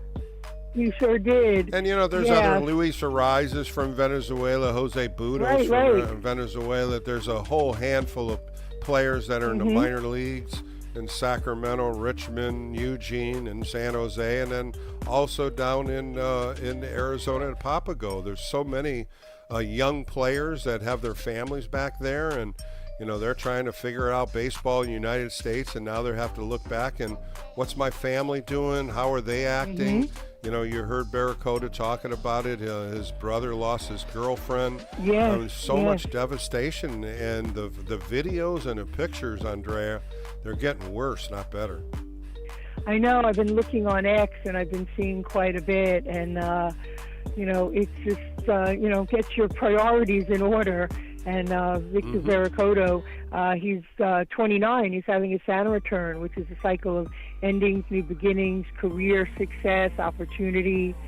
So, you know, it's really quite profound and timely that he finds himself, you know, in such spotlight and to champion the causes of Venezuela and what's happening there. So it was just like a very emotional game, to say the least. Yeah, emotional, and especially they put patches on their shirts, and yes, he did. That's how you bring a country together, and you're trying to bring unity. And you know, a lot of Giants fans. Kitty, of course, called. She was crying. It was very emotional. Yeah. Just seeing, like I said, the videos and the pictures are just devastating. Of course, we saw that this year, or not this year, in San Francisco. You know, back in the days, and a lot of devastation through earthquakes, and there's nothing we can do about it but survive. That's a good way to put it. Yeah, and it was just you know, very timely to watch the game, and you know, root for Barracuda and have him hit that, you know, long home run. It was just really nice to see him channel that intense energy and determination that he has. And it was just, well, he's 24 years old. 24 years old. First time he's been in the big leagues. Came through the Giants organization, and you know, we saw him in spring training making a mark for him. He just didn't play much as he's been up here. And the home run to win the game yesterday, and then another home run today, lightens his spirits, and hopefully he'll stay up. We just don't know what the Giants are going to do with Elliot Ramos coming back tomorrow. Yeah, I think that's, you know, definitely a lot of moving parts there. Oh, that's right, he's 24, in Venezuela, born in 2001. Yeah, the right fielder. I beat you to it, Andrea. How about that? I beat you to it the first time. You sure did, Bill. Hats off to you. I'll tell you, that was impressive. Yeah, just a lot of moving parts here. But, you know, again, an emotional night.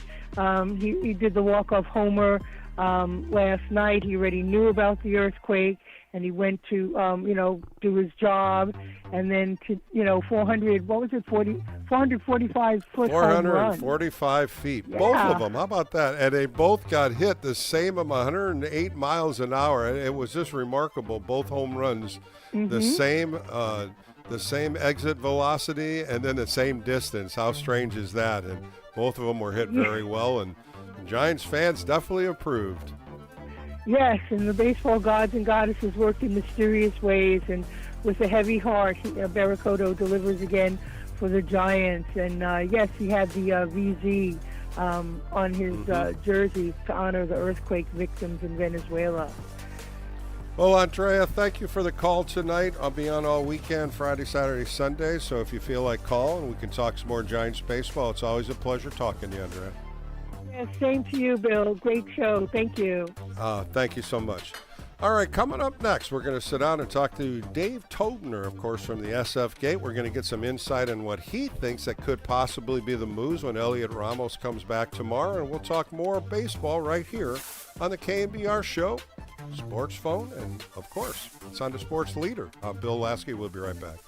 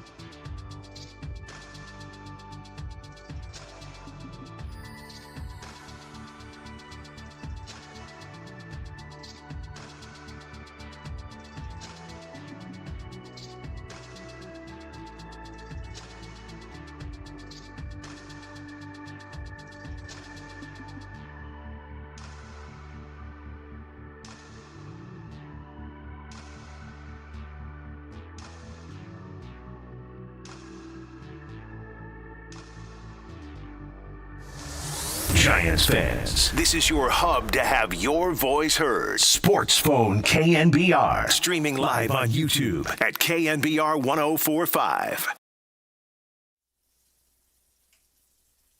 Back on a Thursday Sports Phone with Bill Lasky. Giants lose a tough one today, 9-6. They were winning this game 6-2. The 7th, 8th, and 9th inning just wasn't good for the bullpen, and the bullpen coughed it up as the San Francisco Giants lost today to have the record of 33-47. But on a positive side, they did win the series.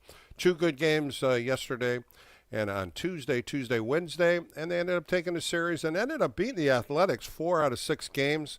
So that's my positive, and I think we can build on it as the Atlanta Braves come in for a weekend series. My guest, Dave Tobner's on. Well, he writes for the SF Gate. Always a pleasure talking to Dave. Dave, how are you this evening? Doing good, Bill. Still can't get that sweep, but doing pretty good.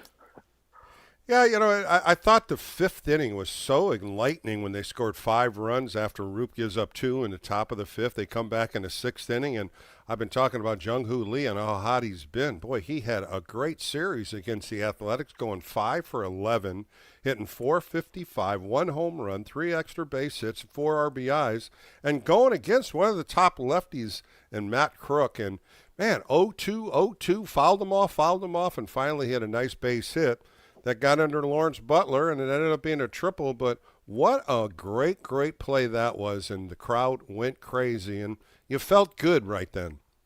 Oh, yeah, that was a great at-bat, one of the best at-bats the Giants have had this season, I would say. You know, it was a tough at-bat for him, and like you said, you know, he battled and got the hit, fell in, made it to the wall. It was a really nice at-bat. Man, I think he's their all-star this year. You know, I know Arise and Schmidt have cases too. I don't think the Giants are going to have more than one, but if they had to pick one, I think it's going to be Lee. And man, he's really living up to the expectations of when they signed him a couple of years ago. Well, Dave, you know, he was injured for a little bit, and then he came back May 29th. 43 for 95 since then, 13 extra base hits, 13 RBIs, 5 stolen bases. That's in a 24-game slot. I guess when you come off the IL, you're seeing the ball a little bit better. But, boy, he's had some great games where he's got 3 hits, 4 hits. Today with that triple, just remarkable numbers out of Jung-Hoo Lee. And you got to look on the other side, too, Dave, his defense. Sure, he dropped 1 ball in the Robbie Ray game. But what about the plays down right field line? The defense as well as the offense. I'm right there with you, and he should be an all-star. Oh, the play he made last night too, where he showed no fear going to the wall like that with his back to the field, and you know you could not fault him for having a little fear of that play, considering what happened to him in his rookie year when he messed up his shoulder in center field. And I mean, he plays a really nice right field, and that's not an easy right field to play. He's really made the switch there quite easily. He's just been so impressive. I mean, that first year was kind of a write-off because he was hurt for most of it. So last year was really his first real year in the big leagues, and it might have taken him a year or so to acclimate. But he's showing he's the real deal. I mean, it's not a fluke. It's not just a flash. He's a good hitter, and he's a good all-around player. And he's the kind of it took a couple of years, but it's really showing why the Giants went so hard after him and why they paid him so much money.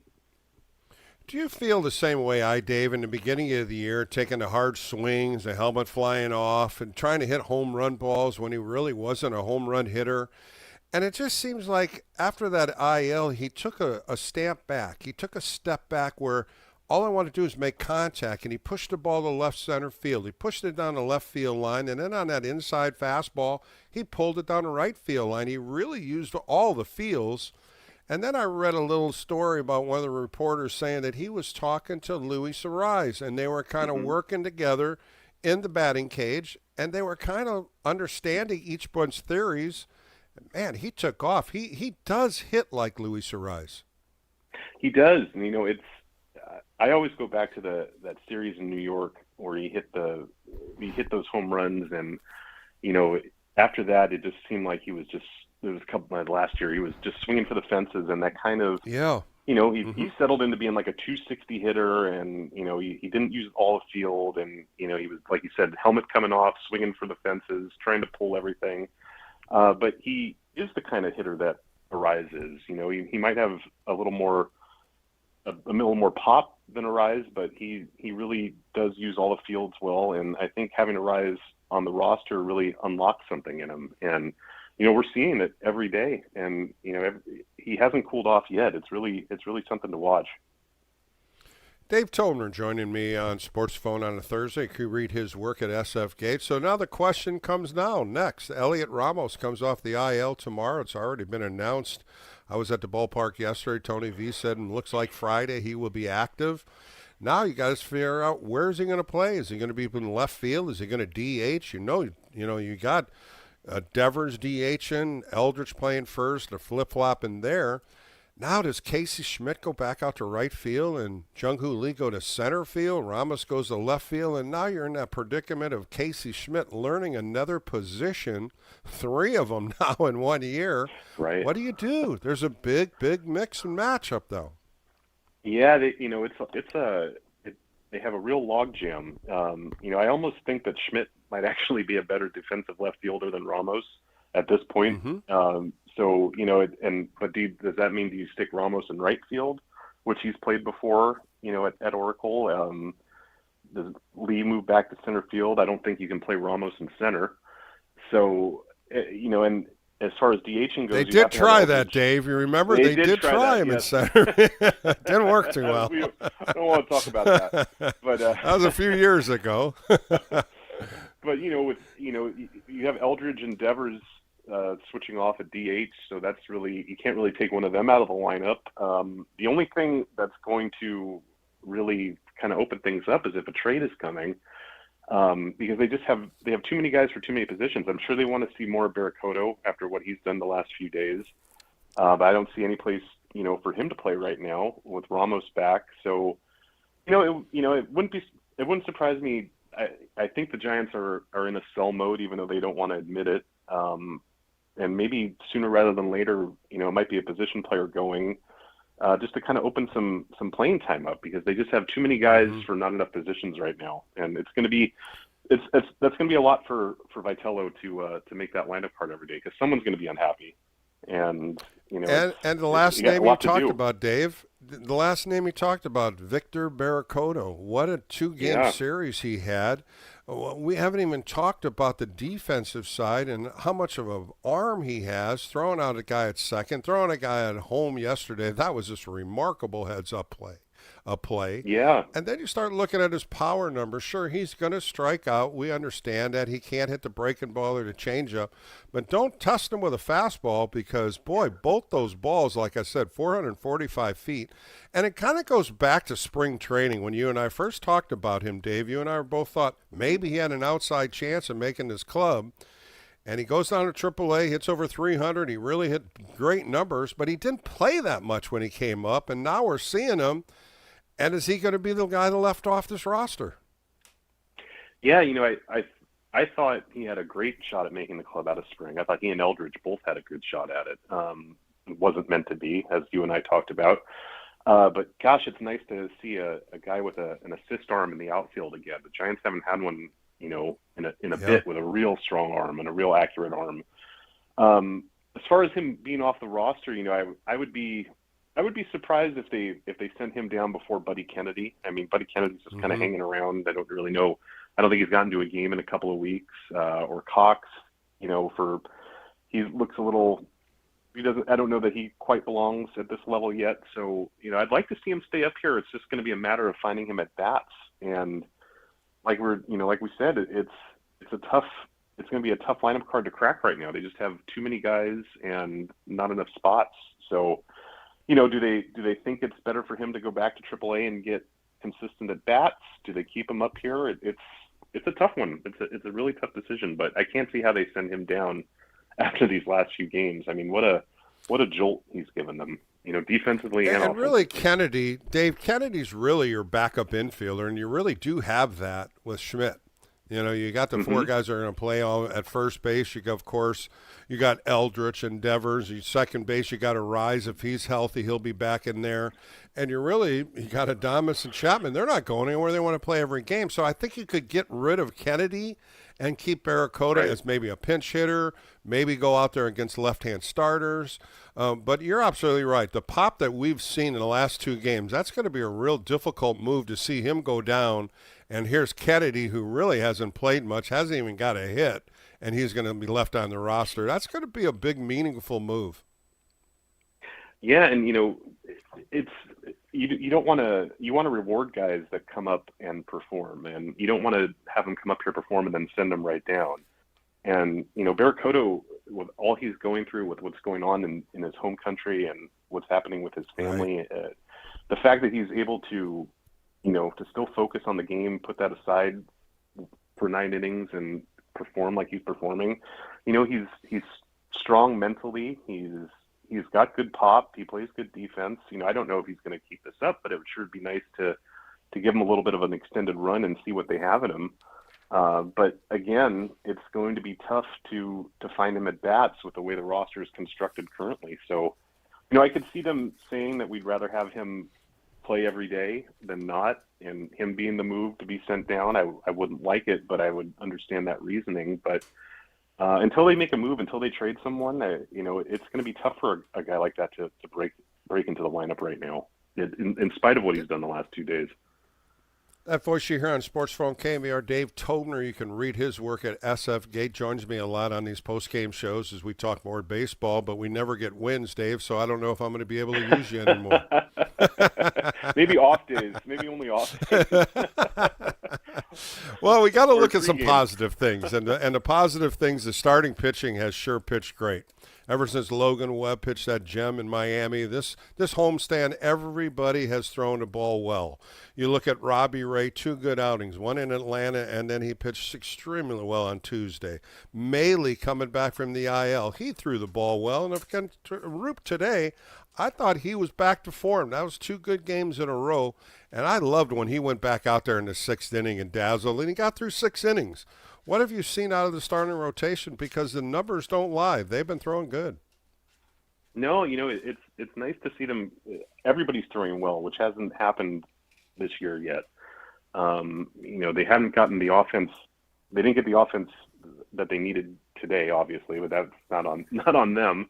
But the offense is playing fairly well. The starting pitching's doing really well. The one glaring weakness on this club that you and I talked about way back in February, I think, is the bullpen. And it's unfortunate that the starters are pitching this well and they just can't hold the lead. It's the one area of this team where they're just a little bit stronger. You almost feel like they would be right in the mix for one of these wild cards because they can hit.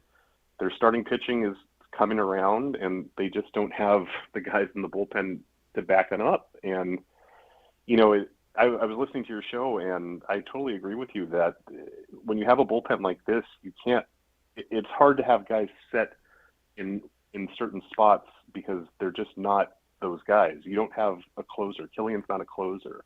You don't have a setup man. You have to mix and match. You don't have Rob Nett and Felix Rodriguez out there. You don't have Romo and Garcia and Alfelt and guys like that. You have to kind of just play matchups and hope for the best. And it's been frustrating to watch. I mean, we knew that this was a problem way back in spring. When you don't spend any real money on the bullpen, this is what you get. And it's a tough hand to be dealt, but I think there's moves to be made. You can mix and match guys, like you said, play matchups more, but they just don't have those rock solid guys that you can count on to come in and lock it down. So it's the one glaring weakness on this team. It's not a perfect roster by any means, but it's definitely a better roster than their record, I would say, in my personal opinion. And I think a lot of that. You and I were texting. Yeah, Dave, you and I were texting back and forth, and the name that keeps popping out at us is Adrian Hauser. Where in the hell did he went to the bullpen? And here he has experience out of the bullpen. Where did Walker all of a sudden climb the ladder, or he's right back into the mainstream? And then you have Dylan Smith, who does throw pretty good. Now he's your 8th inning guy, and he really doesn't have experience. I'd rather test J.T. Brubaker, who I'm a big fan of, and also Adrian Hauser could have pitched in this game. And those are the 2 guys that I kept texting you going, where are these 2 guys? How come they're not in? And then in that 9th inning, Gage should have been in this game. I mean, when Lawrence Butler came up, the base hit by Jonah Heim, that was the one that pushed me out. Okay, got to go to the bullpen now. That was, even though it was a little dribbler down the third base line, it still was a hit, and the momentum shifted to the Athletics. And I thought right then and there he should have went and got the lefty, and he didn't, and it cost him another couple runs. Yeah, I agree with you. And I think we were texting about all of a sudden, Walker, don't get me wrong, Walker is throwing better since he's come back up, but now he's a guy in high leverage situations again. Yeah. And, Dylan Smith, who's pitched well, but again, there's no reason that he has to be the eighth inning guy. He's not a setup man. He hasn't earned that spot. And Brubaker hasn't pitched since Saturday, I think. Hauser we haven't seen since they moved him to the bullpen. At all. And I mean, you're paying the guy, and you're paying the guy $13 million. Why don't you get for some, 2 years? Get some use out of him. He's got another year on that contract too. But Dave, you think about it. He's down in the bullpen. He can come in. He has the experience. He's pitched in the big leagues for many years. And you're not using him. When are you going to use him? He's not your long man. He's a guy that can pitch in those high leverage innings, and they haven't used him. And I'm right there with you. All of a sudden, Ryan Walker is all of a sudden right back into the high leverage innings. And even though he gave up a little hit over Eldridge's head, he still gave up 2 runs after, Eric Miller came in. It was just right. It just wasn't put well together in that 7th, 8th, and 9th inning, and I thought he could have used different faces and different names there. I did too, and I think I was texting you. I don't know why. I get if you want to start the 9th with Killian, that's fine. But if he gets into trouble, I don't think he's a guy that you automatically trust can get out of it. And nothing against him, but he just hasn't proven that he's not a closer. He's not a Brian Wilson or a Rob Nen that you think can pitch his way out of trouble. You have to play matchups. He's not a shutdown closer. You just don't have that. And that's the reason is they didn't want to spend money on that. And, so be it, but you kind of have to play with the hand you're dealt here. Yeah. So, a few more minutes. And you and I exchanged some angry texts, but what can you do? Bitter. We were bitter, Dave. Yes. You and I were bitter. We were managing the games from our living rooms, and we were bitter about some of the moves, but they didn't hear us, put it that way. A few more minutes with Dave Tobner. So, Dave, I got to turn the page and look into tomorrow. Trevor McDonald on the hill. His last 2 outings have not gone well. Against the Marlins, he went 3 innings, 5 runs, 3 earned. Gave up a couple of hits, gave up a couple hit by pitch, couple walks. That wasn't the only game. The other game before that, he only went 3 2/3 innings and gave up 6 hits, 4 earned runs. Is he going to stay in the rotation? Is this a test for him one more time? Do we maybe see Carson Whisenhunt come up? Yeah, I think so. I think again, he's had some good games. He's had some really lousy games. So there's nothing holding him in the rotation. He's not a guy that you have to keep in there if he keeps, giving you 3 innings, because what good is that really? So, I think it's a big test for him, and he happens to be, going up against a team that's not exactly an easy task. So it's going to be a really big test for him, and I think Whisenhunt has earned another shot whenever he gets that. Remains to be seen when that is, but I don't think his spot is secure, and I think it's a big start for him. And Braves are a good ball club, and it's going to be, you hope he can at least get you 5 and keep you in the game. But another 3-4 inning start, and I think they're going to start looking at other options for sure. Yeah, I think it's a big test tomorrow, Dave, and we'll be watching it. But thank you so much for your time on a Thursday. It's always a pleasure talking to you, Dave. Anytime, Bill. Let's schedule a win next time. Yeah, maybe we won't schedule anything till we get a win, and then I'll call you. How's that? There you go. All right. Thanks again, Dave. That was Dave Tobner from the SF Gate. Great stuff right there. Coming up next, we preview the Atlanta Braves, and I sit down and talk to Chad Bishop. He's from the Atlanta Journal-Constitution. And one of the big things, he tells you a lot about the Atlanta Braves. They've lost 4 in a row. He'll tell you why. That's coming up next right here on Sports Phone KNBR. Chad Bishop and I talk the preview of the next 3 games against the Atlanta Braves coming up next, right here on the Sports Leader.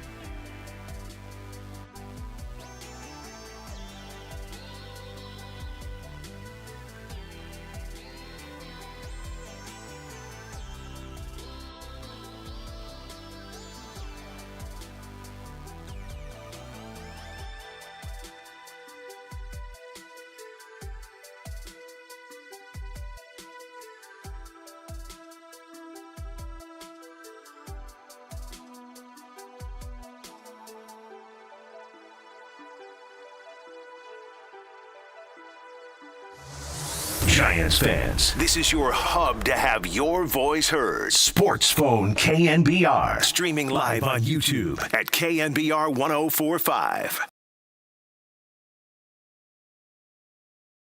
Welcome back to Sports Phone KNBR with Bill Lasky as we get you ready for the Atlanta Braves this coming weekend. Love to talk to my buddy here, Chad Bishop. Of course, he writes for the Atlanta Journal-Constitution, and he writes for the Atlanta Braves. Let's bring on Chad. Chad, how are you today? I'm doing fine. How are you, Bill? Doing good. Big weekend series up here, Friday, Saturday, and Sunday. And, boy, the Braves hit a little cold spell. They've lost 4 in a row. What have you seen out of them since?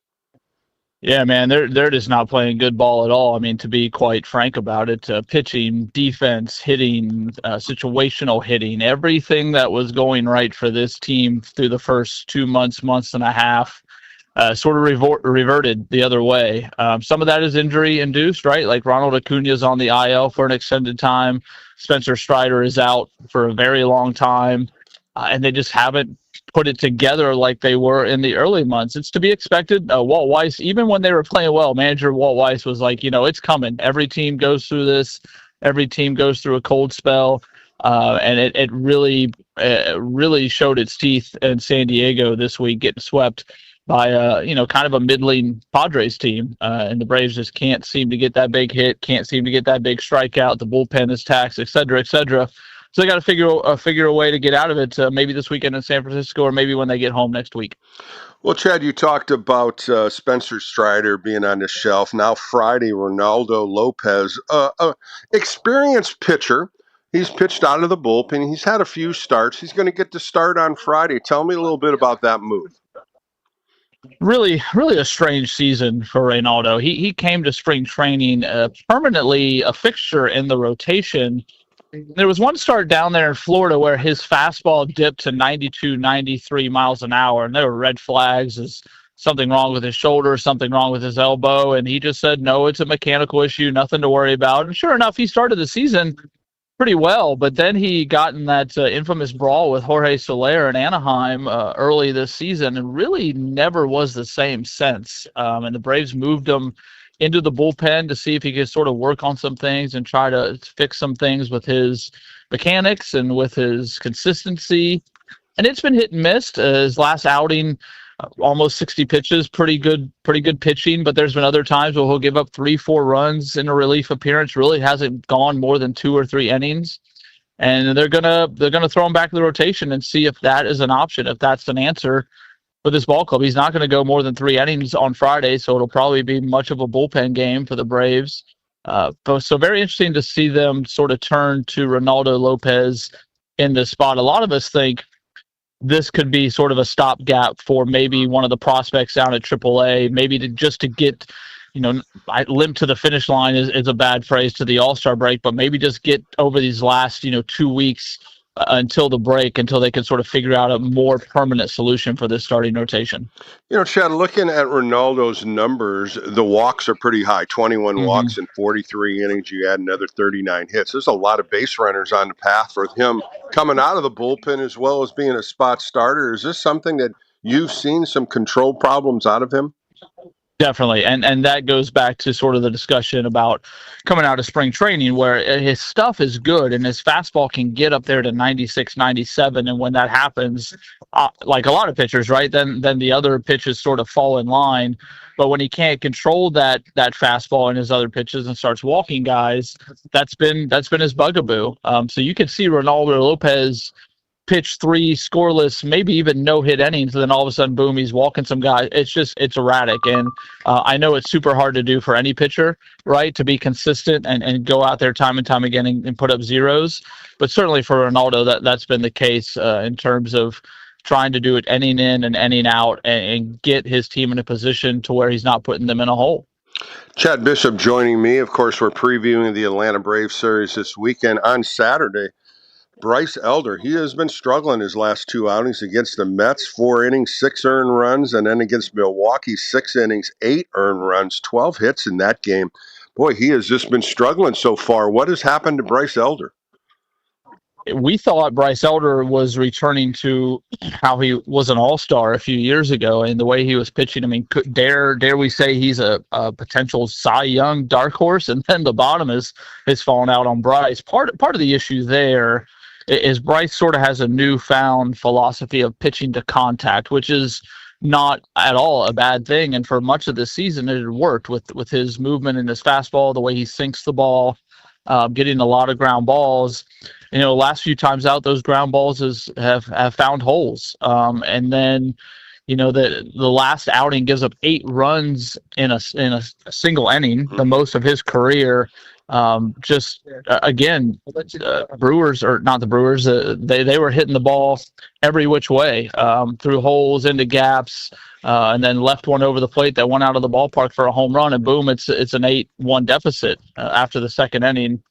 I just think for Bryce, it's a matter of getting back to, yes, continuing to pitch to contact but maybe doing it more craftily, right? Like, all right, it's 2 strikes here. Maybe don't pitch to contact. Maybe go for the strikeout. Maybe throw a ball out of the zone, because I think teams have sort of caught up to that philosophy and understood, hey, this ball is coming in the middle of the plate.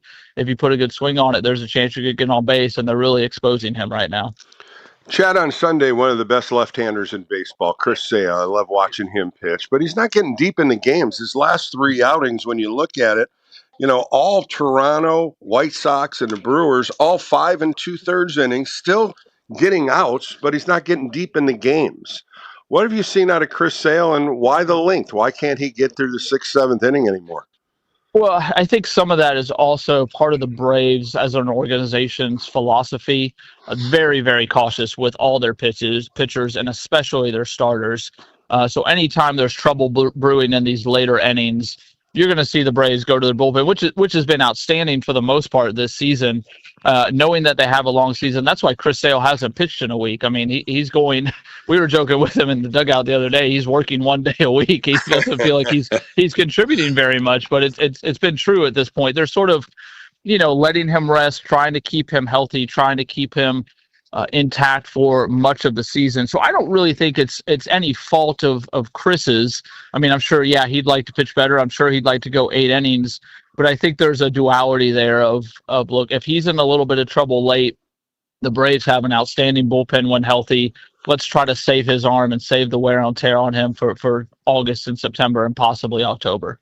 That voice you hear in Sports Phone KNBR, Chad Bishop, he writes for the Atlanta Braves. Well, there was a move made as soon as the Giants left town. Joey Bart gets picked up from the Pittsburgh Pirates, and they ended up leaving Sandy Leone off the roster. Of course, he's 37 years old. What was that move like, and what have you seen out of Joey Bart so far? Well, the Braves have really struggled at the catcher position. You start the year on paper, and you have reigning Rookie of the Year, Drake Baldwin, and you have Sean Murphy, a very, very strong veteran. Sean Murphy was coming off hip surgery, and then he goes and has a finger broken 4 games after he returns from the IL. Drake Baldwin has struggled with an oblique, missed a couple weeks, and when he's come back, he hasn't been able to hit the ball at all. So in between time, you mentioned Sandy Leone. There's been Chadwick Trump, Austin Wynns, Jair Camargo. I mean, they've played 8 catchers already this season, and Joey Bart is one of them. But great to get to meet Joey Bart. He's a kid from Atlanta, was a star at Georgia Tech, as you all know. Big time draft pick, big time talent, and just really happy, I think, to get sort of a fresh start in Atlanta. He had a home run on Wednesday night in San Diego, his first as an Atlanta Brave. So I think the thinking there with Joey Bart is like, look, we need a guy who can provide a little bit more pop than the Braves were getting from an offensive standpoint. Maybe not the strongest defensive catcher out there that maybe they could have went and got him. I mean, Sandy Leone was great in that perspective. But Joey Bart can put the bat on the ball, and I think they're really needing that on days when Drake Baldwin needs a day off, or on days when Drake Baldwin is a designated hitter. Joey Bart can be the catcher and maybe run into one or slap a single somewhere or get on base. And I think a fresh start for him and his career in his hometown they think is going to be good for him. And so far, so good. Again, he looks like he's going to be able to contribute in the lineup. Well, Chad, you talked about Drake Baldwin. We saw him, of course, when the Giants came in to play the Braves, hitting 270, 14 home runs, 39 RBIs. This kid can hit a little bit, has some power, goes the opposite way. I really don't know much about him. Tell me a little bit about him. Really interesting story, Drake Baldwin. Like a lot of kids from the North, and especially the North Midwest, a hockey star in high school out of Wisconsin, out of Madison, Wisconsin. Ended up at Missouri State to play baseball, and really wasn't a super highly touted prospect coming out of Missouri State. Not like a top 10 guy or can't miss prospect, what have you. And the Braves took him, saw something in him, and he has had a sort of a meteoric rise into the major leagues and became the NL Rookie of the Year. Something to watch with Drake Baldwin, and I don't know if we'll see it this weekend just because he's scuffling really, really bad at the plate from his oblique issue that he dealt with before this. But Walt Weiss, manager of the Braves, is obsessed with baseball swings and how guys swing the bat and how they move their hips and the speed of the bat. And he talks all the time about how Drake Baldwin has it. if you watch Drake Baldwin swing, so you're going to see one of the better swings, maybe not just in the National League, maybe in baseball. And when he connects with the ball, I mean, he can hit singles all over the park. He can split the gaps for doubles, and of course, he can drive the ball out of the ballpark because of his ability to have almost that something close to a perfect swing. So if he gets back on track this weekend in San Francisco, you're going to see a really, really sweet swing connect with the ball. He's going through it right now, coming off that injury, but again, he's a kid with a lot of potential to be one of the great ones in this league. Chad, an outfielder that the Braves have starting to get hot once again is Michael Harris, a 25-year-old hitting 310, 14 home runs, 42 RBIs. Not many steals so far. He's got 4, but this guy can play. I love watching him compete. But what is he doing now? He's getting hot again. What are some of the things that you're seeing in him? I think the Braves have talked a lot about with Michael Harris has been his swing decisions, his swing selections, and that doesn't mean just, all right, not swinging at strike 3 or it's more when to swing, right? Like, yes, that ball is in the strike zone, but is it the right time for you to swing at that pitch? Is that the right pitch for you to try to swing at? He's really honed in on that and been really outstanding in that regard. The star power of Michael Harris has always been there. Another rookie of the year, right? Another guy with exceptional tools in terms of speed and defensive ability and being able to throw the ball from the outfield, hit with average, hit with power.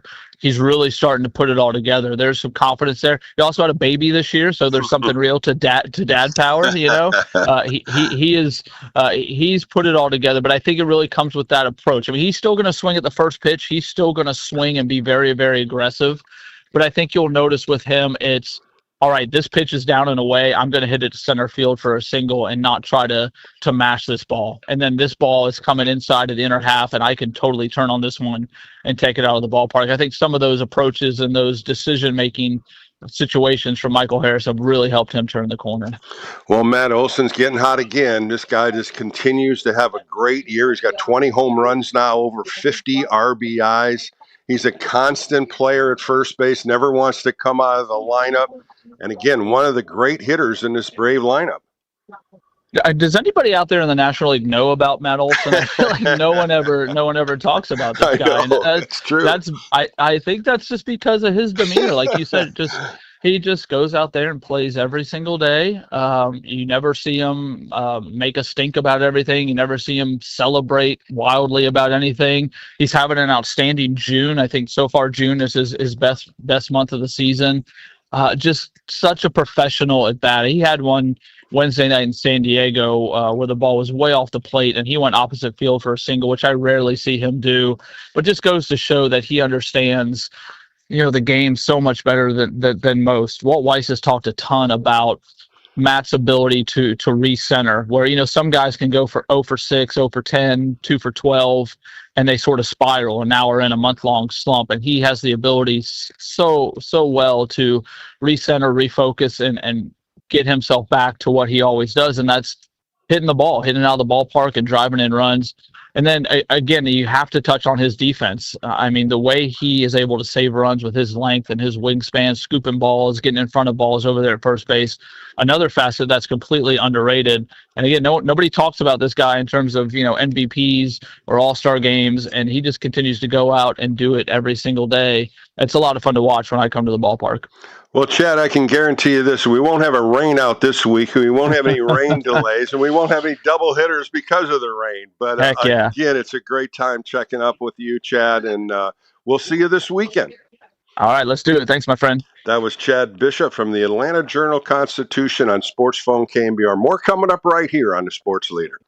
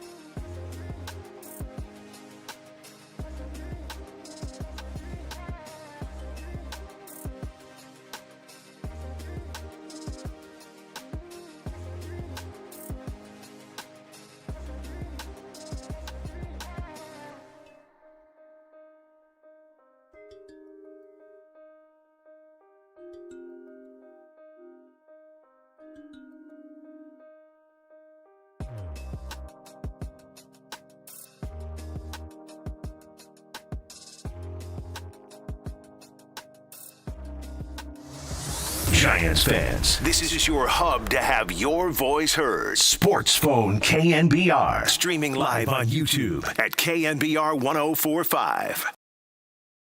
Yeah, I mean, the month has been come and go, as it, all facets of the game can do on you a little bit. I think if there's any theme, off-speed pitches with hand speed is something we talked about in Miami. I think somebody grabbed me on that. Strikes as of late has been way better, but obviously in those situations too, giving up hits is kind of the cost of doing business when you're throwing strikes, but it's a little different when you're in the 7th, 8th, and 9th inning. But as far as today, yeah, it wasn't good. I mean, we gave up a touchdown in the last 3 innings. You could certainly, if you want to play devil's advocate, if you're in a courtroom, there's 2 sides of the whole thing.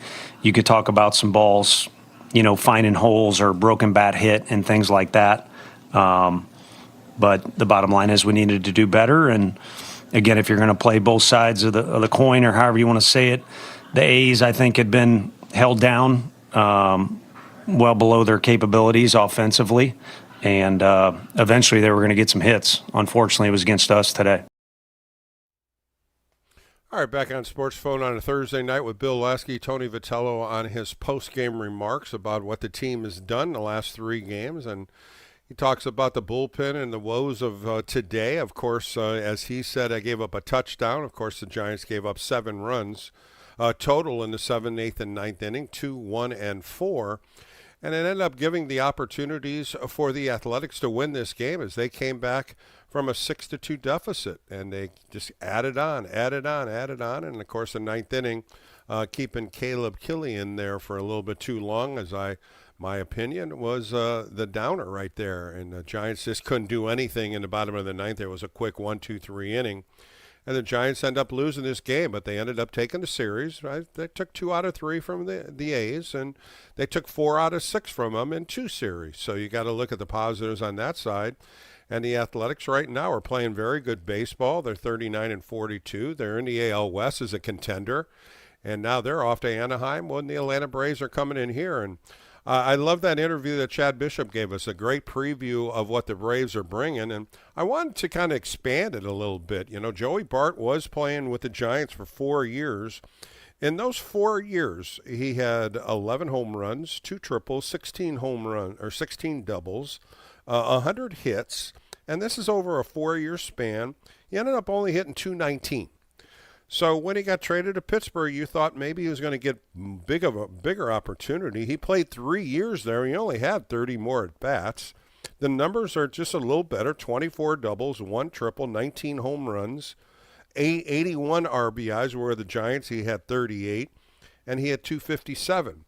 So he gets traded now to Atlanta, his home state. His dad was so happy to hear it. He has played in 4 games so far. He's had 11 at-bats. He's 2 for 11. And he's hit 1 home run. He hit that the other day in San Diego, 3 ribbies. So he will be playing this series, and it'll be fun to see it. But there's a lot of other players here that played with the Giants. And when you start running down the Atlanta Braves roster, the first one that's going to come to fashion here is Mauricio Dubon. The 31-year-old started here. He went to Houston for many years over there and had a great career. He ended up going over to Atlanta. He's hitting .264 right now for the Braves. 8 home runs, 43 RBIs. And you're talking about a guy that plays multi-position, shortstop, second, third. Now he's playing left field.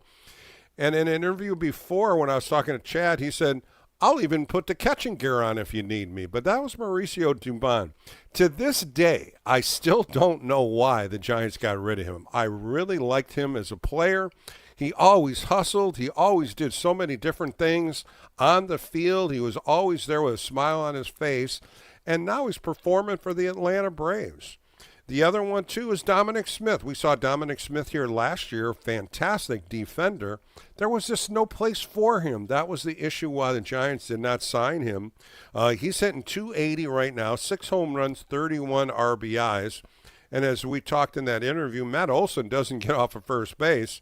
So Dominic Smith, now 30 years old, is mostly a designated hitter, and we'll also see him in the lineup. Mike Yastrzemski's also on this team. The 35-year-old signed a year contract with the Braves. He's hitting .228, 4 home runs, 19 RBIs. He hit his 4th home run the other day against Brewers, and we saw him in the game with the two games in Atlanta. You start thinking about all these players and what kind of careers they had with the San Francisco Giants.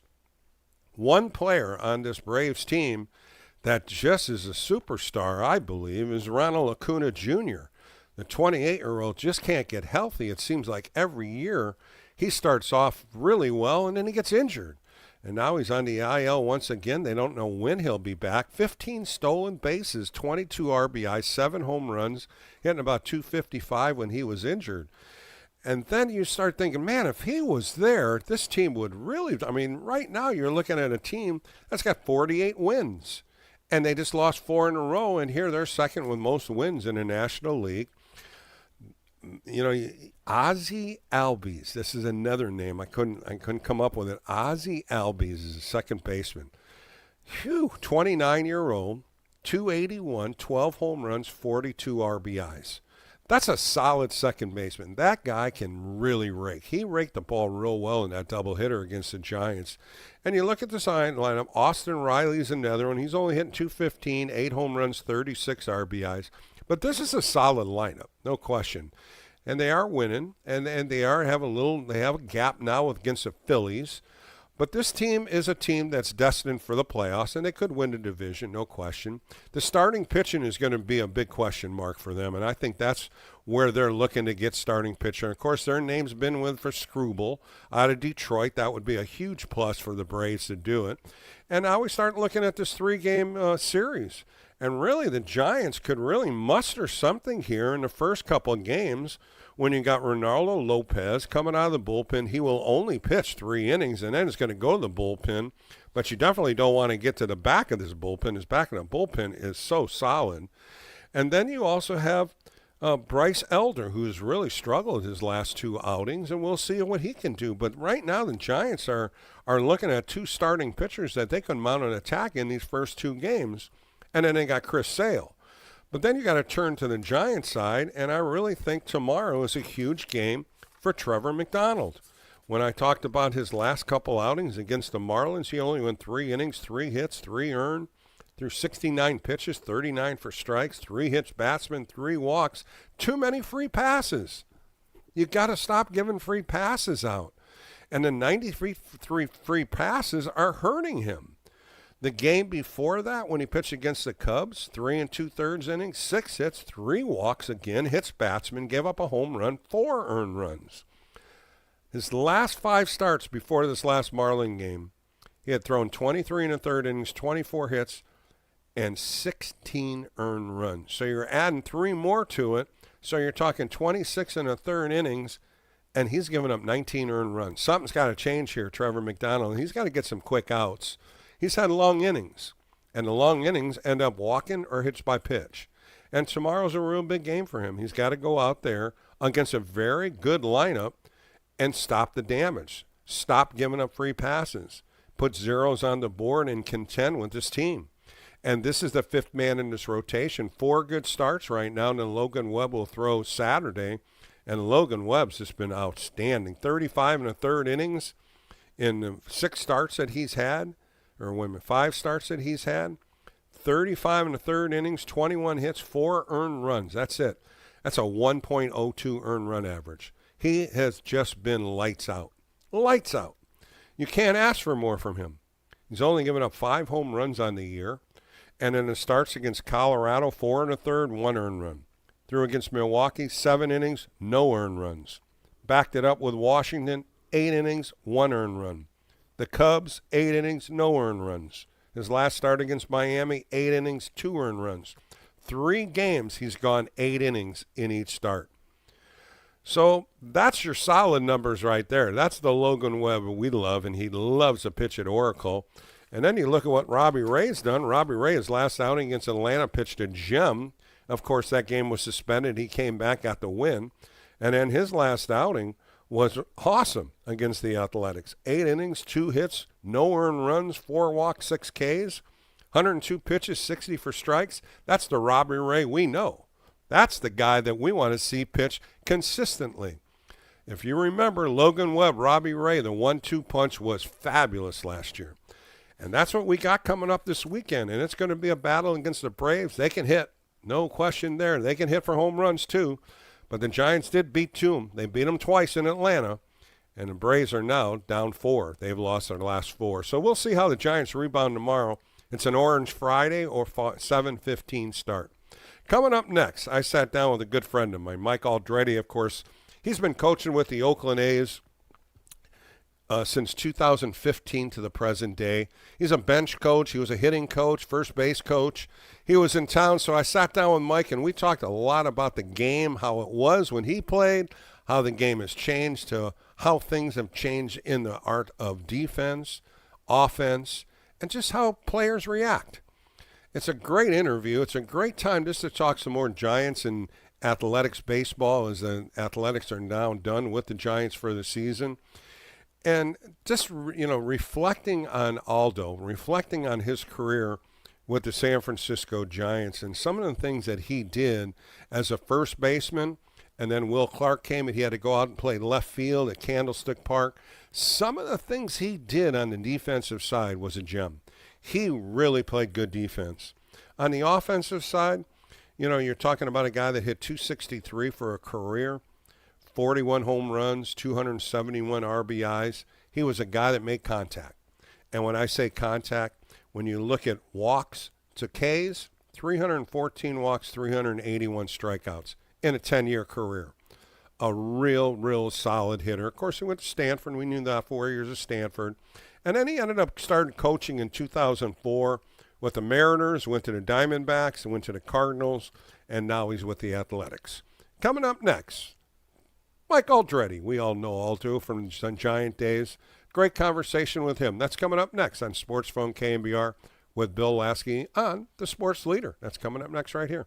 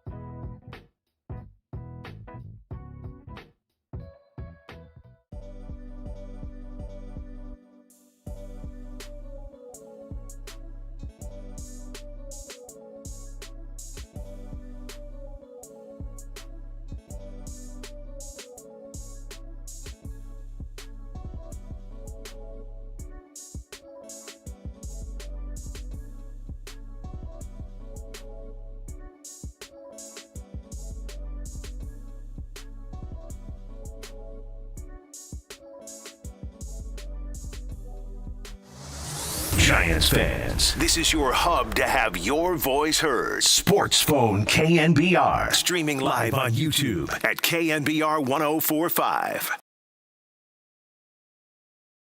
Welcome back to Sports Phone KNBR with Bill Lasky on a Thursday night. Welcoming in my good friend. He played 10 years in Major League Baseball as a player. Now he's over 20 years as a coach. Let's bring in Mike Aldretti. Mike, how are you today? I'm doing great, Bill. Well, Mike, today I'm thinking about how your career of 10 years compares to the game now. And it's been a while. You got out of the game in 96, but you've been coaching for over 20 years. And I want to kind of isolate a couple of things. And the first thing I want to talk about defense. You were a stellar infielder at first base, and then you had to learn the outfield at Candlestick Park. You ended your career of 10 years with only 19 errors. That's just awesome. It really is when you had to think about what you had to learn at Candlestick Park. Now I look into the Athletics. 30 errors on this season, which is pretty good, probably top 5. What is it so difficult now at the major league level of guys getting gold gloves, guys that don't have many errors? But it seems like everybody is 5 to 10 errors already, and it's not even halfway through the season. Well, I think that there's a couple of, in my opinion, there's a couple of reasons that a lot of guys are getting rushed to the big leagues, and a lot of times it does take a while to hone the skills, and I can look at our team, in general, and just say that majority are first rounders that spent very little time in the minor leagues. However, as first rounders, they are cream of the crop. And I will say that as I look around our team, I think that Jacob Wilson has made huge strides defensively. Nick Kurtz at first base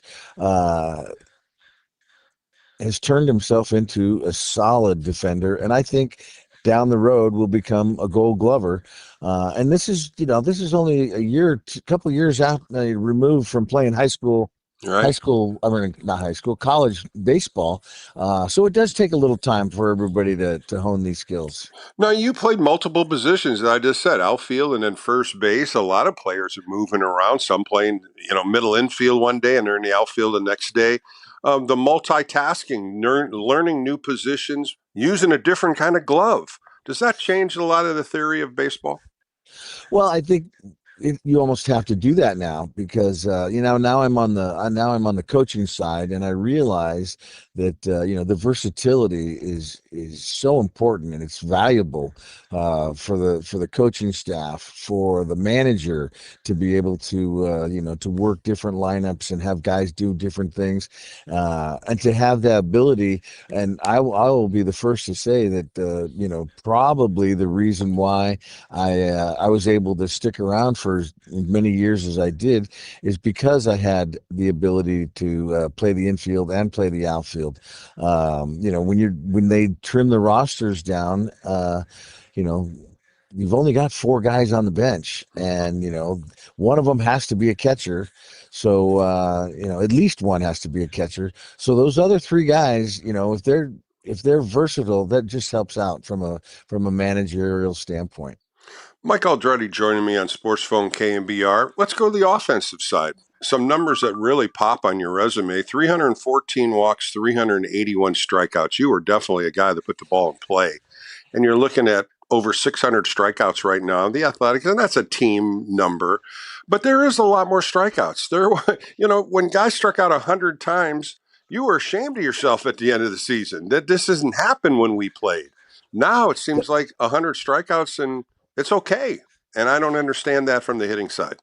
Well, I think, and I'm not directly pointing fingers, but I think the people who sign the checks have basically made it known that the strikeouts are okay, and what we want is we want homers, and strikeouts are okay. One thing that I did a lot, which is valuable in today's game, is I would walk. So that on base percentage is a big thing right now, because we want guys on base when our guys are hitting homers. So that was one thing I might have been ahead of my time with regards to on base percentage. But I never quite caught up to that hit a bunch of homers thing. Well, the best year you had was in 1987. You hit 325 that year, and you were on base. It was 396 on base percentage. That year, you just played a lot more, of course. You had 406 at bats. Things just happened. You got into the games more. As I said, you were a guy that made contact. You went the opposite way. You pulled the ball. Things that you worked on back then to watching how players are attacking the ball now. Is it very similar or have they changed? I would say that the philosophy has changed, the swing has changed. I think the ability to hit balls to all fields is to me is a lost art. I think that we actually saw it a few years back when everybody was doing the shift, Mm-hmm. and and guys stubbornly said, "That's I'm not going to go and hit the ball the other way because I'm sure there's a bunch of hits over there, but I am going to get paid if I hit home runs." And in that fashion, things have completely changed. Like you said earlier, I was really upset with strikeouts. Mm-hmm. And now, granted, they are going to happen, but that it hurt. It hurt, and I didn't do my job. And now today, the thing is, if you strike out a bunch, but you hit a bunch of balls, up in the air, you got a chance. So, like I said, the swing has changed, and this whole launch angle, philosophy has made people say, I got to do what the people writing the checks are asking me to do. Right. And but I will also say this that there have been plenty of guys in the last couple of years with that I've coached with Oakland that do want to and do believe that that's the way to hit, to be a good hitter with power as opposed to just being a power hitter. And I think that hopefully one can look at the number of guys that have gone through Oakland the last couple of years and say, what, not only are these guys hitting for power, but they're also pretty good hitters. And I think last year that the A's were either one or two in base hits to the opposite, up the middle, the other way.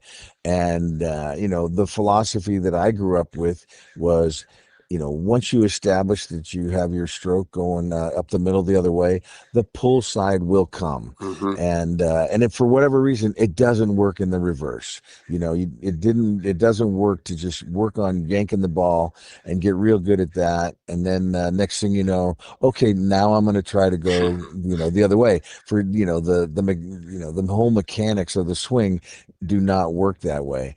But like I said, I'm encouraged. As years go by, that there are a number of guys who really do want to be good hitters that have power. That voice you hear on Sports Phone KMBR, of course, you know him as the San Francisco Giants, and now he is a coach with the Athletics, is Mike Aldretti. Runners in scoring position, the four major letters that every hitting coach loves to look at the end of the game. And you've done it for many years. Runners in scoring position, it's a different way of hitting. It's a different philosophy. It's a different mental approach. How do you teach it, and how did you do it as a player? Well, how I did it as a player and how I teach it are very similar. But I also need to and have learned to live with the fact that, guys now work on their swing. I feel like I worked on hitting. And at the same time, the launch angle swing is not conducive to getting that runner in with runners in scoring position, unless of course you hit a homer and then you score multiple runs. So from that standpoint, I've always thought about and talked about, and I watched, and I'm not putting myself in this category, but I've watched some really, really good hitters. And when there's runners in scoring position, when there's a runner at third with less than 2 outs, they have the ability to use the middle of the field and the other side of the field. And that's, to me, that's just an observation. You show me a guy who drives in 100 and something runs, I'll show you a guy who knows how to use up the middle and opposite field when it comes time to drive in runs from runners in scoring position. And that's so true, Mike. And as a pitcher facing hitters so many times in my career, it was always that guy that pushed the ball the other way. They waited till that ball got into the zone more and pushed it the other way, and you couldn't pitch out around it. You're trying to jam a guy, and he goes inside out on you. You try to throw something off the outside corner, he pulls you down the right field line if he's right-handed. And those things aren't taught. Those things are embedded. Those things are in the athlete.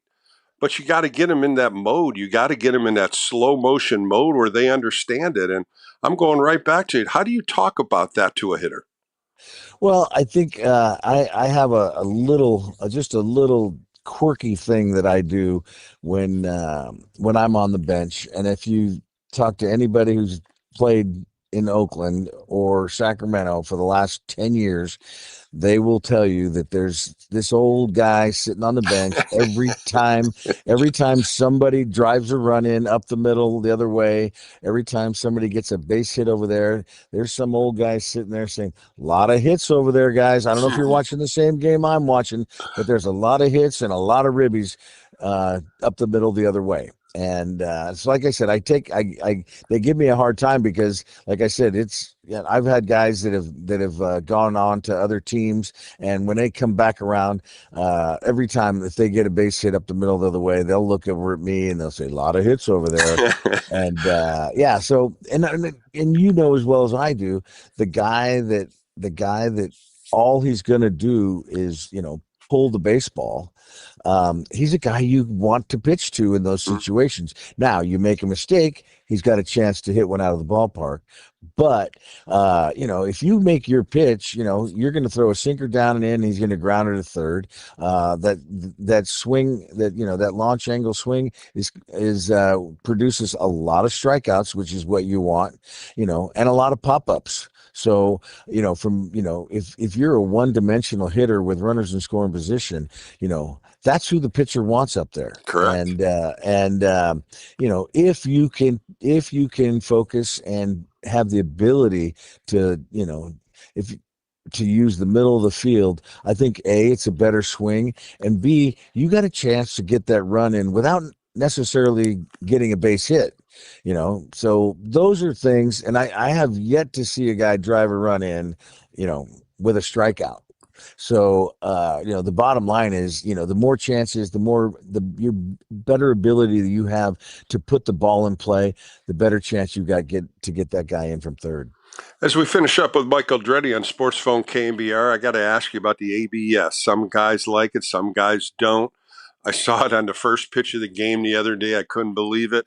Do you think umpires are having a smaller zone now? Do you think it's a little more clarified where the zone is a little tighter? Or do you think it kind of changes once the two options kind of lose out and now all of a sudden the umpire controls the strike zone? And I haven't heard a lot of, major complaints. I do know that that umpires now they're focusing, and as well as I do, there were times where umpires said, hey, this is my zone. I don't care if it's Correct. 6 inches off in or 6 inches off away. That's what I'm calling today. And you just had to deal with it. Well, now I think what they're doing is they're focusing, and I think they're getting better and better and better. And some of these challenges, I mean, pitches are missing by a tenth of an inch. And I don't have the other thing that's helping out too. There's a lot less arguing. If I didn't have if somebody didn't have a if somebody did have a problem with a strike call, then there's arguing back and forth, and then there's guys on the bench who just about everything looks like a strike when you want it to be a strike. Then there's a lot of barking from the bench. Now, there's no barking, because if you don't like the call, you challenge it, and more often than not, these guys are pretty good. I rarely see a strike called that was off the plate by 2 inches. Right. And in the old days, there were balls that were 6 inches, a foot off. If that's what I'm calling, you shut up, and that's what I'm doing. Yep. And that's what was great about pitching back then. That was Wait, that you wide could angle strike that you got, and you never complained it on the mound.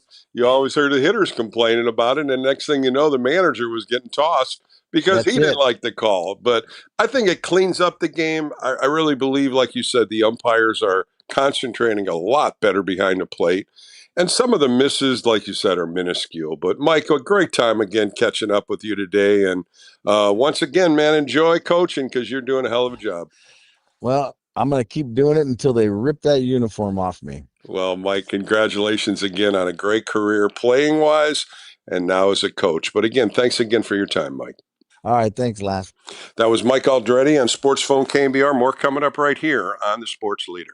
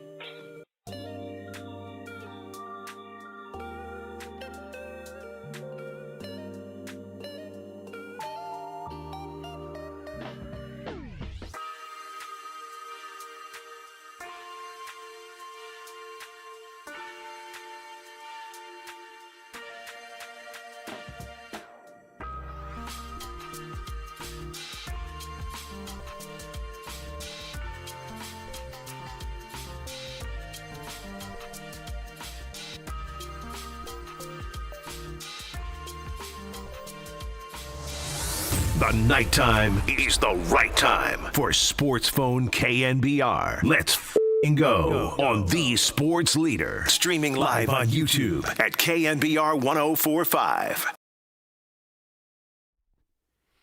All right, welcome back to Sports Phone KNBR. Bill Lasky. As we close out a Thursday, Giants lose a tough one at Oracle Park earlier today, 9-6 through the Athletics. 9 runs, 15 hits for the Athletics. 6 runs, 5 hits for the Giants. Tomorrow, a series against the Atlanta Braves start at 7:15. Ronaldo Lopez, 3-1 with a 3.5 earned run average, a right-hander against Trevor McDonald. For the Giants, 2-5 with a 4.9, another right-hander, and that'll be first pitch right here at 7:15. I'll be handling the post-game show right after, so join me then. But today I want to thank my three guests, of course, Dave Tobner from the SF Gate, and Chad Bishop from Atlanta Journal, and also Mike Aldretti from The Athletics. Those three interviews will be on the All KNBR podcast if you missed them. I want to thank my producer back in town from his vacation, Kyle Haar. I'm so happy he's back, and I thank him for his time today. And, of course, all you Giants fans for talking Giants baseball with me tonight. Hope you enjoyed the show. For Bill Lasky, have a great rest of the Friday or Thursday. I'll see you on Friday. And more coming up right here on KNBR, the Sports Leader.